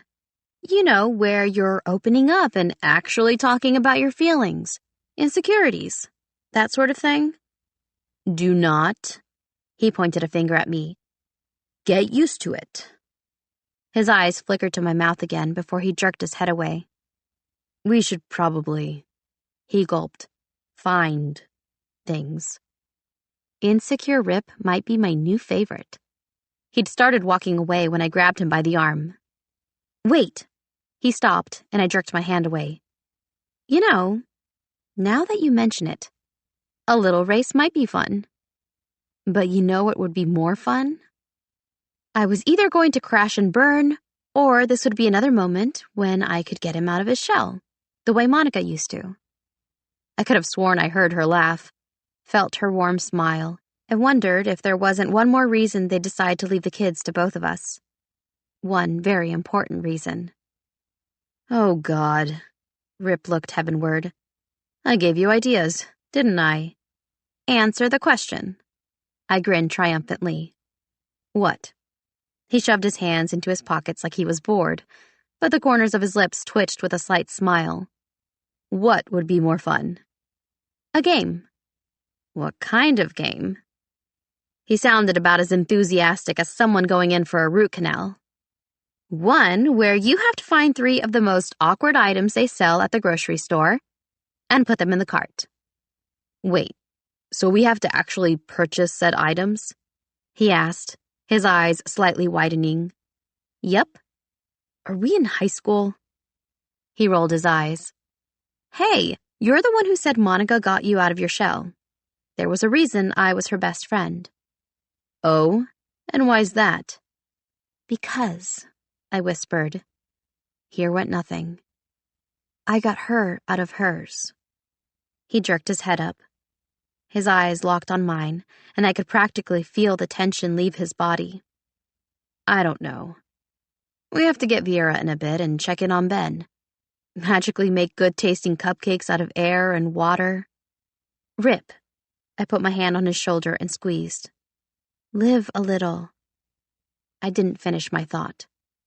I wanted to say, live a little, because they no longer can.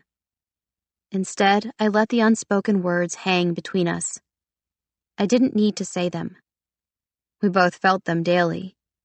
The fact that we were in the grocery store arguing, teasing, wondering how the hell we were going to make cupcakes, that wasn't supposed to be our future. But it was our reality now, not theirs. And if doing something silly and immature helped Rip get out of the rut he was in, and helped us bury the hatchet and live the way Monica and Brooks couldn't, then I was all for it. I just needed my partner in crime. I'd almost given up hope that he was going to say yes when he held out his hand and said, If I win, you have to do bedtime prep. I grinned and took his hand in mine. An electrical current passed between our palms, one so strong that I let out a little gasp as he squeezed, only to drop my hand seconds later like it was on fire. He cleared his throat. So how do we do this? I gave him a sly smile. Ready? Set? Wait, so I just grab stuff? What are the rules? We need rules. No, I grinned. Sometimes you don't need any rules. Meet up front in 10 minutes. I leaned in toward him and whispered, Go. He took off with his cart like a car was chasing him. I took off with mine with a burst of laughter followed by laser-like focus. Monica had been competitive, but I'd never really seen that side of Rip before. I suddenly needed to win at all costs as I sped down the dairy aisle, grabbing what I needed and double-checking the recipe on my phone before going toward the medicine section. What would be awkward? I mean, I had soy-free chocolate chips in my cart, a few random ingredients including this weird gluten-free, grain-free flour that probably tasted like death. Our cupcakes better kick ass, since the stupid flour cost triple what normal flour cost. And was this even a thing? Could there be that many allergies in one class? I moved my cart into the medicine section and found exactly what I was looking for. KY. The warming kind. It was awkward enough that I knew Rip would probably blush, which made me bite my lip and think dirty thoughts that had no business being in my brain since he was more attracted to cleaning products and math than he was to me. Not true, a voice whispered. He almost kissed me. I wanted to believe it, but I couldn't. At least, not yet. Maybe I just didn't want to give myself hope after everything he'd said a few minutes ago. Yes, we'd had a few moments, but that meant nothing in the grand scheme of things. My heart was trying to protect me while my brain was trying to be logical, saying I had a better shot with Banks. I didn't want Banks, though. I wanted the guy who scowled more than he smiled, the one who'd just decided to do a grocery cart race in honor of his sister, and the one who was going to beat my ass if I didn't move faster. I dropped the KY into my cart and then moved to the next aisle, where I grabbed some adult diapers and a plunger. I mean, I wanted to win. I grinned to myself. What if we upped the stakes? What if we had to purchase each other's things? He was all about rules, after all, and throwing this one at him might just send him over the edge. Plus, it would be hilarious. I was still laughing when I cruised to the front of the store where Rip was waiting, his smile casual, his stance tense. Hey, I said out of breath. You ready for this? Yup, he grinned. Cool. I started to grab his cart, but he pulled it back. Wait, what are you doing? Improvising, I smirked. I buy your items, you buy mine. But I win and... I stopped talking as I took in his cart.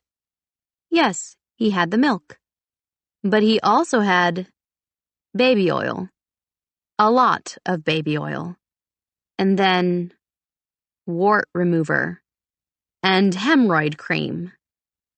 Hey, you grabbed more than 3, I pointed out. It's a bonus, he grinned.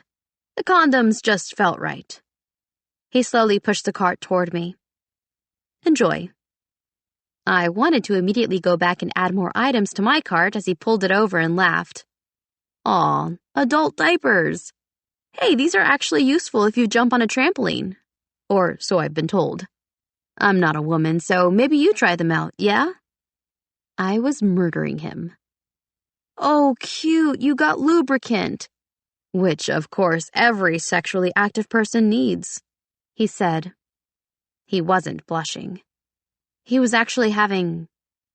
fun? Backfire, backfire, my brain yelled as I actually started to blush. I was going to get in a fight in the grocery store parking lot, wasn't I? Over oil? My cheeks burned with embarrassment as he just kept casually talking. Hey, he picked up the plunger. We needed one of these. Ben's been really trying to clog every toilet in the house. I glared. You're not even a little bit embarrassed, are you? Nope. His smile was gorgeous. I mean, necessity is necessity. Thanks for thinking of the kids. Are you embarrassed?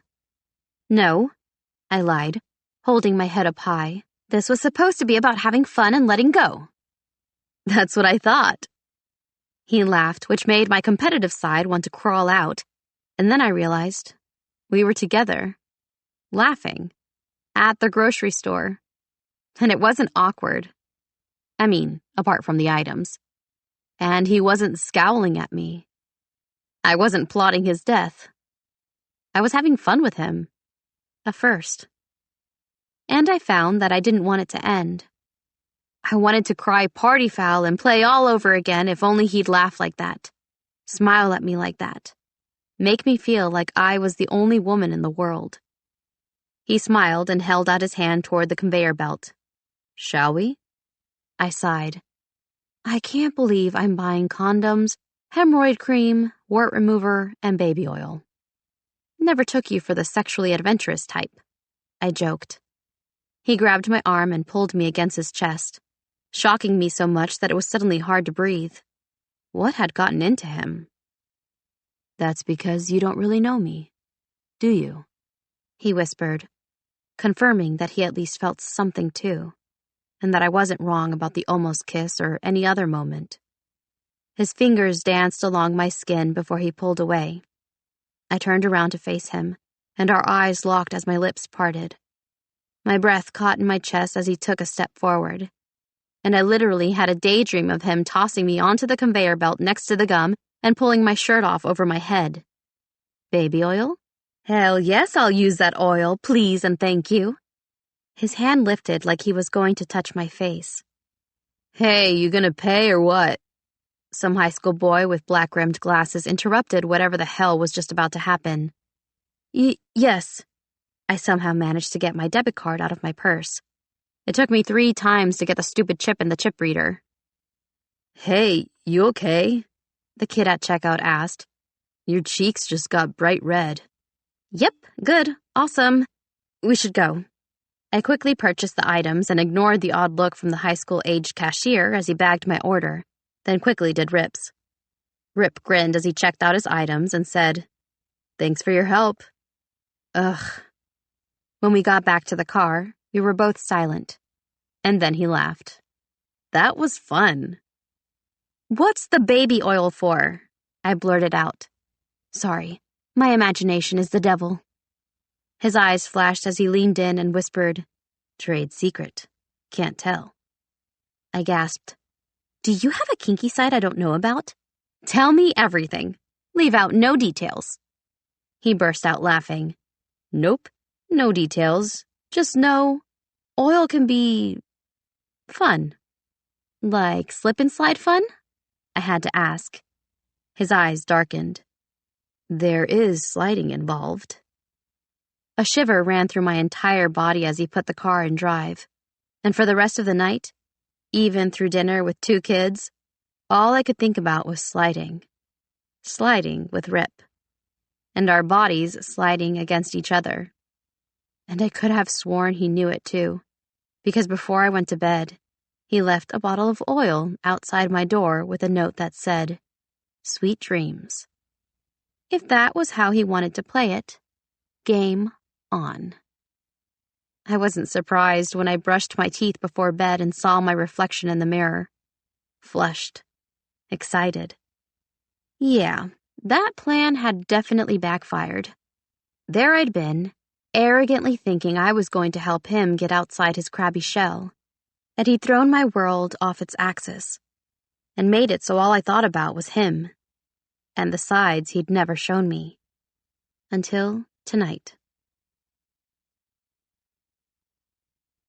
16. Rip. Monday, it was my turn to go to work, and although there was a lot of chaos at the house, something pinched in my chest at the breakfast table. The night before with Colby had been fun. More than fun. I hadn't been able to stop smiling like a lunatic the rest of the night, even when Colby busted out Candyland for everyone to play before bed, and teased me relentlessly about losing a kids' game. I still smiled. The kids thought it was hilarious that Uncle Rip didn't know how to effectively get through the lollipop woods. Uncle Rip, Ben laughed. That's not how you do it. Okay, Candyland Master, I glared. Then show me how. Easy, he laughed. Colby joined in and winked at me as Ben did just that.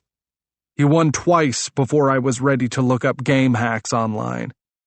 Okay, no more teasing Uncle Rip about losing, Colby scolded. Kids, go brush your teeth while we put the game away. Aww. Complaints were heard as the kids stomped up the stairs. No fairs, Vieira said at the top. Colby and I both said back in unison, fair, it's no fair, then shared a look, our hands colliding across Licorice Lagoon. Our fingers barely grazed, but she didn't pull back. Neither did I. The room got smaller. My ability to breathe was non-existent. Something was shifting, not just between us, but with the entire family dynamic. As if suddenly this was real. It had felt like we were playing house and doing it all wrong, but now it felt right. It felt like everything I'd ever wanted with the least likely person by my side. Uncle Rip! Vieira wailed from the top of the stairs. Stu pooped in my room! Damn it, Stu, I grunted and jumped to my feet. He knows he has a litter box, right? Ben, Colby called up. Did you close the laundry room door again? Tense quiet, and then, maybe. Then you clean the poop, she called. Stu needs access to his box, buddy. Oh, man, grumble. I hate cat poop. Then keep the door open, sweetie. Colby grinned and turned to me. Our hands were no longer touching, but I had this sudden urge to just toss everything from the board and tackle her to the ground. Over cat poop? Good parenting? The fact that her cheeks were still flushed from earlier? Colby, my voice cracked. Uncle Rip, I need help. Ben suddenly appeared at the top of the stairs. I forget how to clean. Colby sighed. Just like he forgot how to put on his pants because he didn't want to go to school. I sighed and got to my feet. Exactly. I'll clean up, Colby shrugged. We should go to bed anyway. Yeah, we should. I almost voiced it out loud. What the hell was she doing to me? Yeah, you're right. Uncle Rip. Ben waved a hand in front of my face. Are you okay? You're smiling really hard at your coffee. That's because Uncle Rip loves his coffee. Colby was a walking zombie and looked over at me like she was plotting something. I chuckled again. Maybe he marry it, Vieira said loudly, causing me to start choking. His coffee? Ben made a face. Ew, everyone knows you marry a person, duh. You mean? Vieira stuck out her tongue. I continued sipping my coffee and caught the gross little dragon Vieira favored with my right hand as Ben threw it at her head. No toys at the table, I reminded them. Ugh, that's not fair. She gets her dragon, but I can't have my Legos? I made a grand show of setting the dragon on the chair so it wasn't actually at the table, then felt the need to tell him Legos were totally different. Colby and I were convinced they weren't toys, but a government experiment to see how small and painful to step on it could make them before you decided to burn them all. Though, I added, technically, a stuffed animal is more or less like a blanket you carry to make you feel better. My Legos make me feel better. He chomped on a bite of Cheerios as milk dripped down his chin. Touché. Colby gave me a look that basically said, don't you dare give in even though he's super cute. I smiled. Her cheeks went bright pink, and I found that I had a really hard time looking away. That is, until Vieira let out a shriek. Spider! Colby immediately went into action. Where's the little bastard? Swear jar, Ben sing-songed. There! Vieira jabbed her finger in my direction. I froze and pointed at myself. On me? By your feet, Vieira wailed. Right in the middle. It's frozen in fear, Colby nodded, a crazed look in her blue eyes. I'm killing it. Just don't kill me, I reminded her. Remember, your survival depends on my ability to breathe. What makes you say that? Colby said as she grabbed a magazine and rolled it up, then started to slowly make her way toward me. 2 kids, 1 parent? You tell me, I whispered. Fair point. She raised the magazine and smacked it down between my legs and looked up at me triumphantly. Dead. No, it's not, I said. Huh? What? It's on your arm, I pointed. Then get it off, she wailed, shaking both arms in the air like she was going to take flight. Rip! Stop moving. I grabbed her right arm and swatted the spider away. Ben grabbed a single yellow Lego and took care of the rest. Always knew Legos killed. Now, we have proof, Colby whispered, her voice quivering. I hadn't realized we were so close until she spoke, until I looked down and noticed I was holding her and she wasn't pulling away. Just like the night before. Sorry. She licked her lips, but didn't move other than that. Just stared up at me, eyes searching. At least we both survived.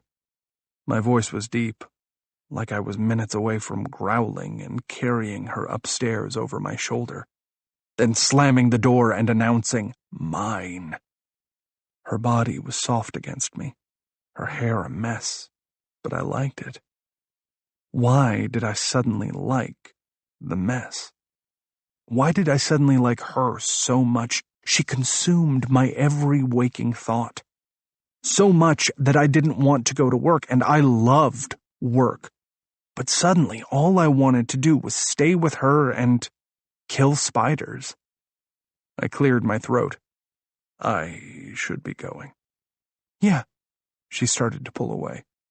Stu, no! Ben yelled. Out! Out! We broke apart quickly as Colby managed to grab the cat and pat the back of his head. No! Stu! Ben started to sob.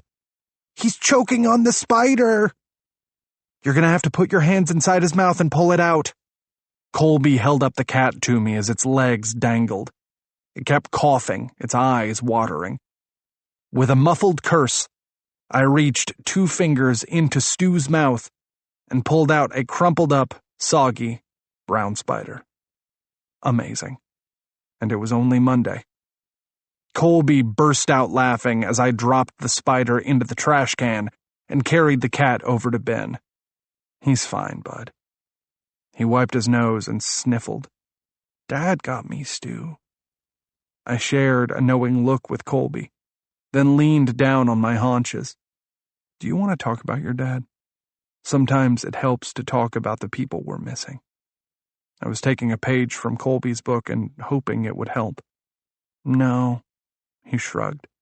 I talk to him every night. I swallowed the lump in my throat. What do you guys talk about? He shrugged. Dumb stuff, like how Stu's doing. Viera's dolls, my spelling tests. The time you got kicked out of my jiu-jitsu match. I shot a glare at Colby when she snorted behind her hand. Oh, and how I pray every night for you and Aunt Colby to get married so we can be a family again. Colby froze. Viera ignored us as she started playing with the damn dragon on the counter, or at least I thought she was ignoring us until she piped up. That's cool, Ben. I pray that too. 'Member they cuddle. Thank God my phone started buzzing in my pocket, and someone knocked on the door because I didn't know how to respond to that. This was also new, and the way Colby and I were interacting felt like there was something growing between us. Something we both wanted. But how would that even happen? How did parents who were actually married even navigate a relationship with kids around? My heart broke, and my chest hurt. I had no answers for them. Not when I didn't even have any answers for myself. Hey, talk to your dad anytime you want, bud. I ruffled his hair and kissed him and Viera on the forehead, then approached Colby while the knocking intensified at the door. Have a good day, she whispered. You too. I awkwardly stepped forward and pulled her in for a lame hug, then hesitated, only to have Colby give me a quick hug that I wanted to last a hell of a lot longer than 2 seconds. The knocking intensified. Coming, I finally yelled, and I went to the door, jerking it open. Heather stood there with a cup of coffee in one hand and a small bag in the other, her smile widening as she looked me up and down. I'm surprised no ketchup or Cheerios present. Why did that feel like an insult? And why was she suddenly coming by when she knew I'd see her at work? Is there something wrong at the office? I asked, frowning. Not at all, she shrugged. I was just in the neighborhood and decided to drop off some much-needed caffeine and food for you. It's a quinoa breakfast burrito with turkey sausage. I could imagine Colby getting stabby eyes behind me. She was a food blogger, and while she couldn't cook worth shit, she sure as hell knew her food. Thanks. I took the food and coffee, and then looked over my shoulder. Colby had gone still, her face pale as Heather looped an arm in mine. I Ubered here, why don't we ride together to work? I'd always imagined myself with a woman like Heather, and we'd even gone on a date forever ago, but there hadn't been any spark. At least not for me. And I'd thought not for Heather either. So why was she here? Have a good day, Heather waved at everyone with a happy smile. And then we were shutting the door, and I was feeling like a weak-ass human. Why was I even letting her lead me anywhere? I shook my arm away. We aren't dating anymore, remember? Her face fell a bit, her eyes narrowing. Oh, sorry. I was just being friendly. Besides, just like we aren't dating, it's not like those are your kids. And you've been doing nothing but spending time here. I saw red. It's been less than a month since their parents died, and you want to bring that up now? Her face fell. I didn't mean anything bad. I'm just saying this is temporary. This whole pretend family thing. It will be easier for you to process that now rather than later. You know, once you jump back into the dating scene again, get your own place, it will be super easy to share custody and all.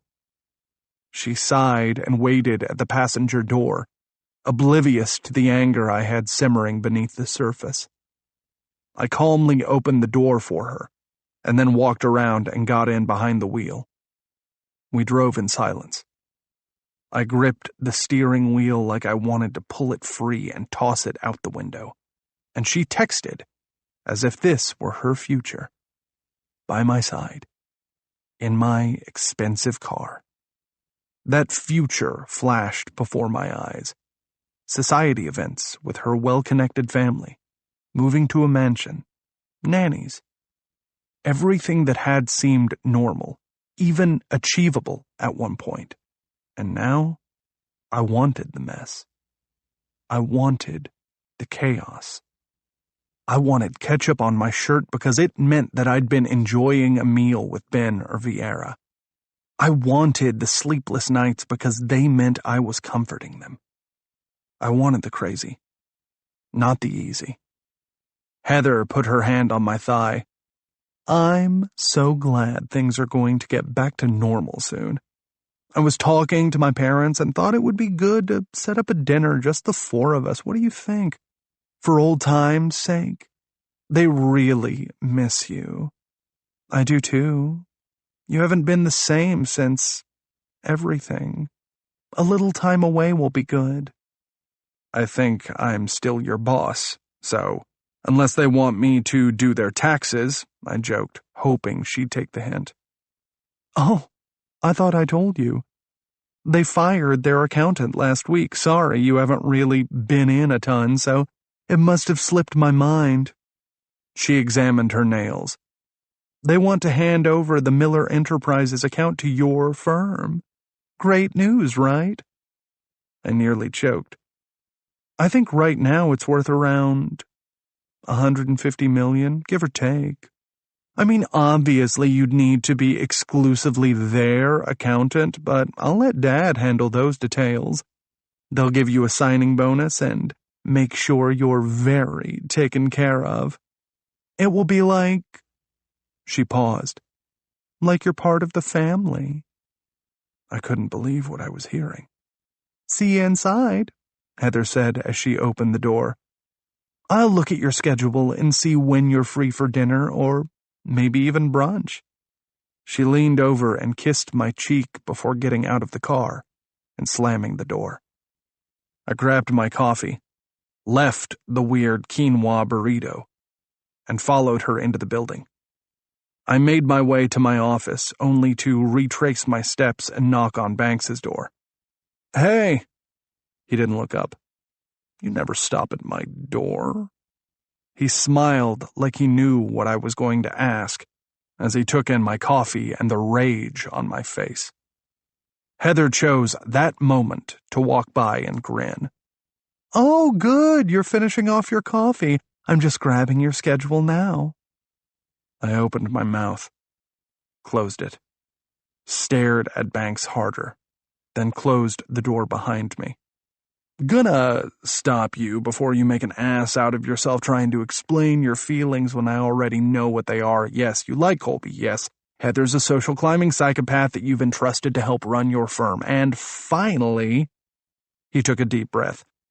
Would I dig Colby? Yes, I would jump at the chance. She's hilarious. She's full of life. She's my perfect match like that stupid MTV show. But I also know the heart wants what it wants, so what should you do? Glad you asked. You go home tonight and you kiss her. That's it. No speeches needed, no grand gesture.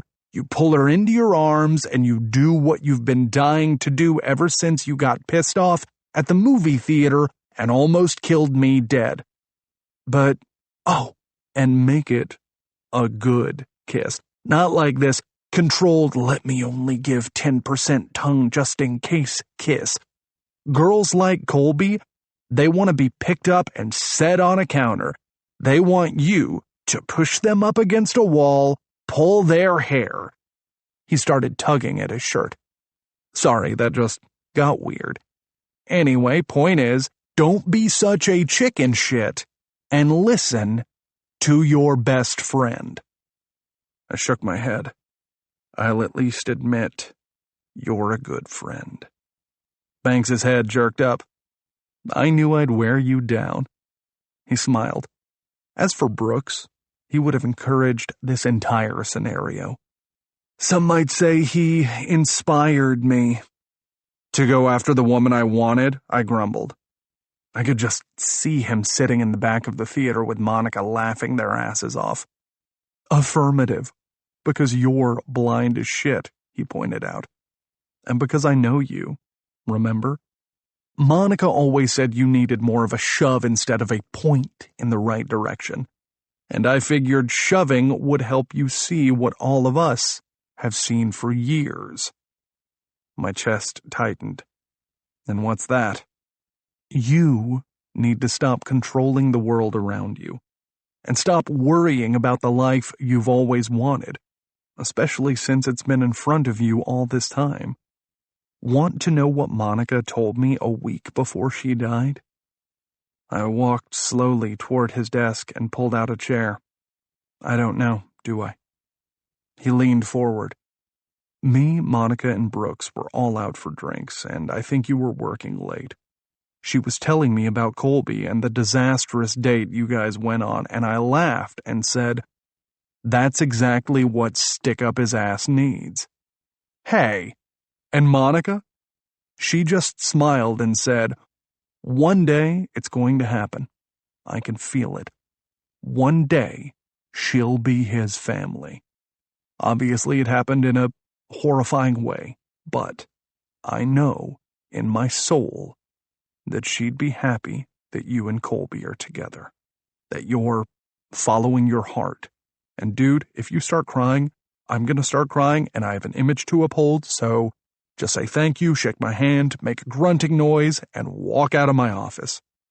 Do some math or something. Math! I laughed out loud, and then I couldn't stop. Maybe it was the stress, or just the fact that I'd been an idiot, but I laughed.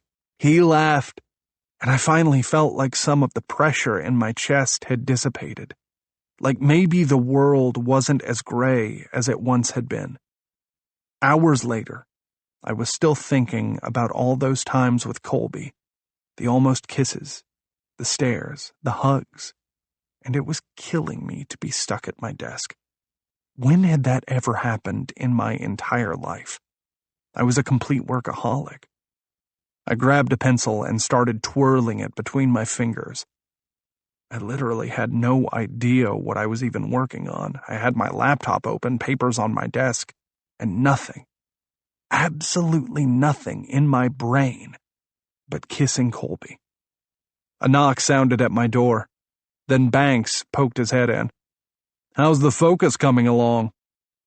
I was tempted to flip him off, but instead I pointed at the door for him to leave. I have a lot of work to do today. Yes, but how much work have you actually done, friend? His smile was all-knowing. Out!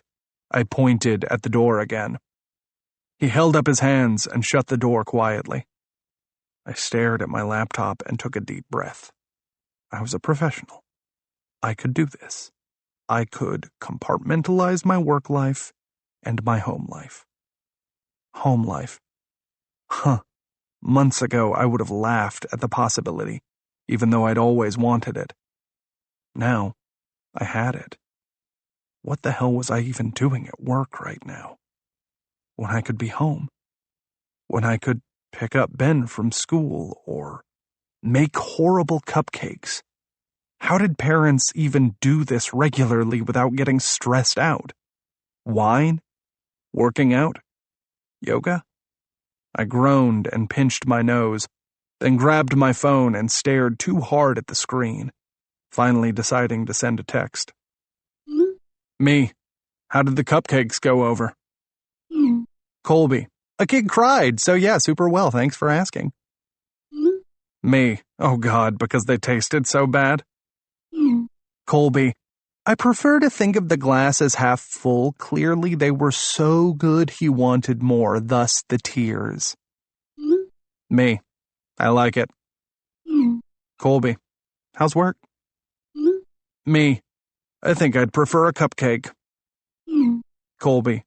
What about a breakfast burrito with quinoa? I know what quinoa is. I laughed. Me. I know you do. Food is literally your job. Too bad you can't cook. You would have been a killer chef.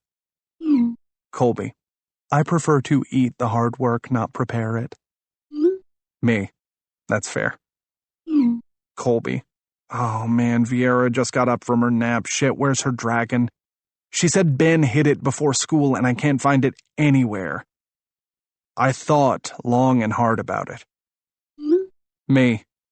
Check his Lego stash. I drummed my fingertips against my desk in impatience, only to have her ping back right away with a picture of the damn dragon captioned, Eureka! Colby, how did you know he'd hide it in his Legos? Me. All men think alike. Colby. I'll just take your word for it. Oh, shoot, gotta run. It's the scary cry and dinner isn't ready, and maybe stay at work for a few extra hours so I don't... Shit, gotta go. What? I thought our text exchange had gone well. Now she wanted me to work late? I frowned down at my phone, then looked back up at my computer and shook my head. Not a chance in hell. I was going home. 17. Colby. I heard the front door shut with a soft click, but it might as well have been a nuclear bomb going off. After several arguments over nap time earlier, I'd finally gotten the kids to go lay down for quiet time, though by the looks of the house, anyone would think a war had broken out before I was able to successfully accomplish anything past attempting to keep my calm before rocking in the corner with a bottle of wine clutched in one hand and a pillow to scream into in the other. Tears and flour caked my cheeks as I furiously rubbed them in an effort to look presentable. I sprinted into the kitchen, nearly taking out my right hip against the cold, hard granite countertop. Pain throbbed in cadence with my panicked heart as a car door slammed. His car door. Great. We were literally back to square one. I could see it now. Especially after this morning with our moment and his stupid assistant stopping by. He was going to be all anal again, and I was going to have to explain myself. Why were things like this between us? It felt like Rip had changed so much in the past few weeks, but I knew in my soul the moment he saw this chaos he was going to lose his mind, yell, possibly tell me I was immature, and then I would cry. No, no, no, I whispered to myself as I quickly shoved all the cookies that weren't burned farther onto the counter while dumping the others into the trash. Along with the leftover flour, several cups of purple glitter slime Vieira had decided she had to make, and an indistinguishable brown putty that I hoped to God wasn't from the old grumpy cat, were scattered all over the place in green Solo cups, making it look like a college frat house instead of a madhouse. Stu meowed at me and gave me a look that said he was about 2 seconds away from puking up a hairball, again. And don't even get me started on a cat that needed diapers half the time because life made him anxious. The whole spider scenario earlier today wasn't helping matters either. What cat eats a spider, then chokes on it? A shudder rocked my body. Shoo! I tried to shove the cat away from the table he'd just jumped on, only to groan when he knocked another 2 cups full of slime onto the hardwood floor. Footsteps sounded. Stu abandoned me, and the house still looked horrific. Panic flared in my chest, and suddenly, all I could do was stand there and watch in horror as Rip rounded the corner in his pristine black slacks and ironed navy shirt. Not a dark, wavy piece of jet black hair was out of place. His green eyes locked onto mine and twitched. Both of them, not just one. Both, simultaneously. How was that even physically possible? His height dominated the dirty kitchen, making me feel small. And stupid. Always stupid. He didn't say a word to make me feel that way. He didn't need to. His barely controlled rage said it all. Failure. I was a failure as a mom. And at present, he was there to witness my failings. Again. After our pact 2 weeks before, things had been better between us. But I knew that this mess would be the final straw for him. He understood the chaos. After all, he hadn't escaped our pact unscathed when we swapped roles. But he was still better at multitasking than I was. I wanted to yell that it wasn't supposed to be this way. I wanted to point my finger at him and tell him that he was half to blame, that we were never supposed to be put in this position, that life wasn't fair, and God hadn't blessed me with one domestic bone in my body. And truthfully, I was ready to say that. All of that, and more, because I was exhausted. And unlike Rip, I wasn't perfect. I didn't understand the word control any more than I could understand French. I opened my mouth and closed it as a blue bucket next to his feet came into view. Somehow the cat had knocked it over. Water and slime now pooled in front of him, inches from the toes of his perfect shoes.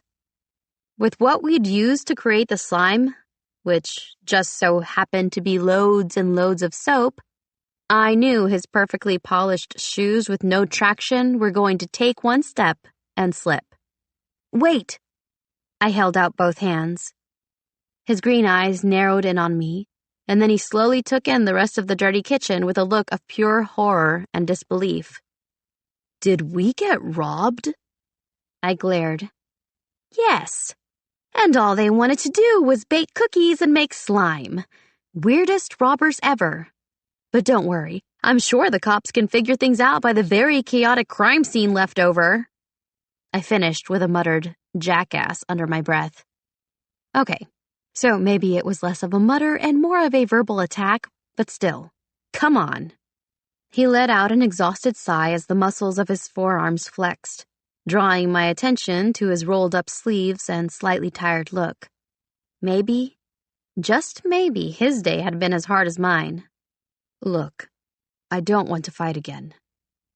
I deflated a bit. This was new to both of us. Why couldn't we just get along? I hung my head and mentally waved the white flag. Me neither. It's been a long day.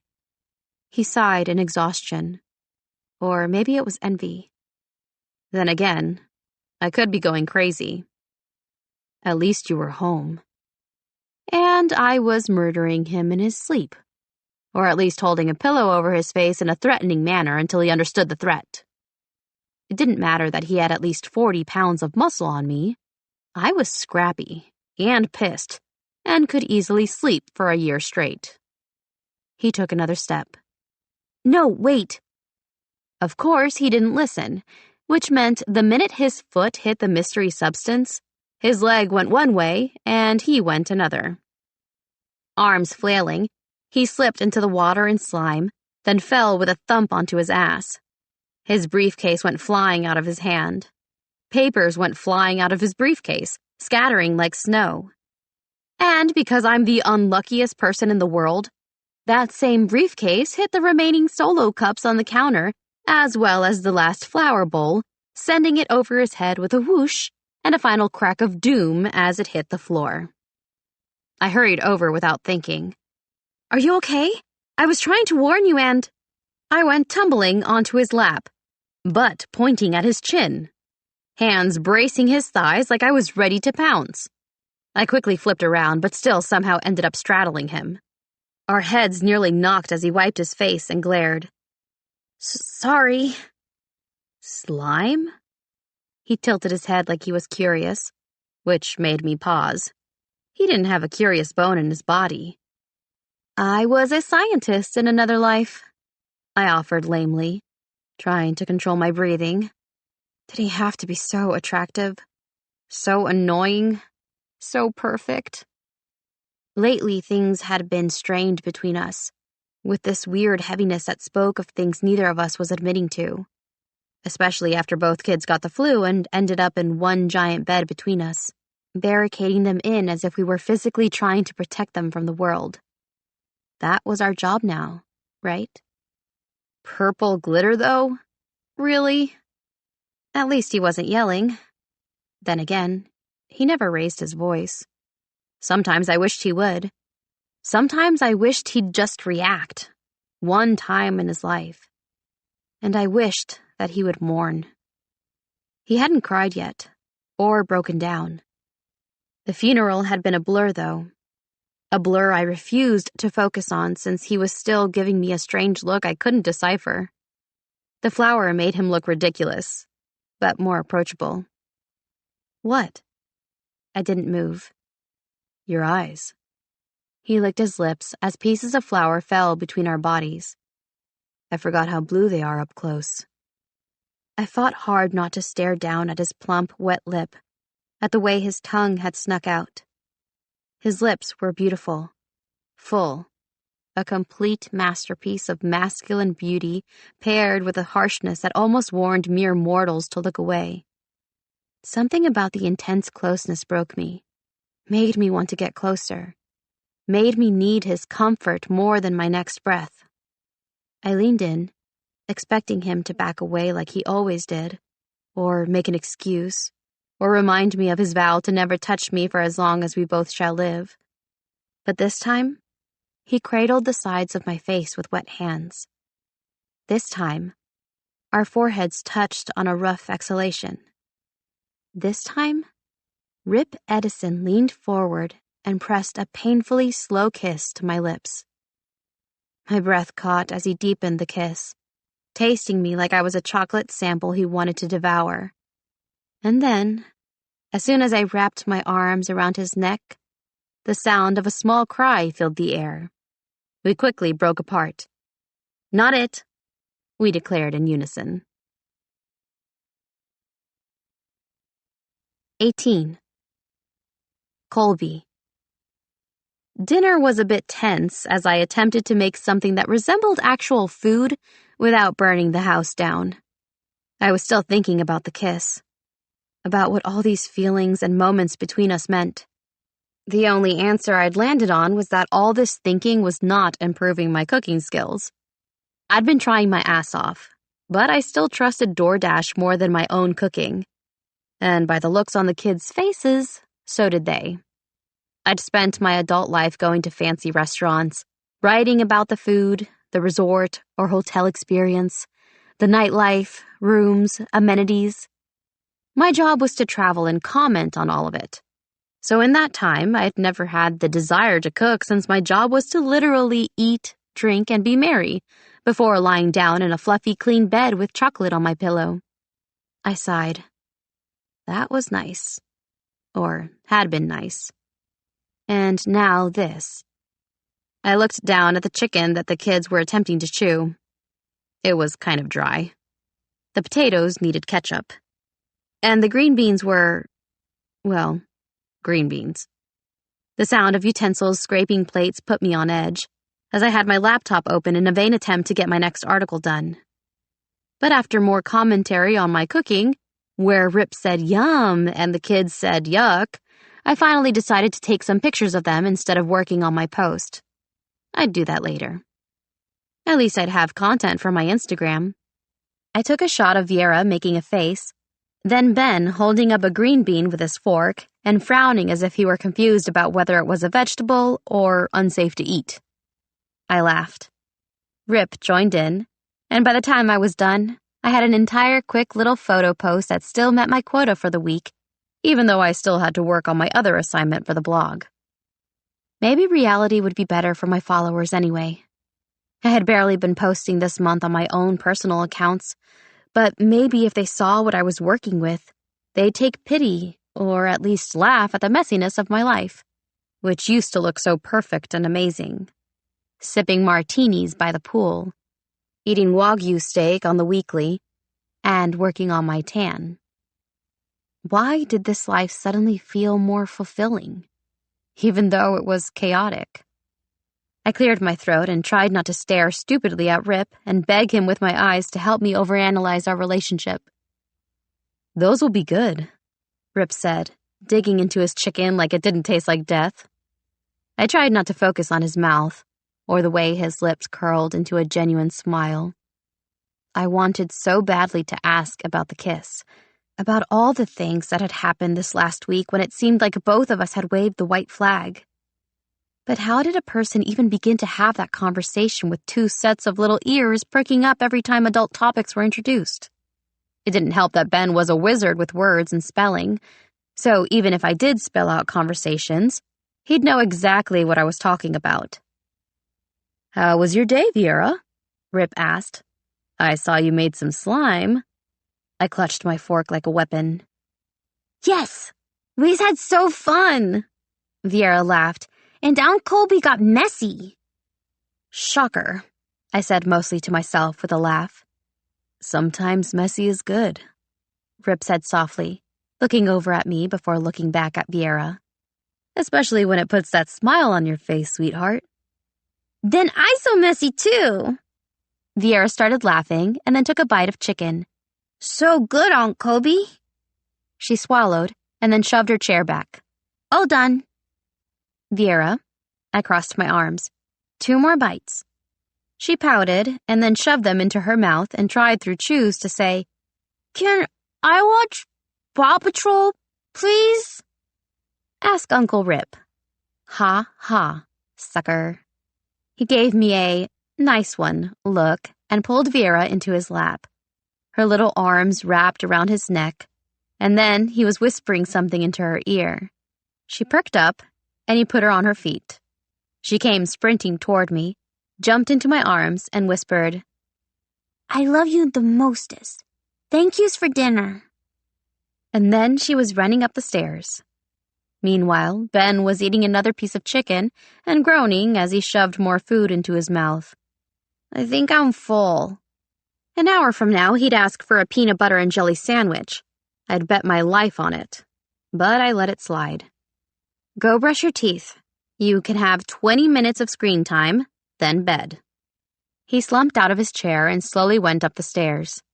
I smiled after him. They're so different, but they both have so much of Brooks and Monica in them. It's really nice to watch. I shrugged. As much as I wish they were here to see how much those little boogers are growing, I'm glad we get to at least experience it for them. Do not cry. Don't cry. Ben would eat his plate if we didn't stop him. Rip stood and started clearing the table with a sad smile. And Viera just wants to give the world a hug. I grinned in agreement. They're adorable. Exhausting, but adorable. How was, I casually grabbed some glasses and made my way toward the sink. Work. After Heather stopped by and stuff. And stuff? Really? He was quiet. Too quiet. Why was I freaking out? He seemed calm. Not like he was ready to tell me bad news, but insecurity flared up like always. She really was perfect for him on paper. Ugh, why had I even mentioned her? Why did I care? I mean, I didn't care. Much. Okay, I cared a lot. He'd kissed me. Me. But maybe it had been an impulse? Or maybe I was just being ridiculous and the chicken was affecting my brain cells. "She's been acting weird," was all he said. Maybe my gut instinct had been right, and she was just being the same mean girl I used to go to school with, the one who would do anything to nail the popular guy and keep him for herself. Besides, he'd kissed me. Maybe if I just kept repeating it, I'd finally believe that it was possible Rip had feelings for me. Real feelings. Things had shifted between us so much in the last week, and after that kiss, my entire body felt like I was going to do something stupid any minute. Like kiss him again or just accidentally slip while doing dishes and collapse against him to see if he caught me. Yeah, bad idea. Stupid idea. Or the best idea ever? What do you mean weird? I asked, moving dishes toward the sink and trying to act as nonchalant as possible. How was he acting so normal after kissing me? Heather, I couldn't tell his mood by the way he said her name, was just strange today. We had a talk in the car, and I'm starting to think that working for me might not be the best fit for her, you know? I wouldn't worry too much about it. Something just seems off. I nearly dropped the plate I was holding as I shakily brought it to the sink. Did she do something illegal? No. He barked out a laugh. Nothing illegal. Did she do something wrong? I was totally reaching, but I was curious about what she'd done in all her perfection to make him even contemplate letting her go or having that conversation. It clearly wasn't the burrito or the coffee. I was being obsessive about it, needy for details, because I knew it would at least help me understand where he was at. She does everything right, but that's not the point. Maybe doing everything right means you're wrong, and clearly I'm exhausted. He shrugged it off. Honestly, I don't want to talk about it, or work. He walked toward the sink, his hand brushing my hip like he meant to do it. I tensed and looked up at him. His eyes locked on mine with an intensity that my poor heart needed. His look said, "It's not her." Weird how a look can do that. I swallowed my nerves and attempted to act as normal as possible. I clutched the plate and started vigorously scrubbing it clean, not even realizing that he'd come up behind me. He put his hands in the dish soap, helping me stroke across the ceramic. And apparently, I wasn't just cleaning it off for the dishwasher. I was going to stay in that spot forever, with that plate, and with him behind me. Back and forth, back and forth.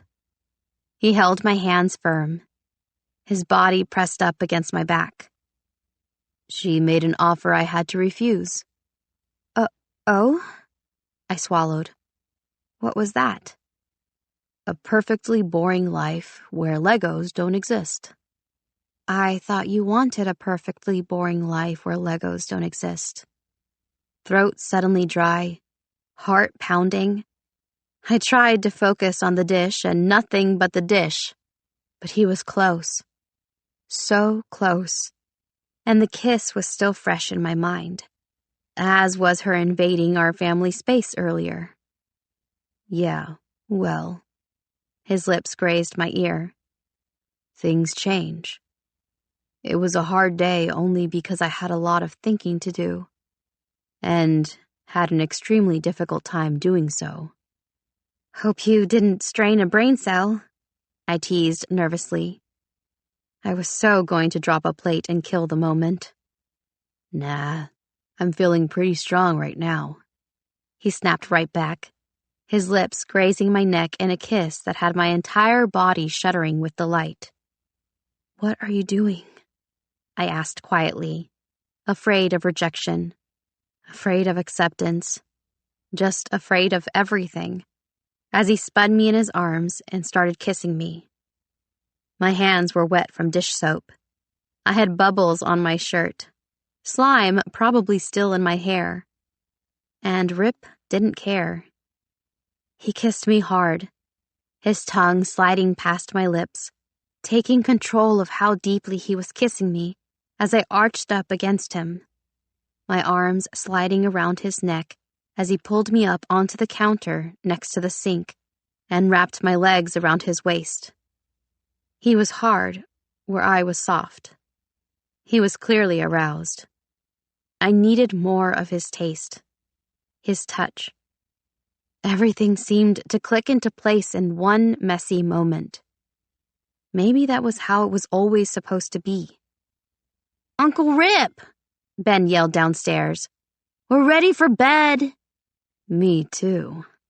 Rip's eyes sparkled as he kissed me one last time. Me too. Someone's being spontaneous. Someone found that stick up his ass and burned it. Painful. Necessary. Better? He nipped at my lips again. You have no idea. I groaned, jerking him by the shirt to meet his lips. And then, Aunt Colby, I's ready for bed story. Vera. Our foreheads touched. Duty calls, he rasped. Yeah. I didn't want to leave. What if I was dreaming? What if this moment was just a mistake on his part? Work pressure. Bad chicken? Divide and conquer. He grinned. You tell the story. I'll tuck Ben in. And then we'll come back downstairs and finish dishes. Was he talking about dishes or dishes? I licked my lips, tasting him there, wanting to taste more. His eyes fell to my mouth. You taste... His jaw clenched, and then he tilted his head back, looking up at the ceiling. Let me start over. I always thought it was cliché when in movies the guy says the girl tastes like strawberries when she hasn't even eaten any, or that she tastes perfect and they just ate garlic fries. It's cheesy. It makes zero sense, and it's false advertising.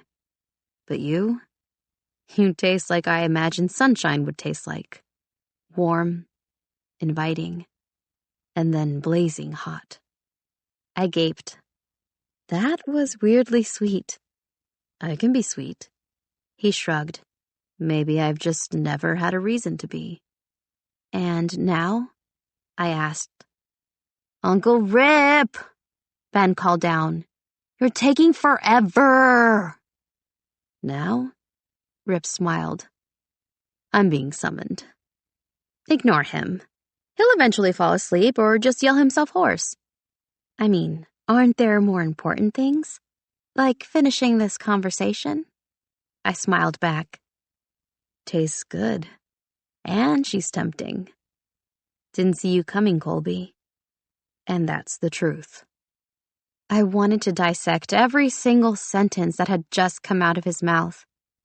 Unfortunately, Ben showed up at the top of the stairs, his little knobby knees making me laugh as he crossed his arms over his chest and pouted. Adults are slow. Yeah. I passed Rip and winked as I headed up the stairs. They really are the slowest. You'll pay for that, he said under his breath. Promise? I called over my shoulder. His eyes burned into mine. It was our perfect moment, the one that defined the rest of our lives. I felt it in my soul. And then I tripped on the last step and face-planted right next to Ben's feet. Wow, Aunt Colby, you went flying, he pointed out. Are you okay? I grunted and pressed my face against the carpet. Might just hang out here for a bit. Rip leaned down and whispered, You're cute when you fall on your face. I jerked my head back and stared him down. You're the worst. No. He held out his hand. Now let's hurry and get the kids to bed so I can show you all the ways I'm the best. But watch out. Lego minefield ahead. It's like they strategically put them on the floor to get us. I stepped over each of the Legos thinking I'd finally made it, only to get a minuscule clear one between my toes. I hissed, then pulled it out and held it up. Hey, I was looking for that one. Ben grabbed it out of my hands and went over to his Lego table and put it on his pirate ship. Amazing. I shook my head. How does he even remember where they go? Pfft. Ben laughed. It's not hard. Or maybe you're just super-duper smart, I offered. That too. He giggled and then, Viera, come to my room for story time.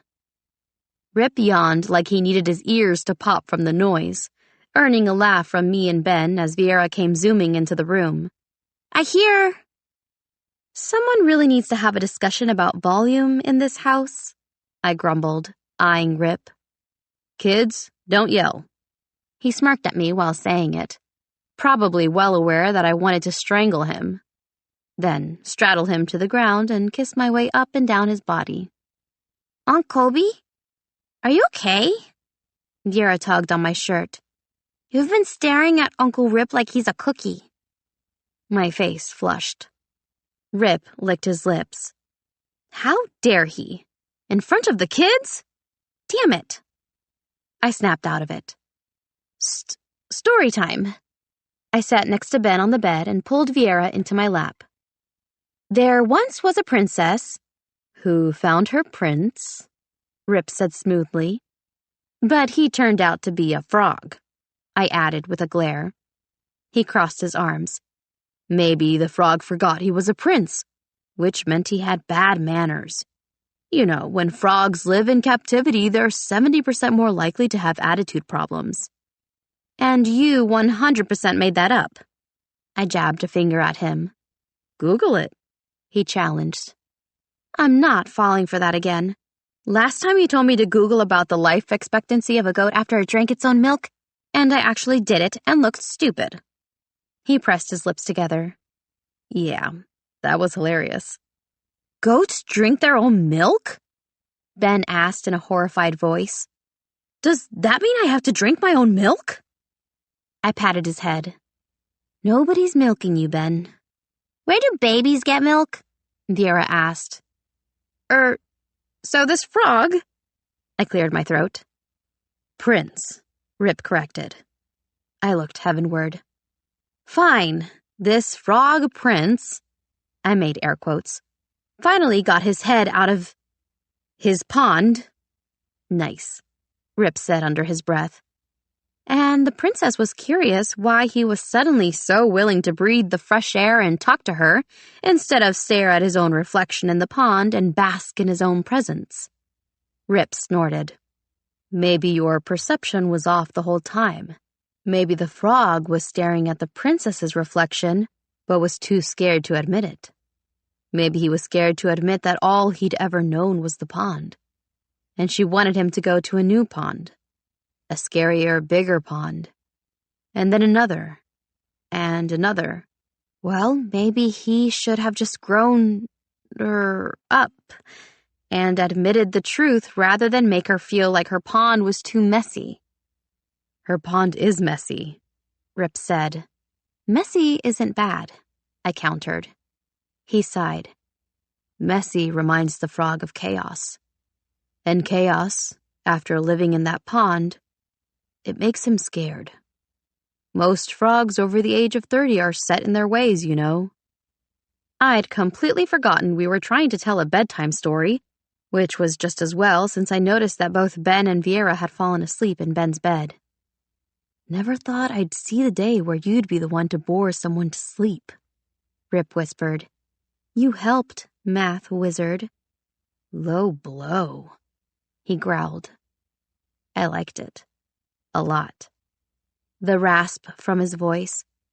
The way he stared into my soul. Did you mean it? Mean what? He slowly pulled Vieira into his arms and carried her to a room. I followed behind them and waited for him in the hallway. After what seemed like a lifetime, he reappeared, shutting the door quietly behind him. The frog story, I blurted out. Did you mean what you said?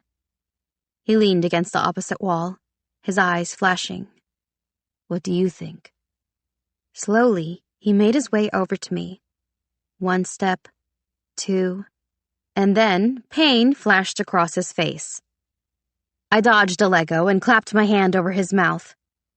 Wake them up, and I'm coming for you in your sleep. His eyes lit up. You're such a guy, I hissed.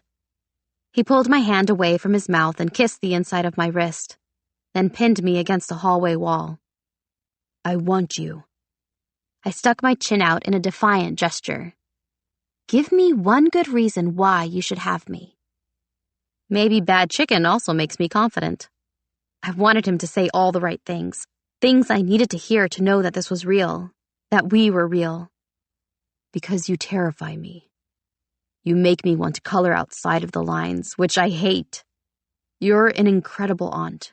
You're a loyal friend. Because you're beautiful even when you're walking around with ketchup on your shirt. Because it bothers me that you don't see how unique you are. how special it is to be included in your circle. And finally, because I've tasted. He nipped at my lips. I've drunk. He deepened the kiss, his tongue sliding against mine. And I fell. I was panting from one stupid kiss. I clung to his shirt, my eyes zeroing in on his perfectly muscular chest. I don't work out. I know. Kissing me won't stop me from annoying you 99% of the time, you know. No.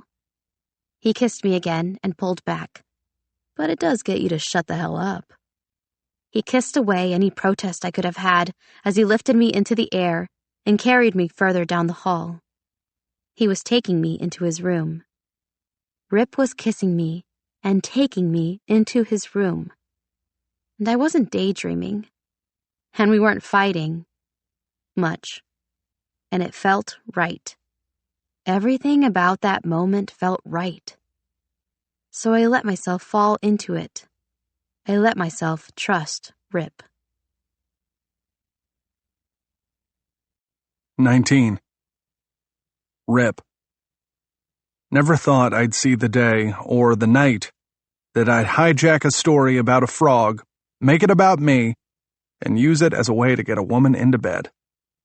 But here we were. And I was doing exactly that. My hands shook as I kicked the door closed softly, and then started raining kisses down her neck as she panted my name. Heart thudding against my chest, I guided her toward the bed, then tugged her shirt over her head and tossed it to the ground. Fuck. I'd forgotten how perfect her breasts were. She'd worn a bikini on a trip we'd taken to Mexico with Monica and Brooks, and I'd had to tell myself not to notice about 1,000,000 times. She smiled up at me. I hope that's a good fuck. You're sexy when you swear. I reached for her. I wanted to cover her body with mine and kiss her until I had to have her or died from wanting her. And it's a good one. They're a bit big. She cupped herself, making me groan. I slapped her hands away. You get to touch them all the time, it's my turn. She laughed. Yes, because that's what big-chested women do. We just sit around all day and touch our boobs. I like that fantasy, I growled, and my dick showed me it concurred by straining toward her. And I wouldn't judge you if you did. You're stunning. She swallowed slowly and looked away as if she didn't want to look me in the eyes. I thumbed the bright pink bra and grinned. Look at me. She lifted her chin. Better? How am I looking at you right now? Describe it. She chewed her lower lip, making a little red mark on the middle of her lower lip before she sighed. Can't we just have sex and call it good? Why? I leaned in. Are you scared? She gave me a slow nod. What if this doesn't work, Rip? What if we have sex and then I'm horrible, or you start, I don't know, doing math problems out loud because that's your kink, and then we still have to take care of the kids and live together? I forced a blank expression on my face. How'd you know? Her entire face drained of color. That's it? That's your move? Math should always be included in moves. I grinned, but no, I just wanted to see your face. That at least had her smiling. Huh, I sense another game in our future. Oh? I kissed the top of her head. What sort of game? We do this. Neither of us freaks out. Keep your sexy math to yourself. And you show me what you meant when you bought the baby oil. She held out her hand. Deal? Now that the wall between us had crumbled, all I could think was, how did I miss this? How did I miss how cute she was? How serious she was in this moment with just a bra and leggings on, her bare feet dangling near the floor as I carried her to the bed. Deal. I grabbed her hand and squeezed. But you have to answer my question, too. How do I look at you? Well, her eyes darted toward my mouth. You used to almost sneer when I'd walk into the room. Remember, we did almost kill each other planning Monica and Banks' surprise party. The memory was painful, because it felt like that was what had triggered their deaths. I hung my head. I was jealous. Jealous? You've always been this free, beautiful thing, and I was always jealous that I couldn't let myself be like that. I was irritated that you didn't seem to care about responsibility, and yet Monica and Brooks trusted you with raising their children. And I was always the too serious one, the one that tried to keep everything one way only to have you bulldoze your way into a situation and have a better, more exciting idea. Sometimes I blamed you for taking my family from me. You know how close Monica and I were, and then you just became a part of our family. Seamlessly. Easily. Everyone loves you, you know. So, I made myself focus on things I knew would put walls between us. And you know what you did? A tear slid down her cheek. What? I swiped it away with my thumb.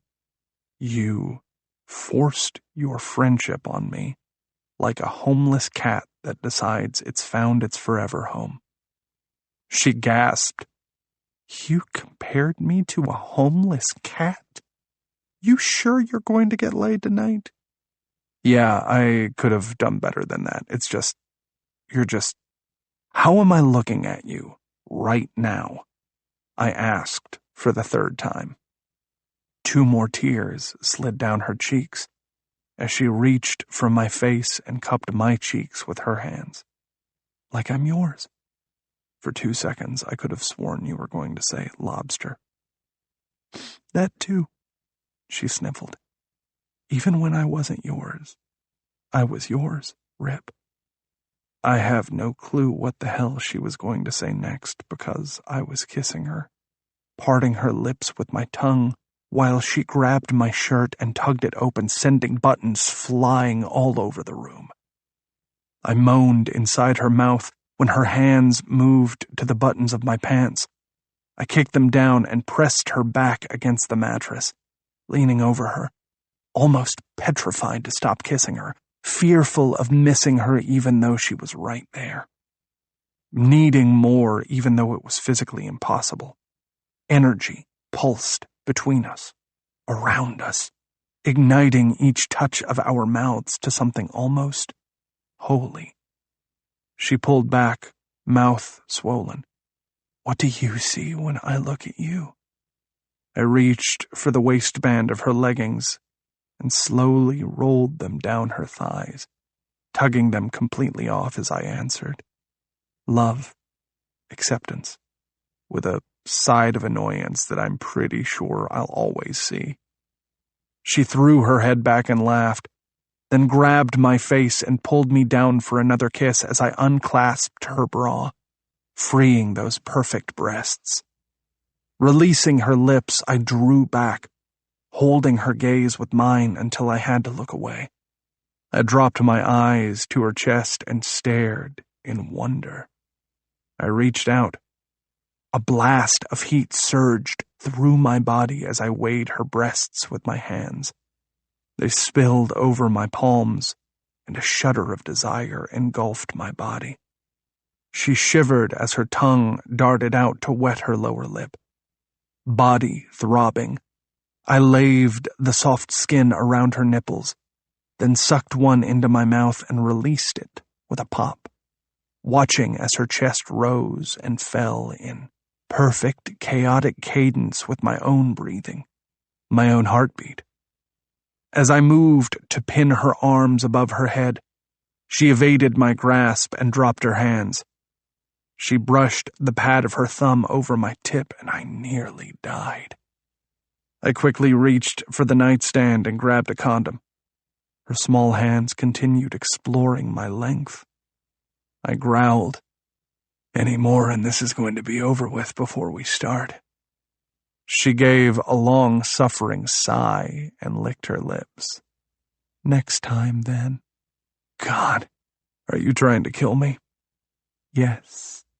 Why am I not surprised? I laughed, moving her hands away so I could roll the condom down. I grasped her knees and pushed them apart, crawling up her body. Her eyes fluttered closed in ecstasy as I nudged her entrance. Please don't be a tease in bed. Please don't be a tease in bed, she muttered to herself. A little patience is good for you, Colby. Where was my renowned self-control now? It had abandoned me, and I was being driven by something feral. Some primal instinct that beat take her in time with my heart's rhythm. Everything about this moment felt like it had been ordained, and I had no idea why it felt so right. Just that it did. That she did. Rip! She gritted her teeth, hooking her ankles behind me. My body loomed over hers, and I surrendered everything as I thrust into her. She threw back her head, lips parted. It was the most beautiful thing I'd ever seen in my life. Colby completely surrendering to me, trusting me. I kissed the side of her throat, tasting her skin as she matched my rhythm, her body moving like it was made for me. My muscles flexed taut as I tried to hold on, but every time I tried to rein myself in, she drew her nails down my back or made a little mewling noise that was so fucking adorable I couldn't focus. Should've, she groaned, done this weeks ago.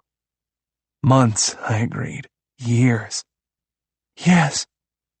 I molded her to me, willing the sensation of filling her to last, but I could tell I was already close and she was almost there as I pumped one last time and felt her release around me. My mouth covered hers in a soft kiss, and she cupped my face as the aftershocks of what we'd just done thrummed between us. I didn't want to pull out of her. I wanted to stay connected. The most connected I'd ever been with another person in my entire life. And it was someone who used to call me Satan. Someone I used to call immature and lazy. Now, all I could think about was that I had almost missed this. I know, she whispered. Did I say that out loud? Yeah. Colby's bright eyes met mine. I'm glad we didn't miss this too, Rip. Our hands clasped, and Colby squeezed tight. What do you see now?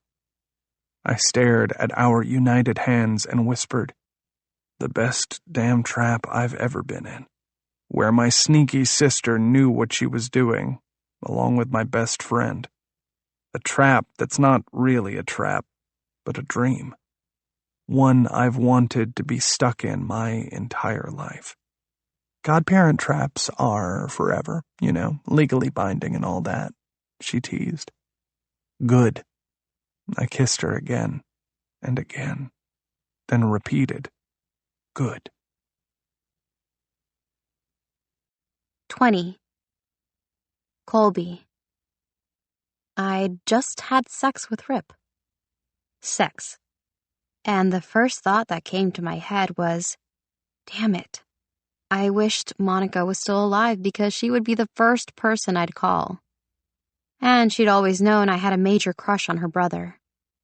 She'd made fun of me, but always encouraged me, like she knew that we were perfect for each other. I swiped a tear from my cheek as I remembered our last serious conversation about Rip. He needs someone like you. Just don't give up, she said, sipping her wine in the living room while the kids ran around screaming as Brooks played hide-and-seek with them. I frowned. He needs perfection. Nah, she patted my hand. Girl, he needs a big, giant mess that shows him how messy love can really be. He needs sinks to fix, snotty noses to wipe, He needs the simplest moments in life that would normally pass him by if he stayed inside the box he's made for himself. He needs you. Tears welled in my eyes as I looked away. He won't ever see me as his perfect mess. Who ever said perfect was part of it? She clinked her glass against mine. Besides, he thinks perfect means control when it means the opposite. I'm pretty confident you can remind him of that. And one day, he won't be able to help himself. I rolled my eyes. Sure, okay. A knock sounded at the door, and then Rip was walking in, holding a bottle of wine and saying hi to Brooks. Rip's eyes roamed the room and landed on me. His jaw clenched. "Remember this if you remember nothing else," Monica whispered. "That's not anger I see on my brother's face." "Oh, yeah? Then what is it?" I swallowed. "Desire," she finished. "Now, drink the rest of your wine. We have hide-and-seek to conquer." And right now, that major crush was naked in the bathroom, disposing of the condom. My heart and brain were not prepared for this. Breathe. Just breathe. I pulled the sheet up to my chest and peered into the door. "I can see your reflection, Colby. It's creepy when you stare without saying anything." I scowled. Saw that, too. Nothing wrong with staring at a naked guy you just slept with when he has an actual real-life six-pack, I pointed out wisely. The bathroom light flicked off. "How about establishing some rules?" "Boo, I knew it. You're reverting back." Disappointment had tears forming in my eyes, and then I looked up just in time to see him pounce on me and jerk down the sheets until I was naked to the waist. "Better." He nodded like he was proud of himself. "I have a lot to make up for. So I think that it's only fair the rule is, if I'm naked, you're naked. Hey, if you get to stare, I get to stare. That's the rule. I'm naked, you're naked. I missed out on this for years. Never again." I pretended to think about it, but I wasn't an idiot. He was offering me himself. I accept. Shall we shake on it? I held out my hand. He took it, then leaned down and pressed a gentle kiss across my lips that had me wondering how many hours we had before the kids were up. "You look like you're scheming." Rip smiled. My face heated. "Just thinking about putting NyQuil in the kids' juice boxes. You know, real parent of the year type stuff." He burst out laughing. I'd forgotten how much I loved his laugh. Not that I'd heard it much over the years, but now that I thought about it, I'd been hearing it often the last week and more. I wanted to keep this moment forever. Both of us free, laughing, talking about juice boxes, NyQuil, maybe even plotting a way to make a mean casserole. How was this my life now? And why was I suddenly so at peace? So happy? "I love your laugh." I found myself sobering, reaching for his face. He was all flawless, straight teeth, dimples, and a perfect jawline. So annoying. But all mine. "I love that you love it, Colby. For a frog, you really can be romantic. Frog prince. Get it right." "Sure. Okay." I started moving away, only to have him catch me by the hips and pull me back. "That tickles." "Shh." He kept tickling my sides. "If you wake up the kids, you get to tell them about the cuddling." I laughed harder. "Oh my gosh, you cuddled me so hard. Do it again, Rip. Please." His eyes dilated. "Whatever my princess wants." "See, that's why the frog got kissed." I laughed as he ducked under the covers. He said whatever she wants, whatever the princess wants. And he gave it. He gave himself. 21. Colby. We decided to get dressed in sweats even though it was 3 a.m., only because the last trauma the kids needed was to catch us cuddling in Rip's bed. I was supposed to go back to my room hours ago. But then I wanted wine. Then he wanted cheese. Then I needed a sandwich. Then we grabbed some of the kids' Pedialyte, for obvious reasons, and then we started talking. Or maybe we just started healing. Rip pulled me against his chest. Favorite classic movie? Casablanca. Fight me. No fighting necessary. 100% agree. Did you know that Humphrey Bogart was actually shorter than Ingrid Bergman? They had to put lifts in his shoes so he looked taller. Oh my gosh, you're one of those? I slapped him on the stomach. He frowned. What do you mean, one of those? You're a random movie fact guy. I did a little dance next to him. This means we're going to win every trivia game ever on any game night we participate in. Monica was always the worst at movie trivia. She couldn't even quote Friends, we said in unison. Brooks and I tried so hard with her too. He sighed. At the end of the day, you just hope you raise your children right. And, well, in the end, you've got to cut the apron strings and let them go. I knew he was being semi-sarcastic, but Rip had basically raised her all on his own after their parents died when they were young. It wasn't something either of them really talked about. He'd been in high school. She'd been in 8th grade.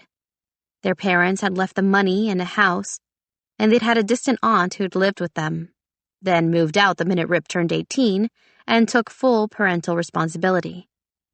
All they had was each other. And me. They'd always had me. And then Brooks, Banks. Our friends had become our family. I'm glad it's you here with me, I whispered in a small voice. His green eyes filled with moisture. I'm glad it's you too, Colby. You weren't on day 1 of the great co-parenting pact. I was grieving. I still am. And it just was so much. I mean, it still is, but... He gripped my hand in his, then lifted it to his lips. Every day gets better. Every day does. I leaned in to kiss him and was interrupted by the pitter-patter sound of feet and whispering. I don't know. Aunt Colby wasn't in there. I looked, Ben said in a panicked voice. Aunt Colby?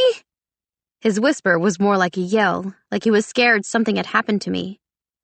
It broke my heart as I nearly tripped over the blankets to get to the door and grab Ben. No matter what happened, I'd never leave this kid. Never leave them. They were mine, just as much as they were Rip's. And we were going to be the constant that they needed. One Rip and Monica had never had growing up so fast after their parents died. I cracked open the door to Rip's room and said, I got scared, so Uncle Rip said I could sleep in his room. Cool. Ben shoved his way in. I want to sleep in Uncle Rip's room. He sped past me. Thank God Rip was fast, and he intercepted little Ben before he could jump onto the bed of fornication. Let's find your sister, and we can go into the big bed together. Sound good? He winked at me, then sauntered sexily by. I fanned my face and followed after him.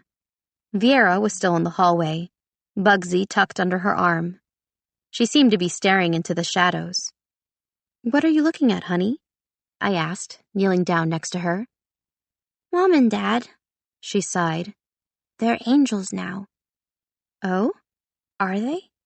Yeah, Dad said so. I tried to keep my expression impassive, when really I wanted to burst into tears. Was she really praying to her mom? Talking to her like I encouraged them to? It was almost too much to see the emotion on Viera's face and the pure confidence that what she said was reality. Then it must be true. Ben don't believe me. Her lower lip trembled. Ben let out a dramatic sigh. I didn't say that. Why don't we all try getting back to sleep, and we can talk about it in the morning? Rip intervened, and I released a relieved sigh. Viera yawned while Ben just nodded as we all stumbled to the master bedroom and crawled into bed. Rip flicked the lights off. Within minutes, the air was full of the kids' heavy breathing, but I was wide awake still, staring up at the ceiling, missing them, Monica and Brooks. wishing I could thank them for knowing me and Rip better than we knew ourselves, and hoping to God they were looking down and giving each other a high five for being so wise and bossy. Rip grabbed my hand and held it against his chest as we moved to cuddle. But the real kind, not the sex kind. We're not monsters. New normal, he whispered. New normal, I agreed. 22. Rip. You look too happy. Banks pointed out the next day at work when I tried to avoid Heather like the plague. Can I have the pears? I slapped his hand away, but that didn't deter him. He was right back there grabbing a damn pear like it belonged to him. He pulled out a chair and bit in. Earlier that morning, Heather had given her 2-week notice and left a fruit basket as a parting gift.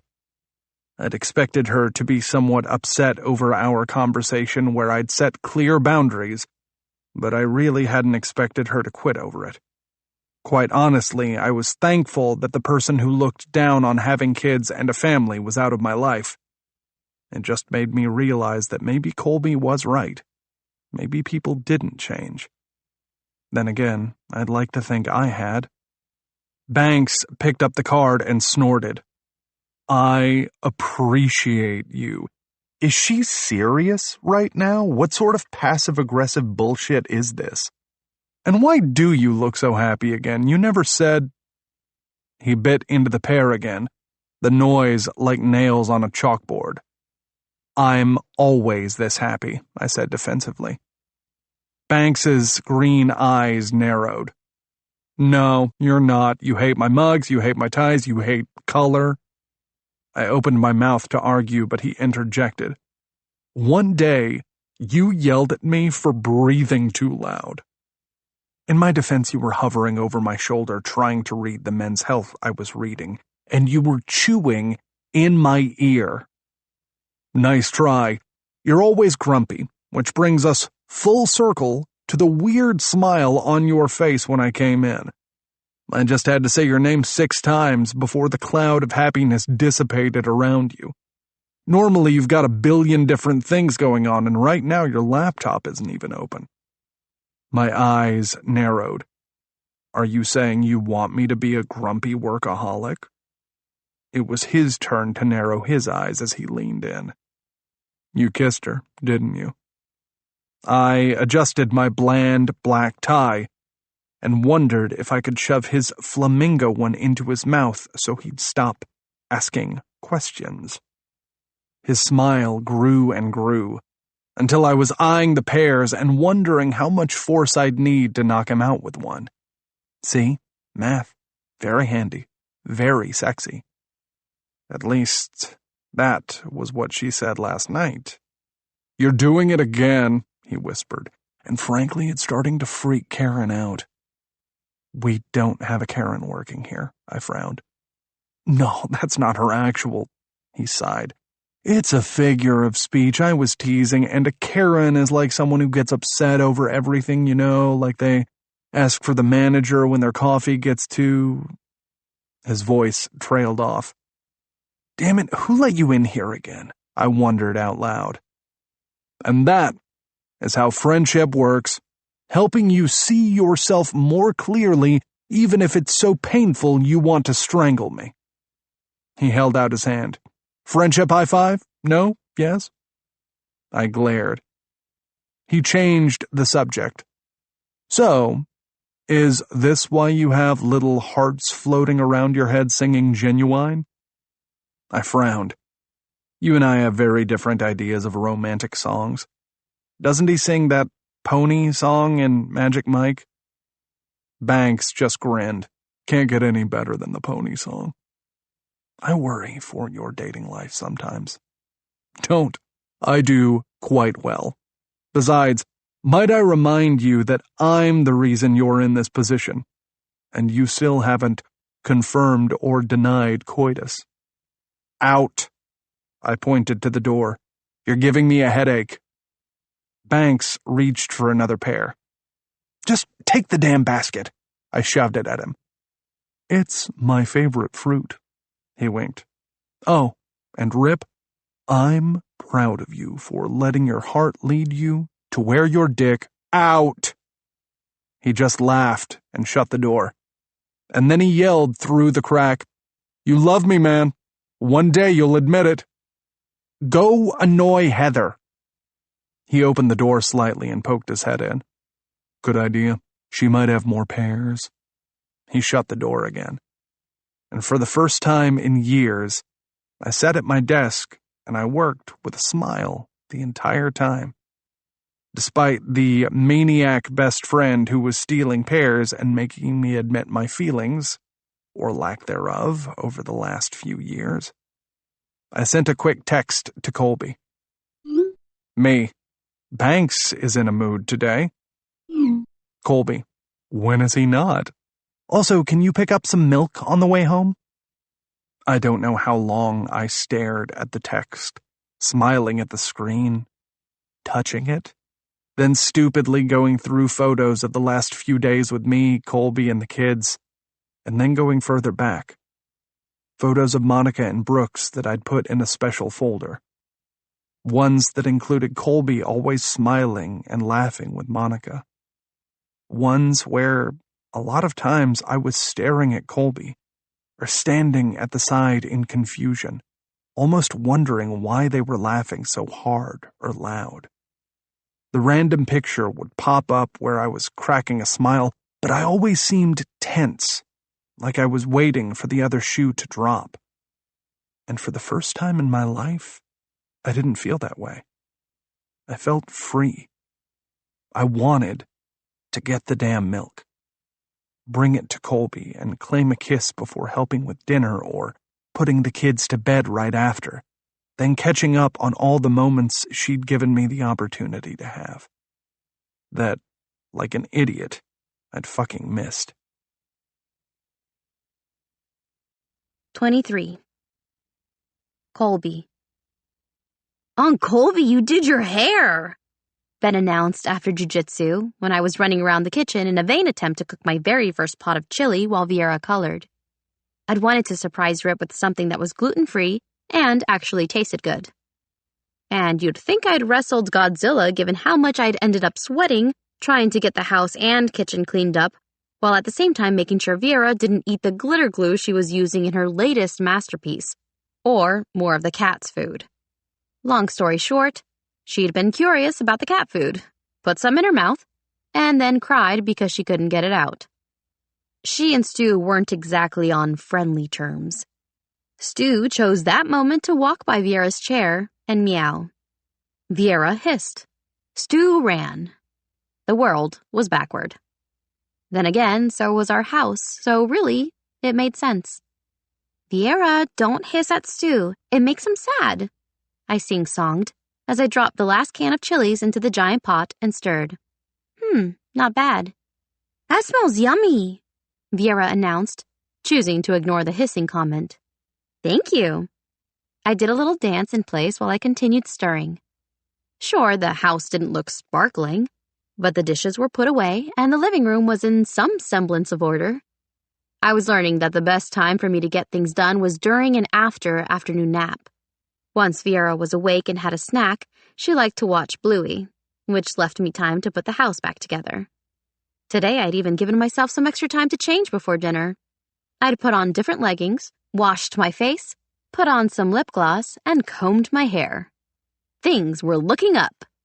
All moms should be sainted. I mean, really. Suddenly, tears sprang to my eyes. I was living Monica's life, and while I was making it work, part of me felt guilty. I was cooking dinner in the kitchen she should have been cooking dinner in. I was waiting for the guy I'd always loved to walk through that door with a smile or possible scowl on his face. I was getting ready in her bathroom because it had the best lighting. I was kissing her children and tucking them into bed. A tear slid down before I could wipe it away. I'm trying, Monica. I am. More tears joined the first as I whispered into the stupid chili. I'm so sorry. I suddenly felt tiny arms wrap around my waist from behind. I turned around and looked down as Vera looked up at me, her curly hair shoved out of her face with a red headband that she'd refused to take off for 10 days and counting. I love you, Aunt Colby, I sniffled. I love you too, Squirt. I know, Squirt, I big. So big, I agreed. You're right. I bopped her nose. Can you show me your pretty picture? Yay! She sprinted back toward the counter and after 2 minutes finally managed to climb Everest, aka her chair, and sit comfortably. Look, it's you, Aunt Colby. My eyes were X's, and I wondered if that meant I was actually dead. And Uncle Rip? He looked worse, with teeth that were pointed and painted red. But we were holding hands. I mean, if you can call 2 lines crossing holding hands. And Ben! He looked halfway normal, though he was missing an eye. And Stu! The cat was on its back with its legs in the air. No guess there. She'd killed the cat. And Mommy and Daddy. She pointed to 2 suns in the sky with eyes and what looked like wings. My family, she announced proudly. It pretty? My emotions were all over the place as I took the drawing from her chubby little hands. It's the prettiest picture I've ever seen. We should put it on the fridge next to the others. Yes! She took 10 more years to climb down from her chair, and then we were in front of the fridge arranging the alphabet magnets to hold the picture. It was perfect. It was my family. The door suddenly jerked open, and in walked Rip. My heart nearly stopped as I rose to my feet and watched him walk toward me in slow motion. Okay, maybe not slow motion, but it felt like it. He wasn't smiling, but he wasn't scowling either. Did I hug him? Did I shake his hand? There was no manual for this, was there? Just like there was no manual for losing your best friend and inheriting 2 perfect children while living with the one guy you'd loved forever but who was so out of reach you wondered if the sex was even real. Because it was so unreal. Rip stopped right in front of me while Vera made the long journey back up to her chair. You did your hair. He reached out and I batted his hand away. It looks nice. And then that gorgeous man flashed me such a perfect smile that my heart nearly stopped. You look... He leaned in and kissed my cheek, whispering, beautiful. My knees turned to jelly as I reached for his biceps and held on for dear life. I don't know how long we stood like that. Me within inches of kissing him, holding on to him, begging him to lock the kids in the family room with a movie, then take me upstairs so I could kiss him, taste him, tell him about our day, ask him about his, get naked. Vera sighed and threw her head back, smacking her hand against her face. You guys are cuddling again. Nah, we cuddled a lot last night, though, Rip said under his breath. I swatted him across the stomach. He caught my hand and then kissed my wrist. Vera, I have a surprise for Aunt Colby. I'll be right back. I quickly turned off the burner as he dragged me toward the downstairs bathroom and shut the door. And then his hands were on mine. Mine were on him, frantically pulling at his neck, bringing him close, tugging at clothes and wondering how fast we could do this with 2 kids under the age of 6 mere feet away. Missed you, he said between kisses. So fucking much. Missed. Our tongues fought for dominance. 2. Need you. He tugged at my leggings, and within moments he had a condom on and me on the countertop. Rip surged into me with one big, thrilling movement, filling me to the hilt. He wasted no time in moving. I wasted no time in holding on for dear life as he continued kissing me.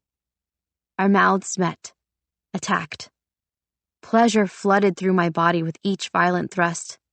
And then I was there, gripping both him and the counter as I rode out wave after wave of my orgasm.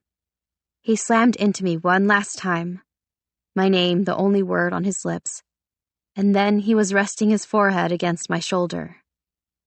Hey, Rip. Why was I out of breath? I really needed to get back to the gym. Yeah? He looked up at me, his green eyes lit with excitement.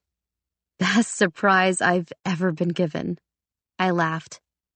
And now we have to hurry so the kids don't catch us. It's not like they know what we're doing, he said as he pulled out of me and grabbed a tissue to start cleaning up my thighs without me even asking. I was still smiling when I pulled my leggings back up and realized last night we hadn't used a condom the second time. Rip? Panic washed over me. What if the condom isn't enough? After last night, oh God, we can't handle more kids. And, okay, yeah, I was high-key panicking for no reason because that was what I did when things were going so well, when they were so perfect, when I had this god of a man taking me against the bathroom sink. You're the only woman I've slept with in a year, he said softly, and you're on birth control. How do you know that? I stared at him in shock. Then I blinked. And a year? I was busy, he said, slowly eyeing me up and down. And I know because I know everything about you, even when I don't want to.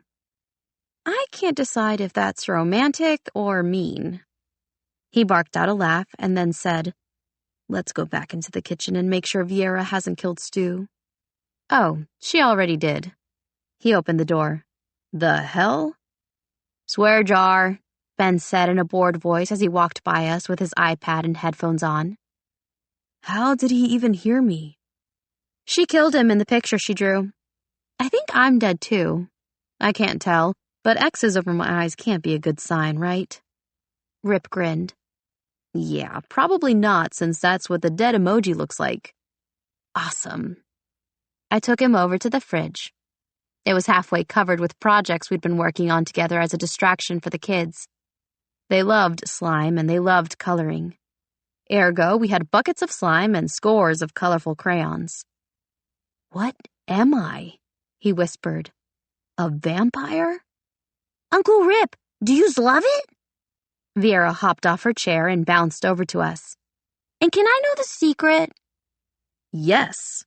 Rip picked her up and kissed her on the head. You're a great color. She laughed and wrapped her little arms around his neck. Duh, I know. Humble, too, I added. Yup. He looked over at me, his grin slowly falling from his face, and something more intense passing over it. He felt it, too, didn't he? The rightness of us in that moment. Not just together in the kitchen, but together with the kids. Well done, Monica. Even in her death, she was still trying to matchmake me with her brother. And it was working. It was perfect. It was everything I'd ever wanted. I just hoped he felt the same way. I'm starving. Ben moped into the kitchen and pulled out a chair. Are we ordering pizza? Nope. I went over to the chili and turned the burner back on to warm it. I cooked. The kitchen went silent. Rip set Viera down and then felt my forehead, earning a glare from me and a giggle from both kids. I stuck out my tongue at Rip, only to have his eyes flash as he leaned in and whispered, So inappropriate in front of the children. Tusk, tusk. I quickly grabbed a kitchen towel and started wrapping it in the air to create a whip. Run.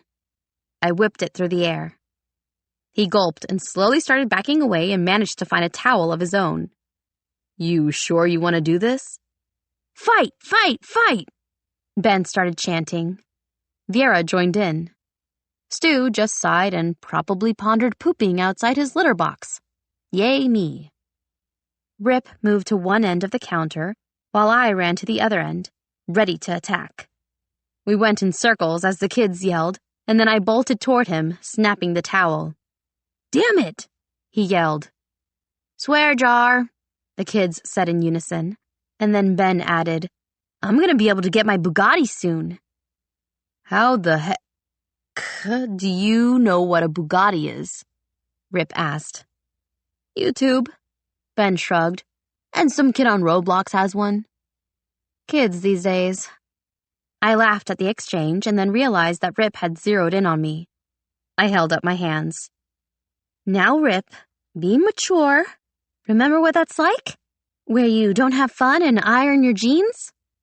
He snapped the towel at me. Weren't you the one that said you were bringing... Another snap toward my thigh. Me out of my shell?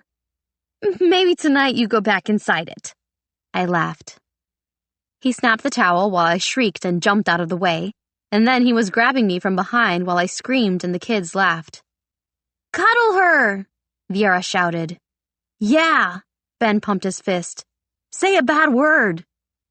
I started laughing so hard I had tears running down my cheeks. The good kind. The happy kind. And as I wriggled around to face him, I could tell from the look on his face he was feeling the same way. His smile was different. Some might even say downright dazzling as he tilted my chin up and then pressed a deep kiss against my lips. Ew, Ben groaned. You're gross like Mom and Dad. You hear that? I said. We're gross. So gross, Rip repeated. Does this mean he's not dating until he's 40? Because I'm okay with that plan. I was thinking 50. Deal. We both turned toward the kids. Viera was grinning up at us like we were her world, and Ben was counting the money in the swear jar. Or attempting to. Our kiss hadn't freaked them out. If anything, it was the one normal thing they'd seen in the weeks since their parents' death. And again, it felt right. Like things clicked into place. I laid my head on Rip's shoulder and sighed. He wrapped an arm around me, and when he relaxed against me, I grabbed my towel and let it fly right against his thigh. Gotcha! Instead of attacking, he simply held me tighter and said, Yes, you do. 24. Rip. She gave you a fruit basket? She spit out the toothpaste and then wiped her mouth with a towel. Like, with real fruit? How had I not noticed how gorgeous she was? How easy it was to exist around her. How attracted I'd been this whole time. And all the fucking energy I'd spent trying to push her away. To push away my feelings because they scared me. She scared me. Monica left. Brooks left. Our parents left. It was terrifying to suddenly allow yourself to fall so hard and fast that the idea of not existing with that person standing next to you, brushing their teeth, ruined you. When I truly looked back and thought about it, I realized I'd just been irritated that they saw through me, every part. Monica and Brooks knew me better than I knew myself, and knew what I needed. I shook my head, bringing myself back to the present. No, fake fruit, broke a tooth, lesson learned. She rolled her pretty blue eyes, and then pulled her dirty blonde hair into a messy bun and faced me. I don't like her. I'm aware. She put her hands on her hips, drawing attention to her smooth thighs and small black shorts. Seriously, she's the devil. She was so freaking mean to me in high school, and I know I need to bury the hatchet, but I'm sorry. This is me trying. Uh-huh. I was seriously distracted by the fact that Colby was wearing a black tank top with no bra. I know you are. She grabbed her moisturizer and started rubbing it all over her face and neck, while I moved behind her to grab my toothbrush. That was when I realized we moved together like we'd been sharing a space, a home, for years. Like we were always meant to be this in sync. I moved out of the way for her when she reached across the counter, then handed her what she needed. She snatched the toothpaste out of my hand as if we'd been doing this forever and put it away. I don't trust her. Are we still talking about Heather and the pear basket I gave to Banks? Wait, why did you give it to Banks? She asked, frowning. Banks has a thing for pears, and he was going to steal it anyway. I sighed, and then started brushing my teeth, while Colby hung up her towel and leaned her hip against the countertop. He needs to find the right girl and settle down before he turns into a contestant on The Bachelor. Not that I'm judging, I'd watch the hell out of that. I almost laughed because she sounded just like Monica in that moment. My sister had said the same to me more than once. I pointed my toothbrush at Colby. If you try to set him up with someone, he's just going to ask her cup size. Colby gasped. That bastard. He's a player, told you so. But he was always so nice to me, she argued. Respectful. I almost choked on my toothpaste as I spit it back into the sink. Respectful. Colby, have you looked in a mirror recently? Any guy would think you were sexy as hell. Was he trying to play matchmaker? Yes. But don't for 1 second think that he wouldn't have jumped at the opportunity to get into your pants if he thought you were interested in him. She sniffed and looked away. You said I was a hot mess. I pointed my toothbrush at her again. Emphasis on hot. Her cheeks pinked. Anyway, he was just helping me out. Helping make me jealous, yeah, I know. Read that loud and clear every time he invited himself over and tried to take you out. Idiot. Did he really think I didn't notice you? She shrugged. It seems to me that everyone around us knew this would happen and should, except for us. To be fair, our horrible date and sniping at each other for years didn't help. I looked away, gripping the counter with my fingertips. I was nervous. She jerked her head up. I'm sorry, what? For our date. I licked my lips.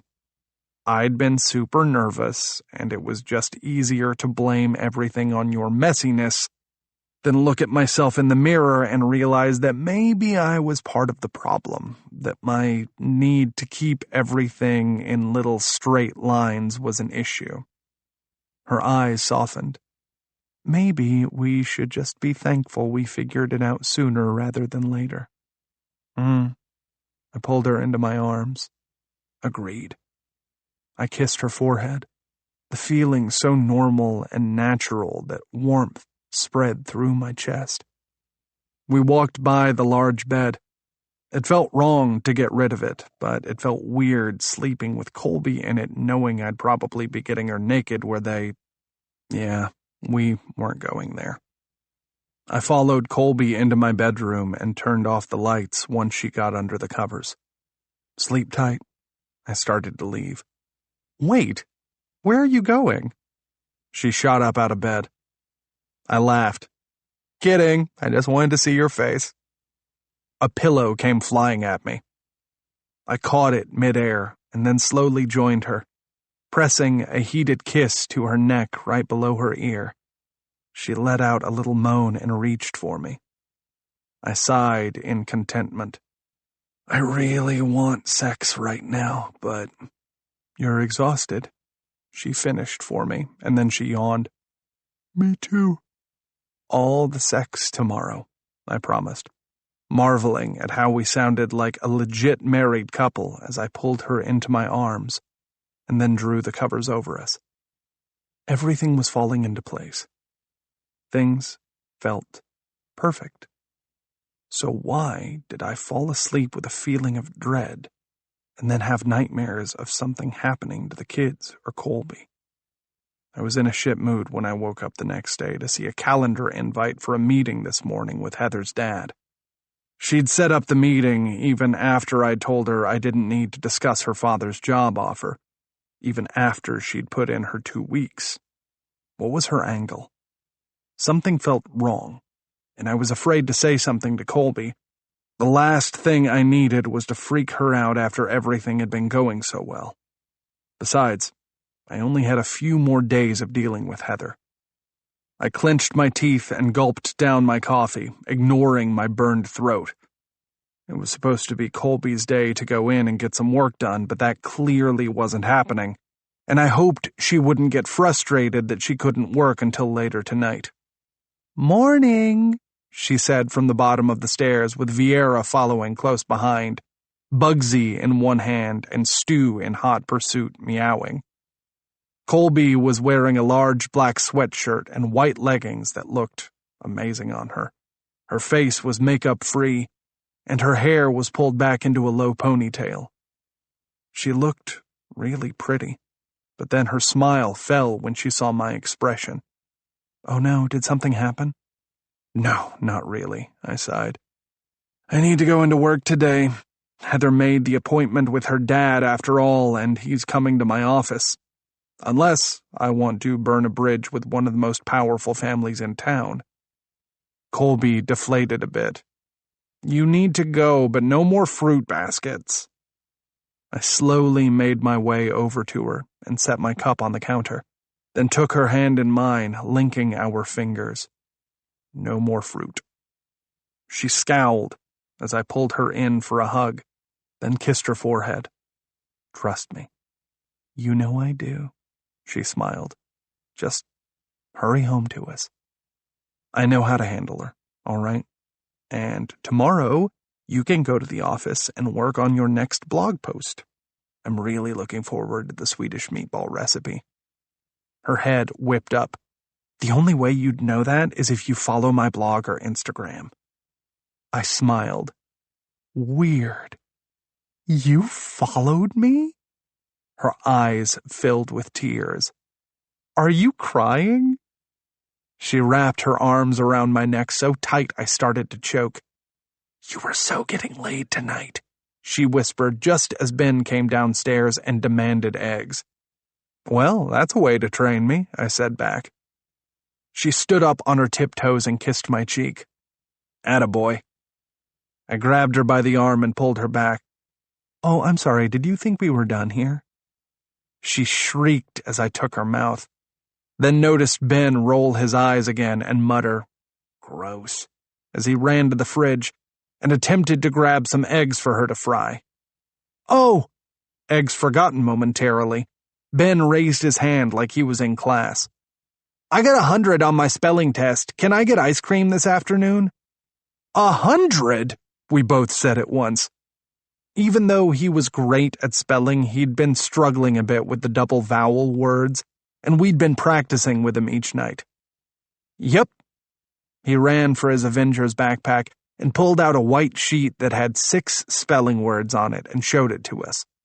It had a good job sticker on it, and the number 100 written in bright blue marker. I held up my hand. High five, buddy. He hit my hand, then Colby's. Tell you what. Colby bent down to his eye level. Why don't I let Vieira stay with Mrs. Harris for an hour, and I'll pick you up from school and we can go to Scream. His eyes grew as big as saucers. But that's like super giant ice cream cones ice cream. And that's a big giant 100, Colby said. So, what do you think? Yes, yes, yes, yes, I'm amazing! He danced around us for a bit and then announced that he had to pee. Well, that was short-lived, I said. You sure you don't mind taking him? Hey, I get ice cream too, Colby laughed. I've got this, just go to work, change the world one tax deduction at a time. I really should wear a cape, I teased. Pretty sure the kids already think you have one, Uncle Rip, she said softly, bringing tears to my eyes, making it so I had to look away. Be safe, Rip. Her smile was full of joy, trust.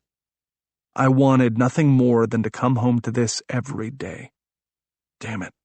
I needed to figure out a way to take a sabbatical so we could finally heal. Take the time and do it together. As a family. You too, I choked out.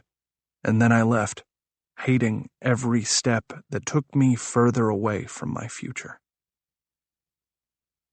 I'm sorry, I said for what felt like the 11th time. I'm just not interested, Sam. I know you do amazing work, but I'm happy. I have a family that needs me, and if I started working for you and sold my firm, I'd be so busy I wouldn't get to see them. Heather's smile was so fake, I had to turn away so her father couldn't read the look on my face. The fact that she'd set this up behind my back pissed me the hell off. It put me in a rough spot with one of the most influential men in our city, one who wouldn't be beyond warning his friends away from giving me business in the future. And since Heather had never shared with him that she'd been the one to set up the meeting, not me, I looked like a flake for turning down his offer. I guess I just don't understand. He leaned back in the leather chair. Heather said you were genuinely excited.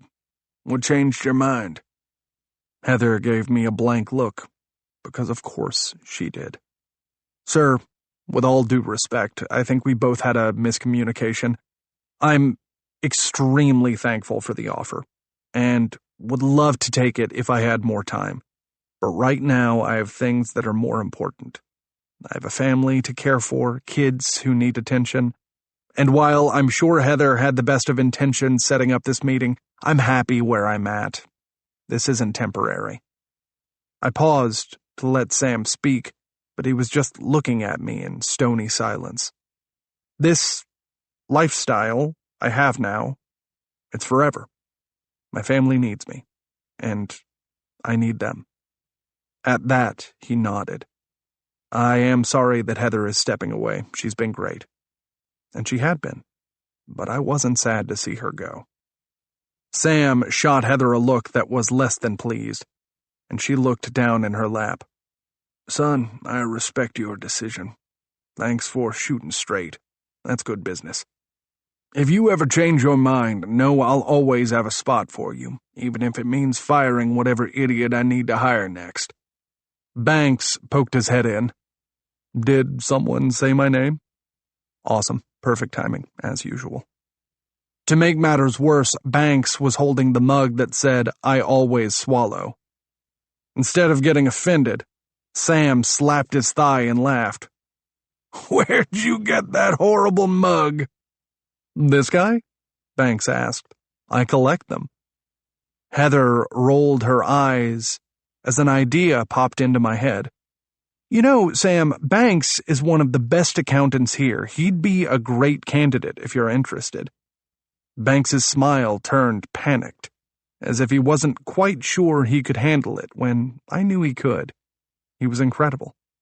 Why don't you offer him the job? It would give me Banks in small doses.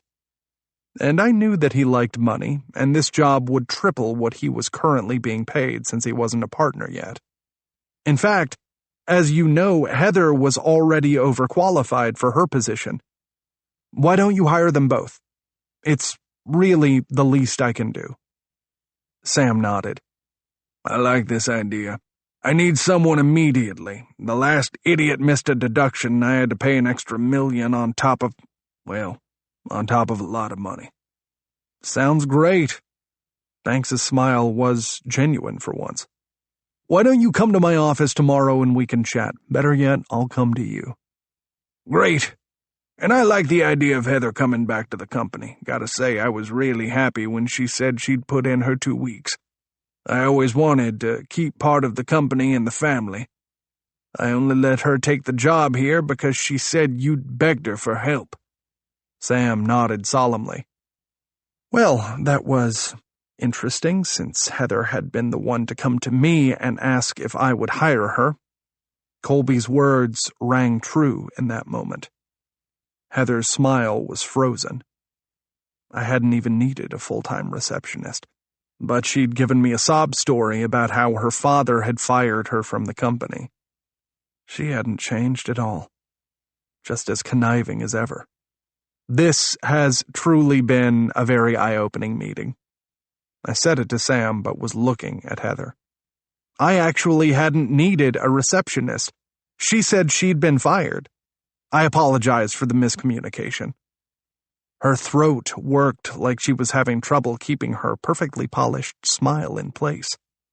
How had I ever thought I belonged with someone like her? What had I ever seen other than what she wanted me to? Sam just shook his head.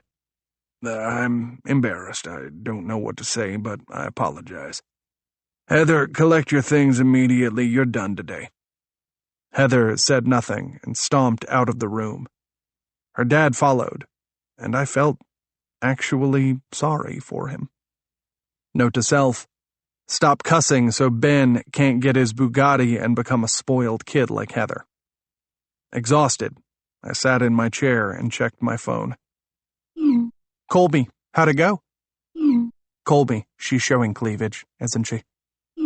Colby, I'll kill her. Colby, I mean, really, should anyone be that pretty? Colby, I'm dying here. I had this nightmare on repeat of you taking her against the desk, throwing the stapler across the floor, and just ripping her dress open and... Colby, actually, can we do that? I've always wanted to do that. Colby, ... Colby, I swear I'm not crazy. Colby, there's this song. I want to live in a world where all your exes are dead, and I feel it on a spiritual level. I finally took pity on her and texted her back. Me, let's not go to prison. It went well, more details when I get home, but no, I miss you, and yes, we can throw the stapler to the ground and have hot sex against my desk. Let's just make sure we do it after hours so Banks doesn't think it's an invitation to watch. Colby, thank God. And I want to say he wouldn't, but the pear stealer would. He really would. Where did he come from anyway? Me. No idea. He's like the friend that forces his friendship on you until you say yes and then wonder where it all went wrong. Colby. So, he's me, but male? Me. You didn't force yourself on me at all, and don't ever compare yourself to Banks. Colby. Haha. Kidding. Look at us. Adulting. We're so hot right now. I mean me. I'm finally adulting. Me. Burning up. And you already were adulting. Colby. It's getting hot in here. So take off all your clothes. I burst out laughing. Leave it to Colby to make me laugh and change the subject. I quickly typed back, Me, you just aged yourself a bit. Colby, how dare you, sir? I'm young and know how to use TikTok. $20, you don't even have it downloaded. Me, I literally have 70,000 followers. It took her a while to text back. Colby, I can't find you. Me, it's too easy with you. Do I look like I dance in front of my own camera, then wait and see how many people think I'm legit? Colby, never say legit again. I checked the time on my phone and sighed. I didn't want to stop talking to her. I could text her all day. But instead, I had another meeting in a few with a new client. Me, I don't want to go, but I have another meeting. I typed, I love you, so many times that it was embarrassing, only to delete it because wasn't it too soon? But I did. I loved her. And now I knew I always had. I had just been afraid to love someone I couldn't control. Someone who didn't fit in the perfect plan I had for my life. Not even realizing that the perfect plan wasn't what I needed. No, what I needed was someone who would push me, make me laugh. Someone who wouldn't allow me to be a jackass just because my pencils weren't straight or things weren't going my way. God, I'd lived such a carefully constructed life, and what had that gotten me? Misery, math equations, and Banks, no offense to Banks. Colby hadn't destroyed me. She'd freed me. I wanted to say it. Say the 3 words. But over text? Was that lame? Why was I always overthinking things with the one person who probably wouldn't care if I said it via email? I saw a few dots pop up and then get deleted on her end, only to have her finally just send a heart emoji, which nearly made mine stop. I put my phone down and wiped my hands down my face.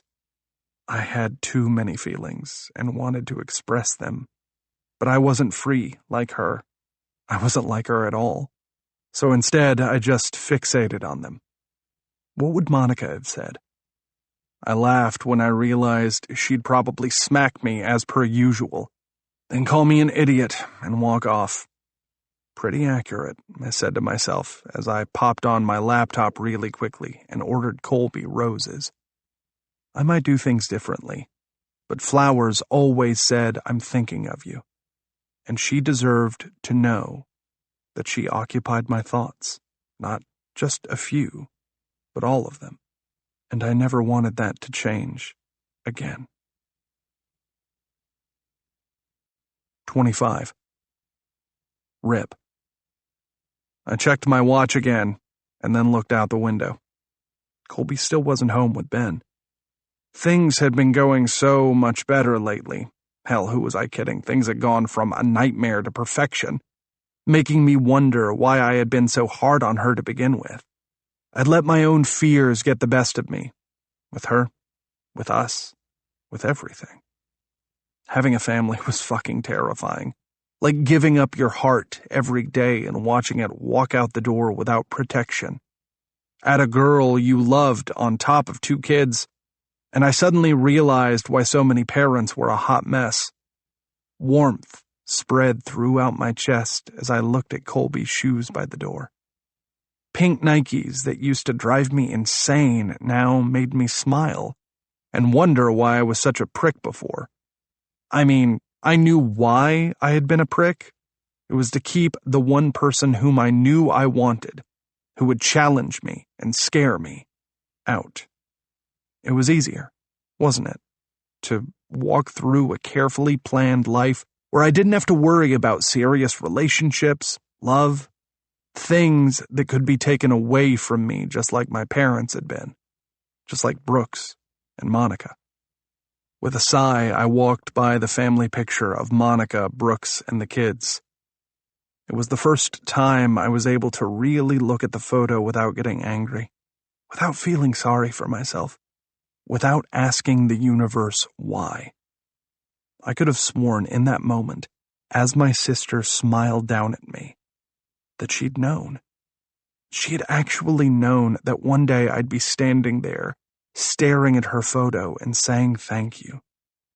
Thank you for Colby. Thank you for the kids. Thank you for giving me the family I've always wanted but never dreamed I would have, and certainly never wanted to get this way. I missed my sister and Brooks so much, but I wanted to believe they were watching over us. I wanted to believe what Colby told the kids. I wanted to believe that Monica and Brooks were looking down on us, wishing us well, thanking us. I turned and eyed the picture that Vieira had drawn, with their parents as angels. I wanted to believe that there was more after death, that there was life, there was hope, and that they watched us with annoyance as we stumbled around this darkness, this new life, and went, "Get it together, guys." "When you see a butterfly, think of me," Monica said with tears in her eyes on her wedding day, referencing our little agreement from when we were kids. "Butterflies mean that the world is shifting. By a simple flap of their wings, they create ripples in the universe." She turned to me, her smile wide. "I'm not saying that anything will ever happen to me, but you need to know. I will always be by your side, ride or die, your little sister, forever. Regardless of my marriage or what happens in my future, know that I'm with you. It's us against the world, and if you ever doubt it, I'm manifesting this right now." She squeezed her eyes shut. "You'll know because you'll see a blue butterfly. All right?"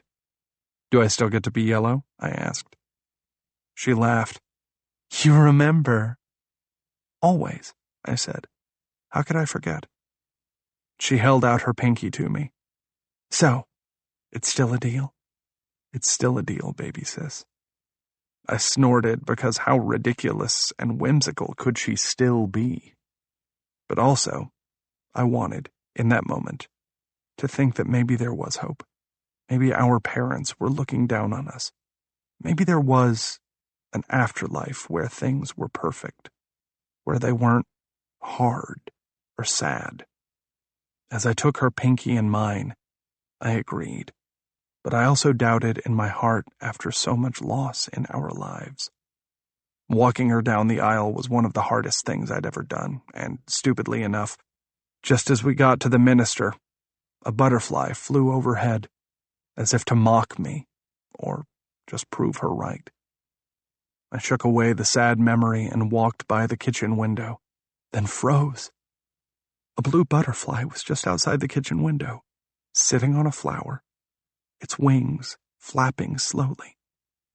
My throat felt tight as I watched. Within seconds it was gone.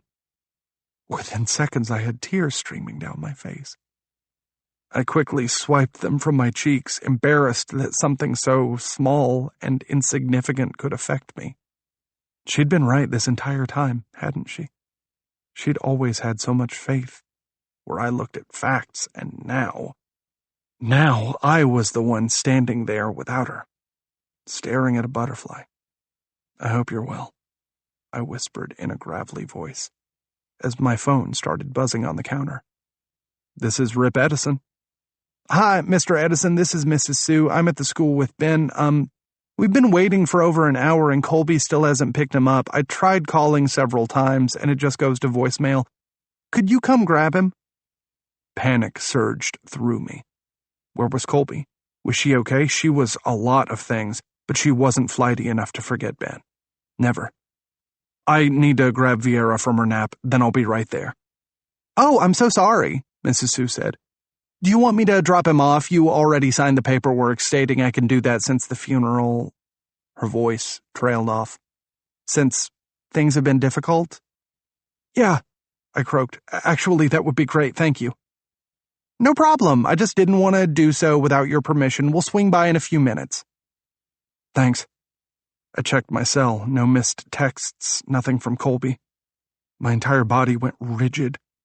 I wanted to default to anger because it was easier than the terror I felt that she wasn't where she said she'd be and that she hadn't as much as texted. She said earlier that she was going to work on her blog post.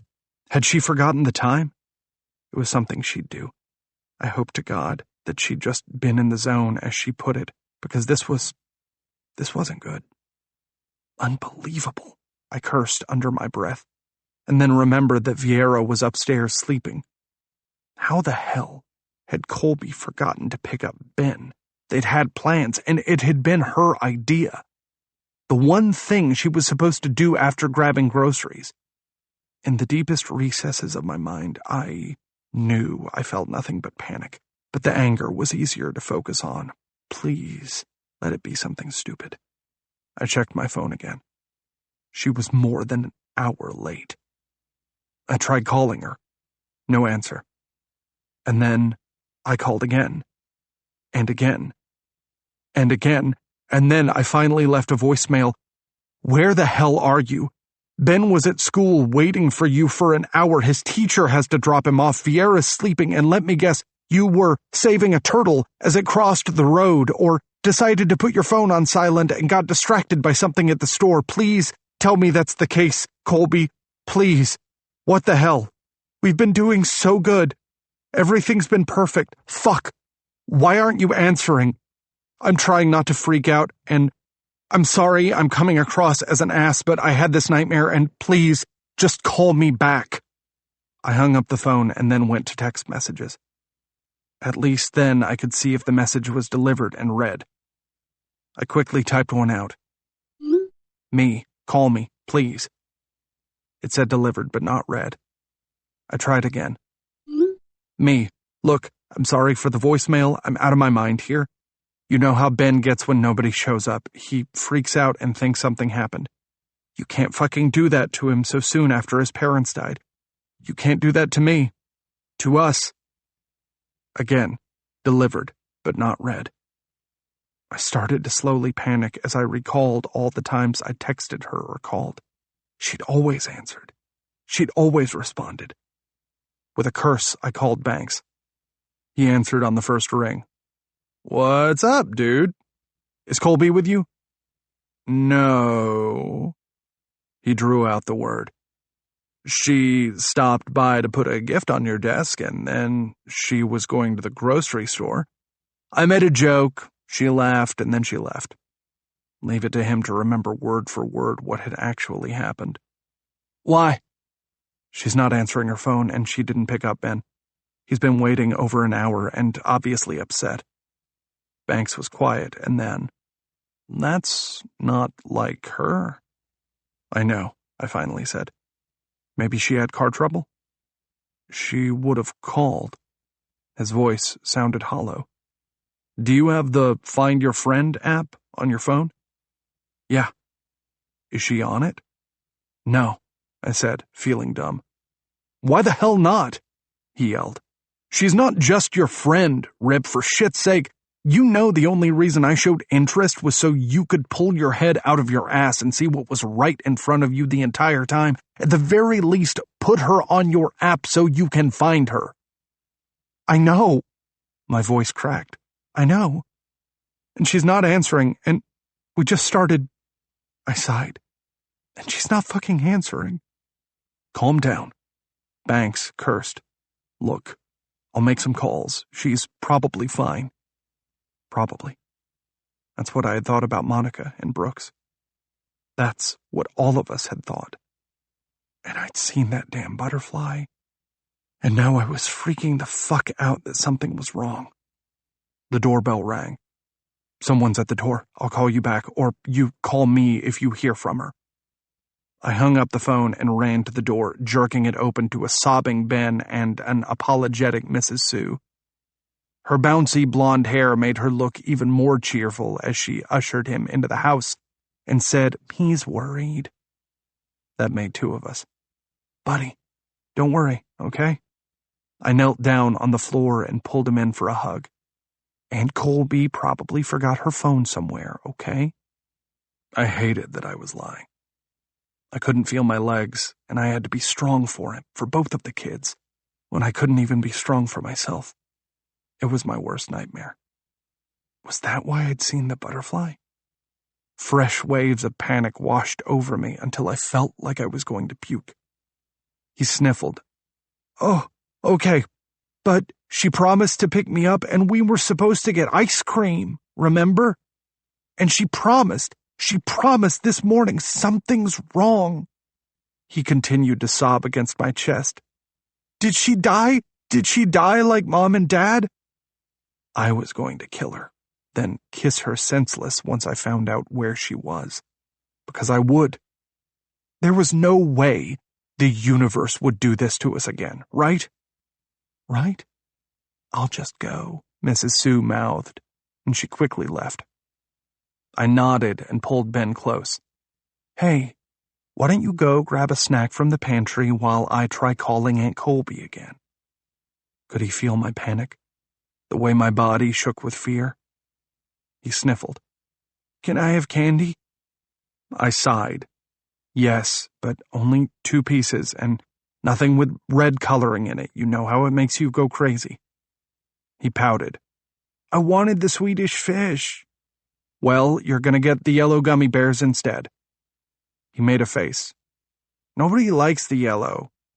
"Hey, I like the yellow ones," I argued, earning a grossed-out stare from Ben as I looked down at my phone, willing it to ring, willing my heart to stop racing. I tried calling her again, and again, and then, when I'd started losing all hope, she answered. "Colby," I yelled, "where are you?" "Sorry." Her voice seemed far away. "It's been a hard day." "A hard day?" I repeated. Seriously? That was all she had to say? "Colby, Ben was worried." I had been worried, but I didn't say that. "I called, I texted, what the hell?" She made a noise that sounded like she was in pain, and then the sound of something dropping hit my ear. "Colby? Colby!" I yelled. Nothing. The line went dead. What the hell was going on? I didn't even have time to figure it out because Vieira started bawling from her room. I ran up the stairs to grab her. Vieira's room was a mixture of pinks and purples, with twinkle lights next to her big girl bed. Another thing that Colby had added, because she thought the glow of the lights would make Vieira feel safer. "Hey, baby girl." I reached for her just as she raised both hands out to me, then lifted her from the crib as she clung to my neck. She started sobbing all over again. Hey, it's okay." "Where's Aunt Colby? I want Aunt Colby." Me too. My heart pounded. Even though I was pissed at her, I wanted her to. My stomach sank to the ground. "She'll be home soon," I lied. "Let's go get a snack, okay?" I pulled her into my arms and carried her down the stairs. Ben was already eating his fruit snacks and playing Roblox on his iPad when we made it down to the kitchen. I had set Vieira in her high chair and was going to grab something to eat when my phone finally rang. I snatched it up. "Hello? Is this Rip Edison?" asked an unfamiliar female voice. "Yes." My heart started to pound out of control. "Oh, good. I'm calling from Mercy Grace Hospital. There's been an accident. I'm calling for Colby Summers." 26. Colby. I'd finally made a plan and outlined my day. I was going to work for the first half of it and then run house errands, which I successfully did. Yay me! Then I was going to go pick up Ben and take him out for a special afternoon. I was so freaking proud that he had worked so hard on his spelling test, and I knew Monica and Brooks were smiling down at him. At us. I wanted to spoil him, tell him how amazing he was, how smart, how brave. I wanted to shower him with compliments, then have dinner with Rip, with my family. I was grinning like an idiot as I drove toward Ben's school, until I saw that traffic had suddenly stopped. Frowning, I put the van into park and looked out the window. There was a van ahead that was on fire, one much like ours, and people were screaming. A little girl was waving out the window, and people had stopped on the side of the road, all of them on their phones. Is this how it happened to Monica and Brooks? Did they scream? Were they waiting for someone to save them? Tears filled my eyes and spilled over as I opened my car door and started to run. I had no clue what I was doing or why, but I had to save them. I couldn't save my best friends, but I could save these people. I could give them a second chance. I could hear Monica's voice. Help them. I could see Brooks's smile. Save them. I ran so hard, so fast, that I don't even remember the time it took for me to hit the pavement next to the car and look inside. People screaming at me to back up, to move because there was no hope. The car would explode. They would die and so would I. Ignoring them, I was able to open the door and reach across as pops and cracks sounded all around me. Glass pierced my skin, but I continued reaching across the other seat. A screaming toddler was still in her booster. Through the smoke and tears, I tugged at her seatbelt and got her loose, and thank God another Good Samaritan was already waiting outside the car. An elderly black man wearing a postal uniform was holding out his hands. "Give her to me," he yelled. I did. I handed her over and went for the mom. She was completely passed out. So much blood on her face that I couldn't even decipher what she looked like. The airbag hadn't gone off, so she'd hit the steering wheel hard. Her manicured hands were still gripping it so tightly that I wondered if I was going to be able to even pry her away. An explosion went off in the rear. "Hurry!" the man yelled. "You have to hurry!" Okay. Why was nobody else helping? I unbuckled the mom's seatbelt and started to pull her out. She didn't wake up, but at least she wasn't stuck on anything. "Colby," the man yelled. How did he know my name? "You have to hurry. You have to be strong, okay? I need you to hurry." "I'm trying," I coughed from the smoke. "She's heavy. I don't know if I can do it." "You can," he said in a much calmer voice. "You can do this." "I can do this," I repeated, swallowing past the lump in my throat. I tugged her harder. Visions of Monica and Brooks filled my head, of them fighting for their lives, of sirens and the sound of metal crushing metal.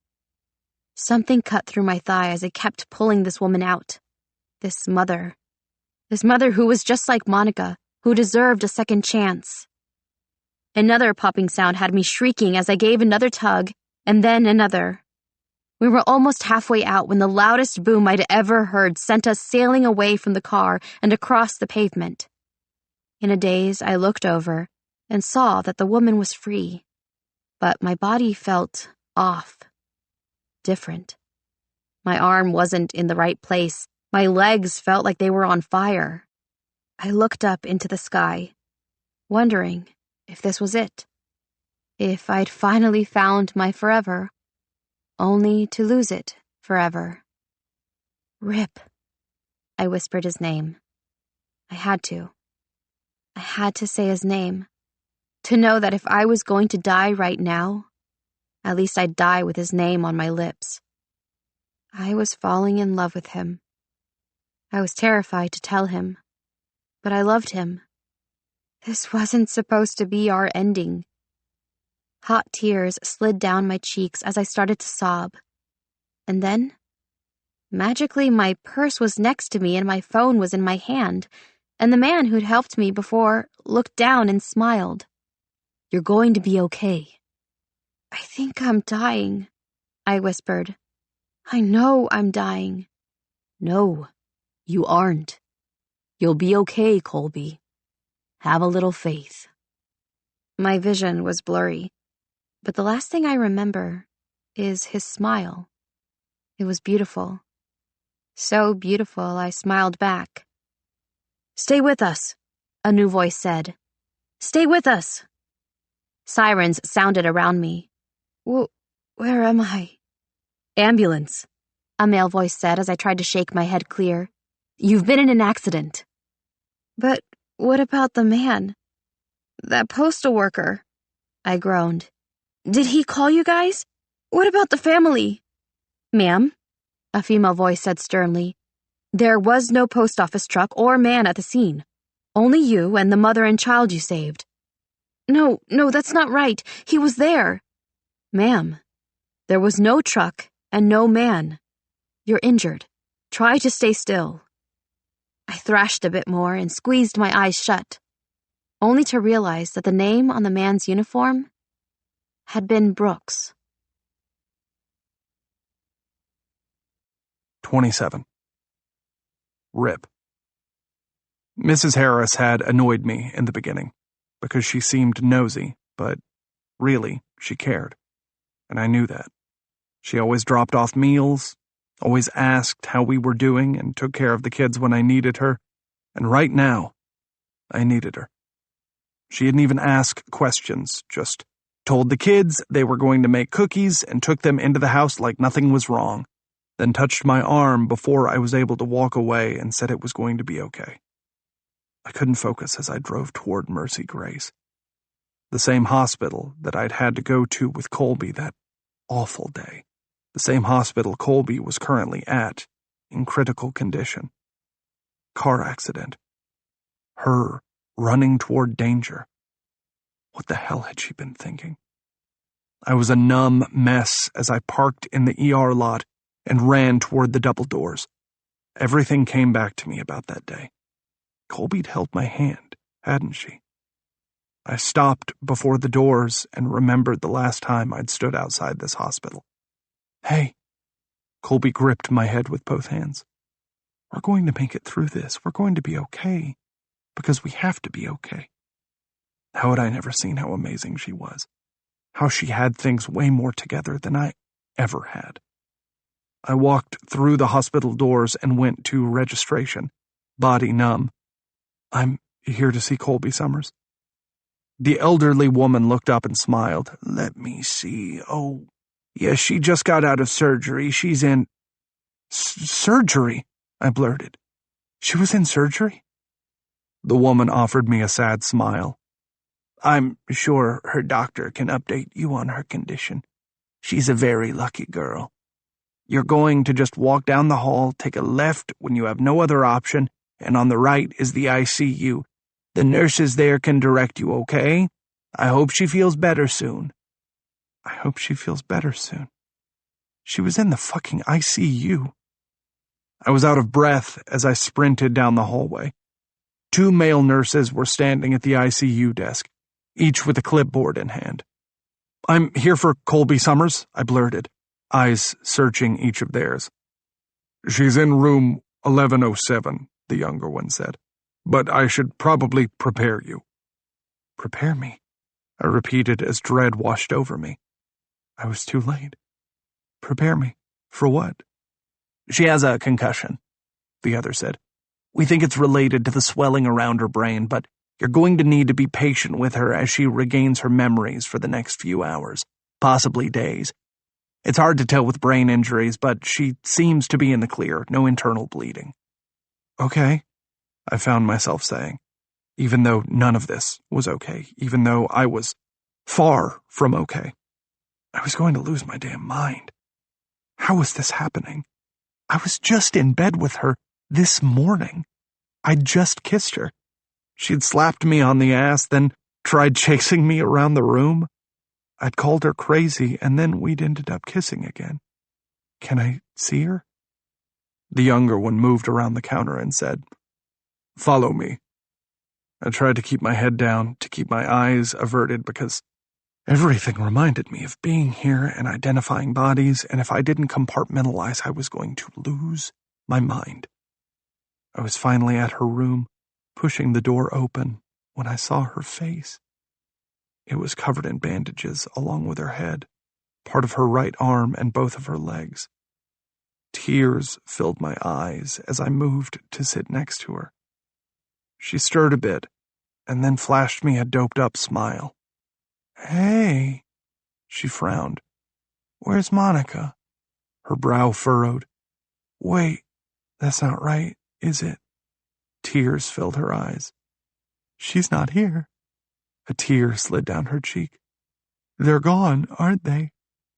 I wanted to scream, then cry all over again, because the beautiful girl in front of me with her worried smile and tear-filled eyes was about to get her world thrown a second time as I confirmed her worst fears.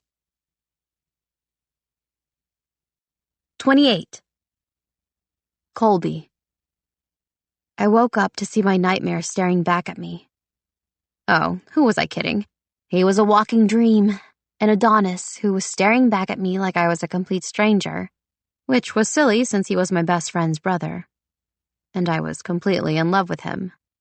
Had been for years. The only man I saw when I thought about my forever. Too bad he hated me. I mean, it wasn't like I meant to spill wine all over him or annoy the crap out of him. Something in the back of my mind told me that he really did love me. That he always had. The way he held my hand was so familiar. Like we'd just been doing it a day ago. I knew I should remember, but couldn't. I knew Monica wasn't here, and couldn't be. I knew something was wrong, and this was Rip. My Rip. He'd said so. When was that? A few days ago? Last year? Tears of frustration ran down my cheeks. I feel like shit, I admitted, staring down at the fresh bandages on my arm and legs and trying to ignore my headache. I'm confused, but no, I shouldn't be. Somehow you look worse than I do. I narrowed my eyes against the sting of tears that threatened to fall. He swallowed slowly, his eyes glassy as he reached for my hand. Are you in pain? Do you need a nurse? No, they have me pretty high on morphine right now. Apparently I saved a little girl and her mom. I don't remember much about what I did, but the doctor that's on shift said it was going to be on the news. Some sort of miracle, I guess. I started to feel even worse when he suddenly burst into sobs and laid his head down on my bed. I don't know what possessed me. The old me would have never done this, but I yearned for him, for what we had, even though I was confused about how I was so certain. It's like my body knew. My soul agreed, and my heart couldn't help but love him even if nothing in that moment made sense. I reached out with my good hand and ran my fingers through his hair. It was familiar, and then it wasn't. Had I touched his hair before in my dreams? Or was this something real? It felt real in that moment, just like his touch, his tears, just like the death of my friends, which I remembered with sudden clarity as if it had just happened. I kept doing it, because it was feeling more and more familiar, and then he moved, pulling me gently into his arms. "You were right," he whispered. "I should have grieved." Grieved? Rip, I'm fine. I almost asked if I should call Brooks or Monica, then remembered. They weren't here, were they? "Just let me hold you for a while." "You hate me." "I love you," he fired back. "I've always loved you." My heart slammed against my chest as goosebumps rose all over my body. "It's never been hate," he whispered against my neck, causing chills to run down my spine. "It's fear. It's fear of letting go, losing control. It's fear that something's going to happen to you. So yes, I scold you, yes, I get angry, but the anger just masks the pain, Colby. It masks the guilt that my parents aren't alive, and it masks the guilt that... How's our patient doing?" The doctor on shift, something Jennings, swept into the room and stood behind Rip. "I just need to check her really quick, sir." Rip didn't budge. "Sir, I'm not letting her fucking go."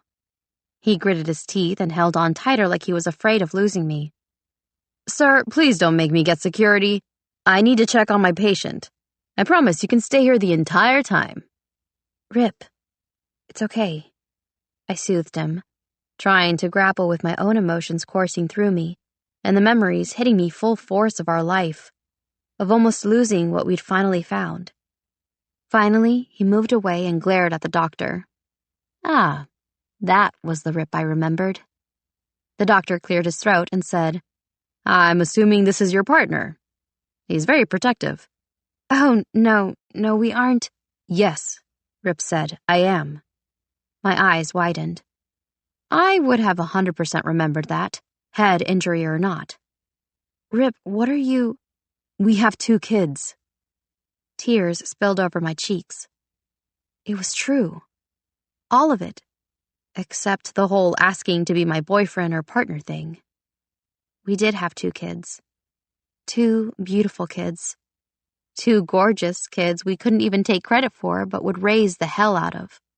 More memories assaulted me until I started seeing spots. "They're ours," he continued. "We're a family. Or we will be once Colby gets better and can come home. She's literally the worst cook on the planet, despite her uncanny ability to blog about food and shovel it down about as fast as she can type. At least she has mean coloring skills." He took a breath and kept going as tears ran down my cheeks. I cried harder. I'd colored with Vieira after they died, after Monica and Brooks left us, after the fights with Rip, after the making up, the horrible chicken, the lovemaking. The youngest likes to draw pictures of killing the cat. Don't worry, they just have a weird war going on. May the strongest survive and all that. He smiled at me while the doctor moved to check my IV. At this point, I couldn't stop staring at Rip. My forever. Mine. A year ago, I would have asked if this was some cruel joke about the life we could have if he pulled his head out of his ass. I didn't realize I would be that protective of a dad until the oldest had a jiu-jitsu match and I felt the need to go talk some sense into the little shit that was mean to him. He smiled at the doctor, who looked at him with polite awkwardness. The memory of Rip running out onto the mats flashed into my head. Rip running through the gym. A kid having attitude. Was it a dream? It felt like a dream. But I knew it was true. After all, hadn't I been the one trying to film it on my phone? I laughed, despite the tears. Still going to post that video. Thank God. Rip reached for me. Doctor be damned. I finally found you, Colby. Please, Rip pleaded. Please remember us. Remember you're forever. He pulled something out of his pocket and handed it to me. It was a small picture of demons. It said, "My family." I smiled down at the cute page as a tear fell onto it. Mom and Dad are angels, Vera said at bedtime. It wasn't the first time she had said that. They talk to me at night, and Mama says that she's safe. Great, honey. I'm so glad you're not as sad as before. Sad? Nope. They real. I knows it. Even better. I kissed her head. I bet your mom and dad are the best angels in heaven. Duh, she laughed. My memory flashed forward to the sirens, and then dialing Rip of all people before my phone was taken away from me. I said a few words to him. He was yelling. And then I heard voices. So many hushed voices about my vitals. My body gave a jerk as I slowly looked over at Rip, at the tears staining his cheeks along with the smile he saved only for me. Other than a few bandages and the horrible headache, I suddenly realized I'd escaped pretty unscathed, all things considering. Are the kids? I burst into tears. Are they okay? I'm so sorry, I couldn't not react, Rip. I remember. Of course I remember, it was just a bit fuzzy. That's normal. The doctor started talking until Rip shot him a glare that said to shut up and stop ruining our moment. Rip moved around the dock and pulled me into his arms again. You remember the kids? You remember... How could I forget our crazy, chaotic life? The doctor said some memories might be fuzzy or feel strange as I heal over the next few days. I'm so sorry. I'm so sorry. I sobbed against him. Dr. Jennings cleared his throat. I'm going to give you some privacy. Your neurochecks are coming back to normal. It appears like the swelling's gone down significantly. We weren't sure if it would be a few hours or a few days. He started to walk away, and then called back, Your family sounds perfect. I thought back on the chaos and whispered, It is. Epilogue. Rip. 1 year later. Colby was going to drive me to drink. And I loved her, but I mean, sledding? At 6 months pregnant? I tried not to lose my mind when Colby toppled over in 2 feet of snow. She was fine. It was all fine. I was going to turn into a helicopter fiancé if I didn't rein it in. She waved over at me. I waved back. Losing your shit. Banks hit me on the back and handed me a cup of coffee. Don't worry, I spiked it. He waved at Colby. She's the best. Mine, I growled. I know. That's why I gave you this mug. I looked down and groaned. Will do chores for a BJ. Great, I sighed. Banks motioned her over while Ben and Vieira started building a snowman. When she approached, he grinned and then ran off toward the kids. He was incorrigible, but it was nice to keep him around. After the accident, it had taken a while for Colby to recover physically, and we'd both shed tears over the random man with the name Brooks. I thought her accident would set me back.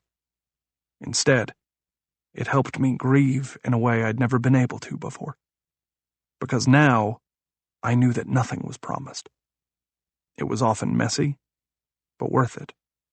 I didn't have all the answers, but what did I know?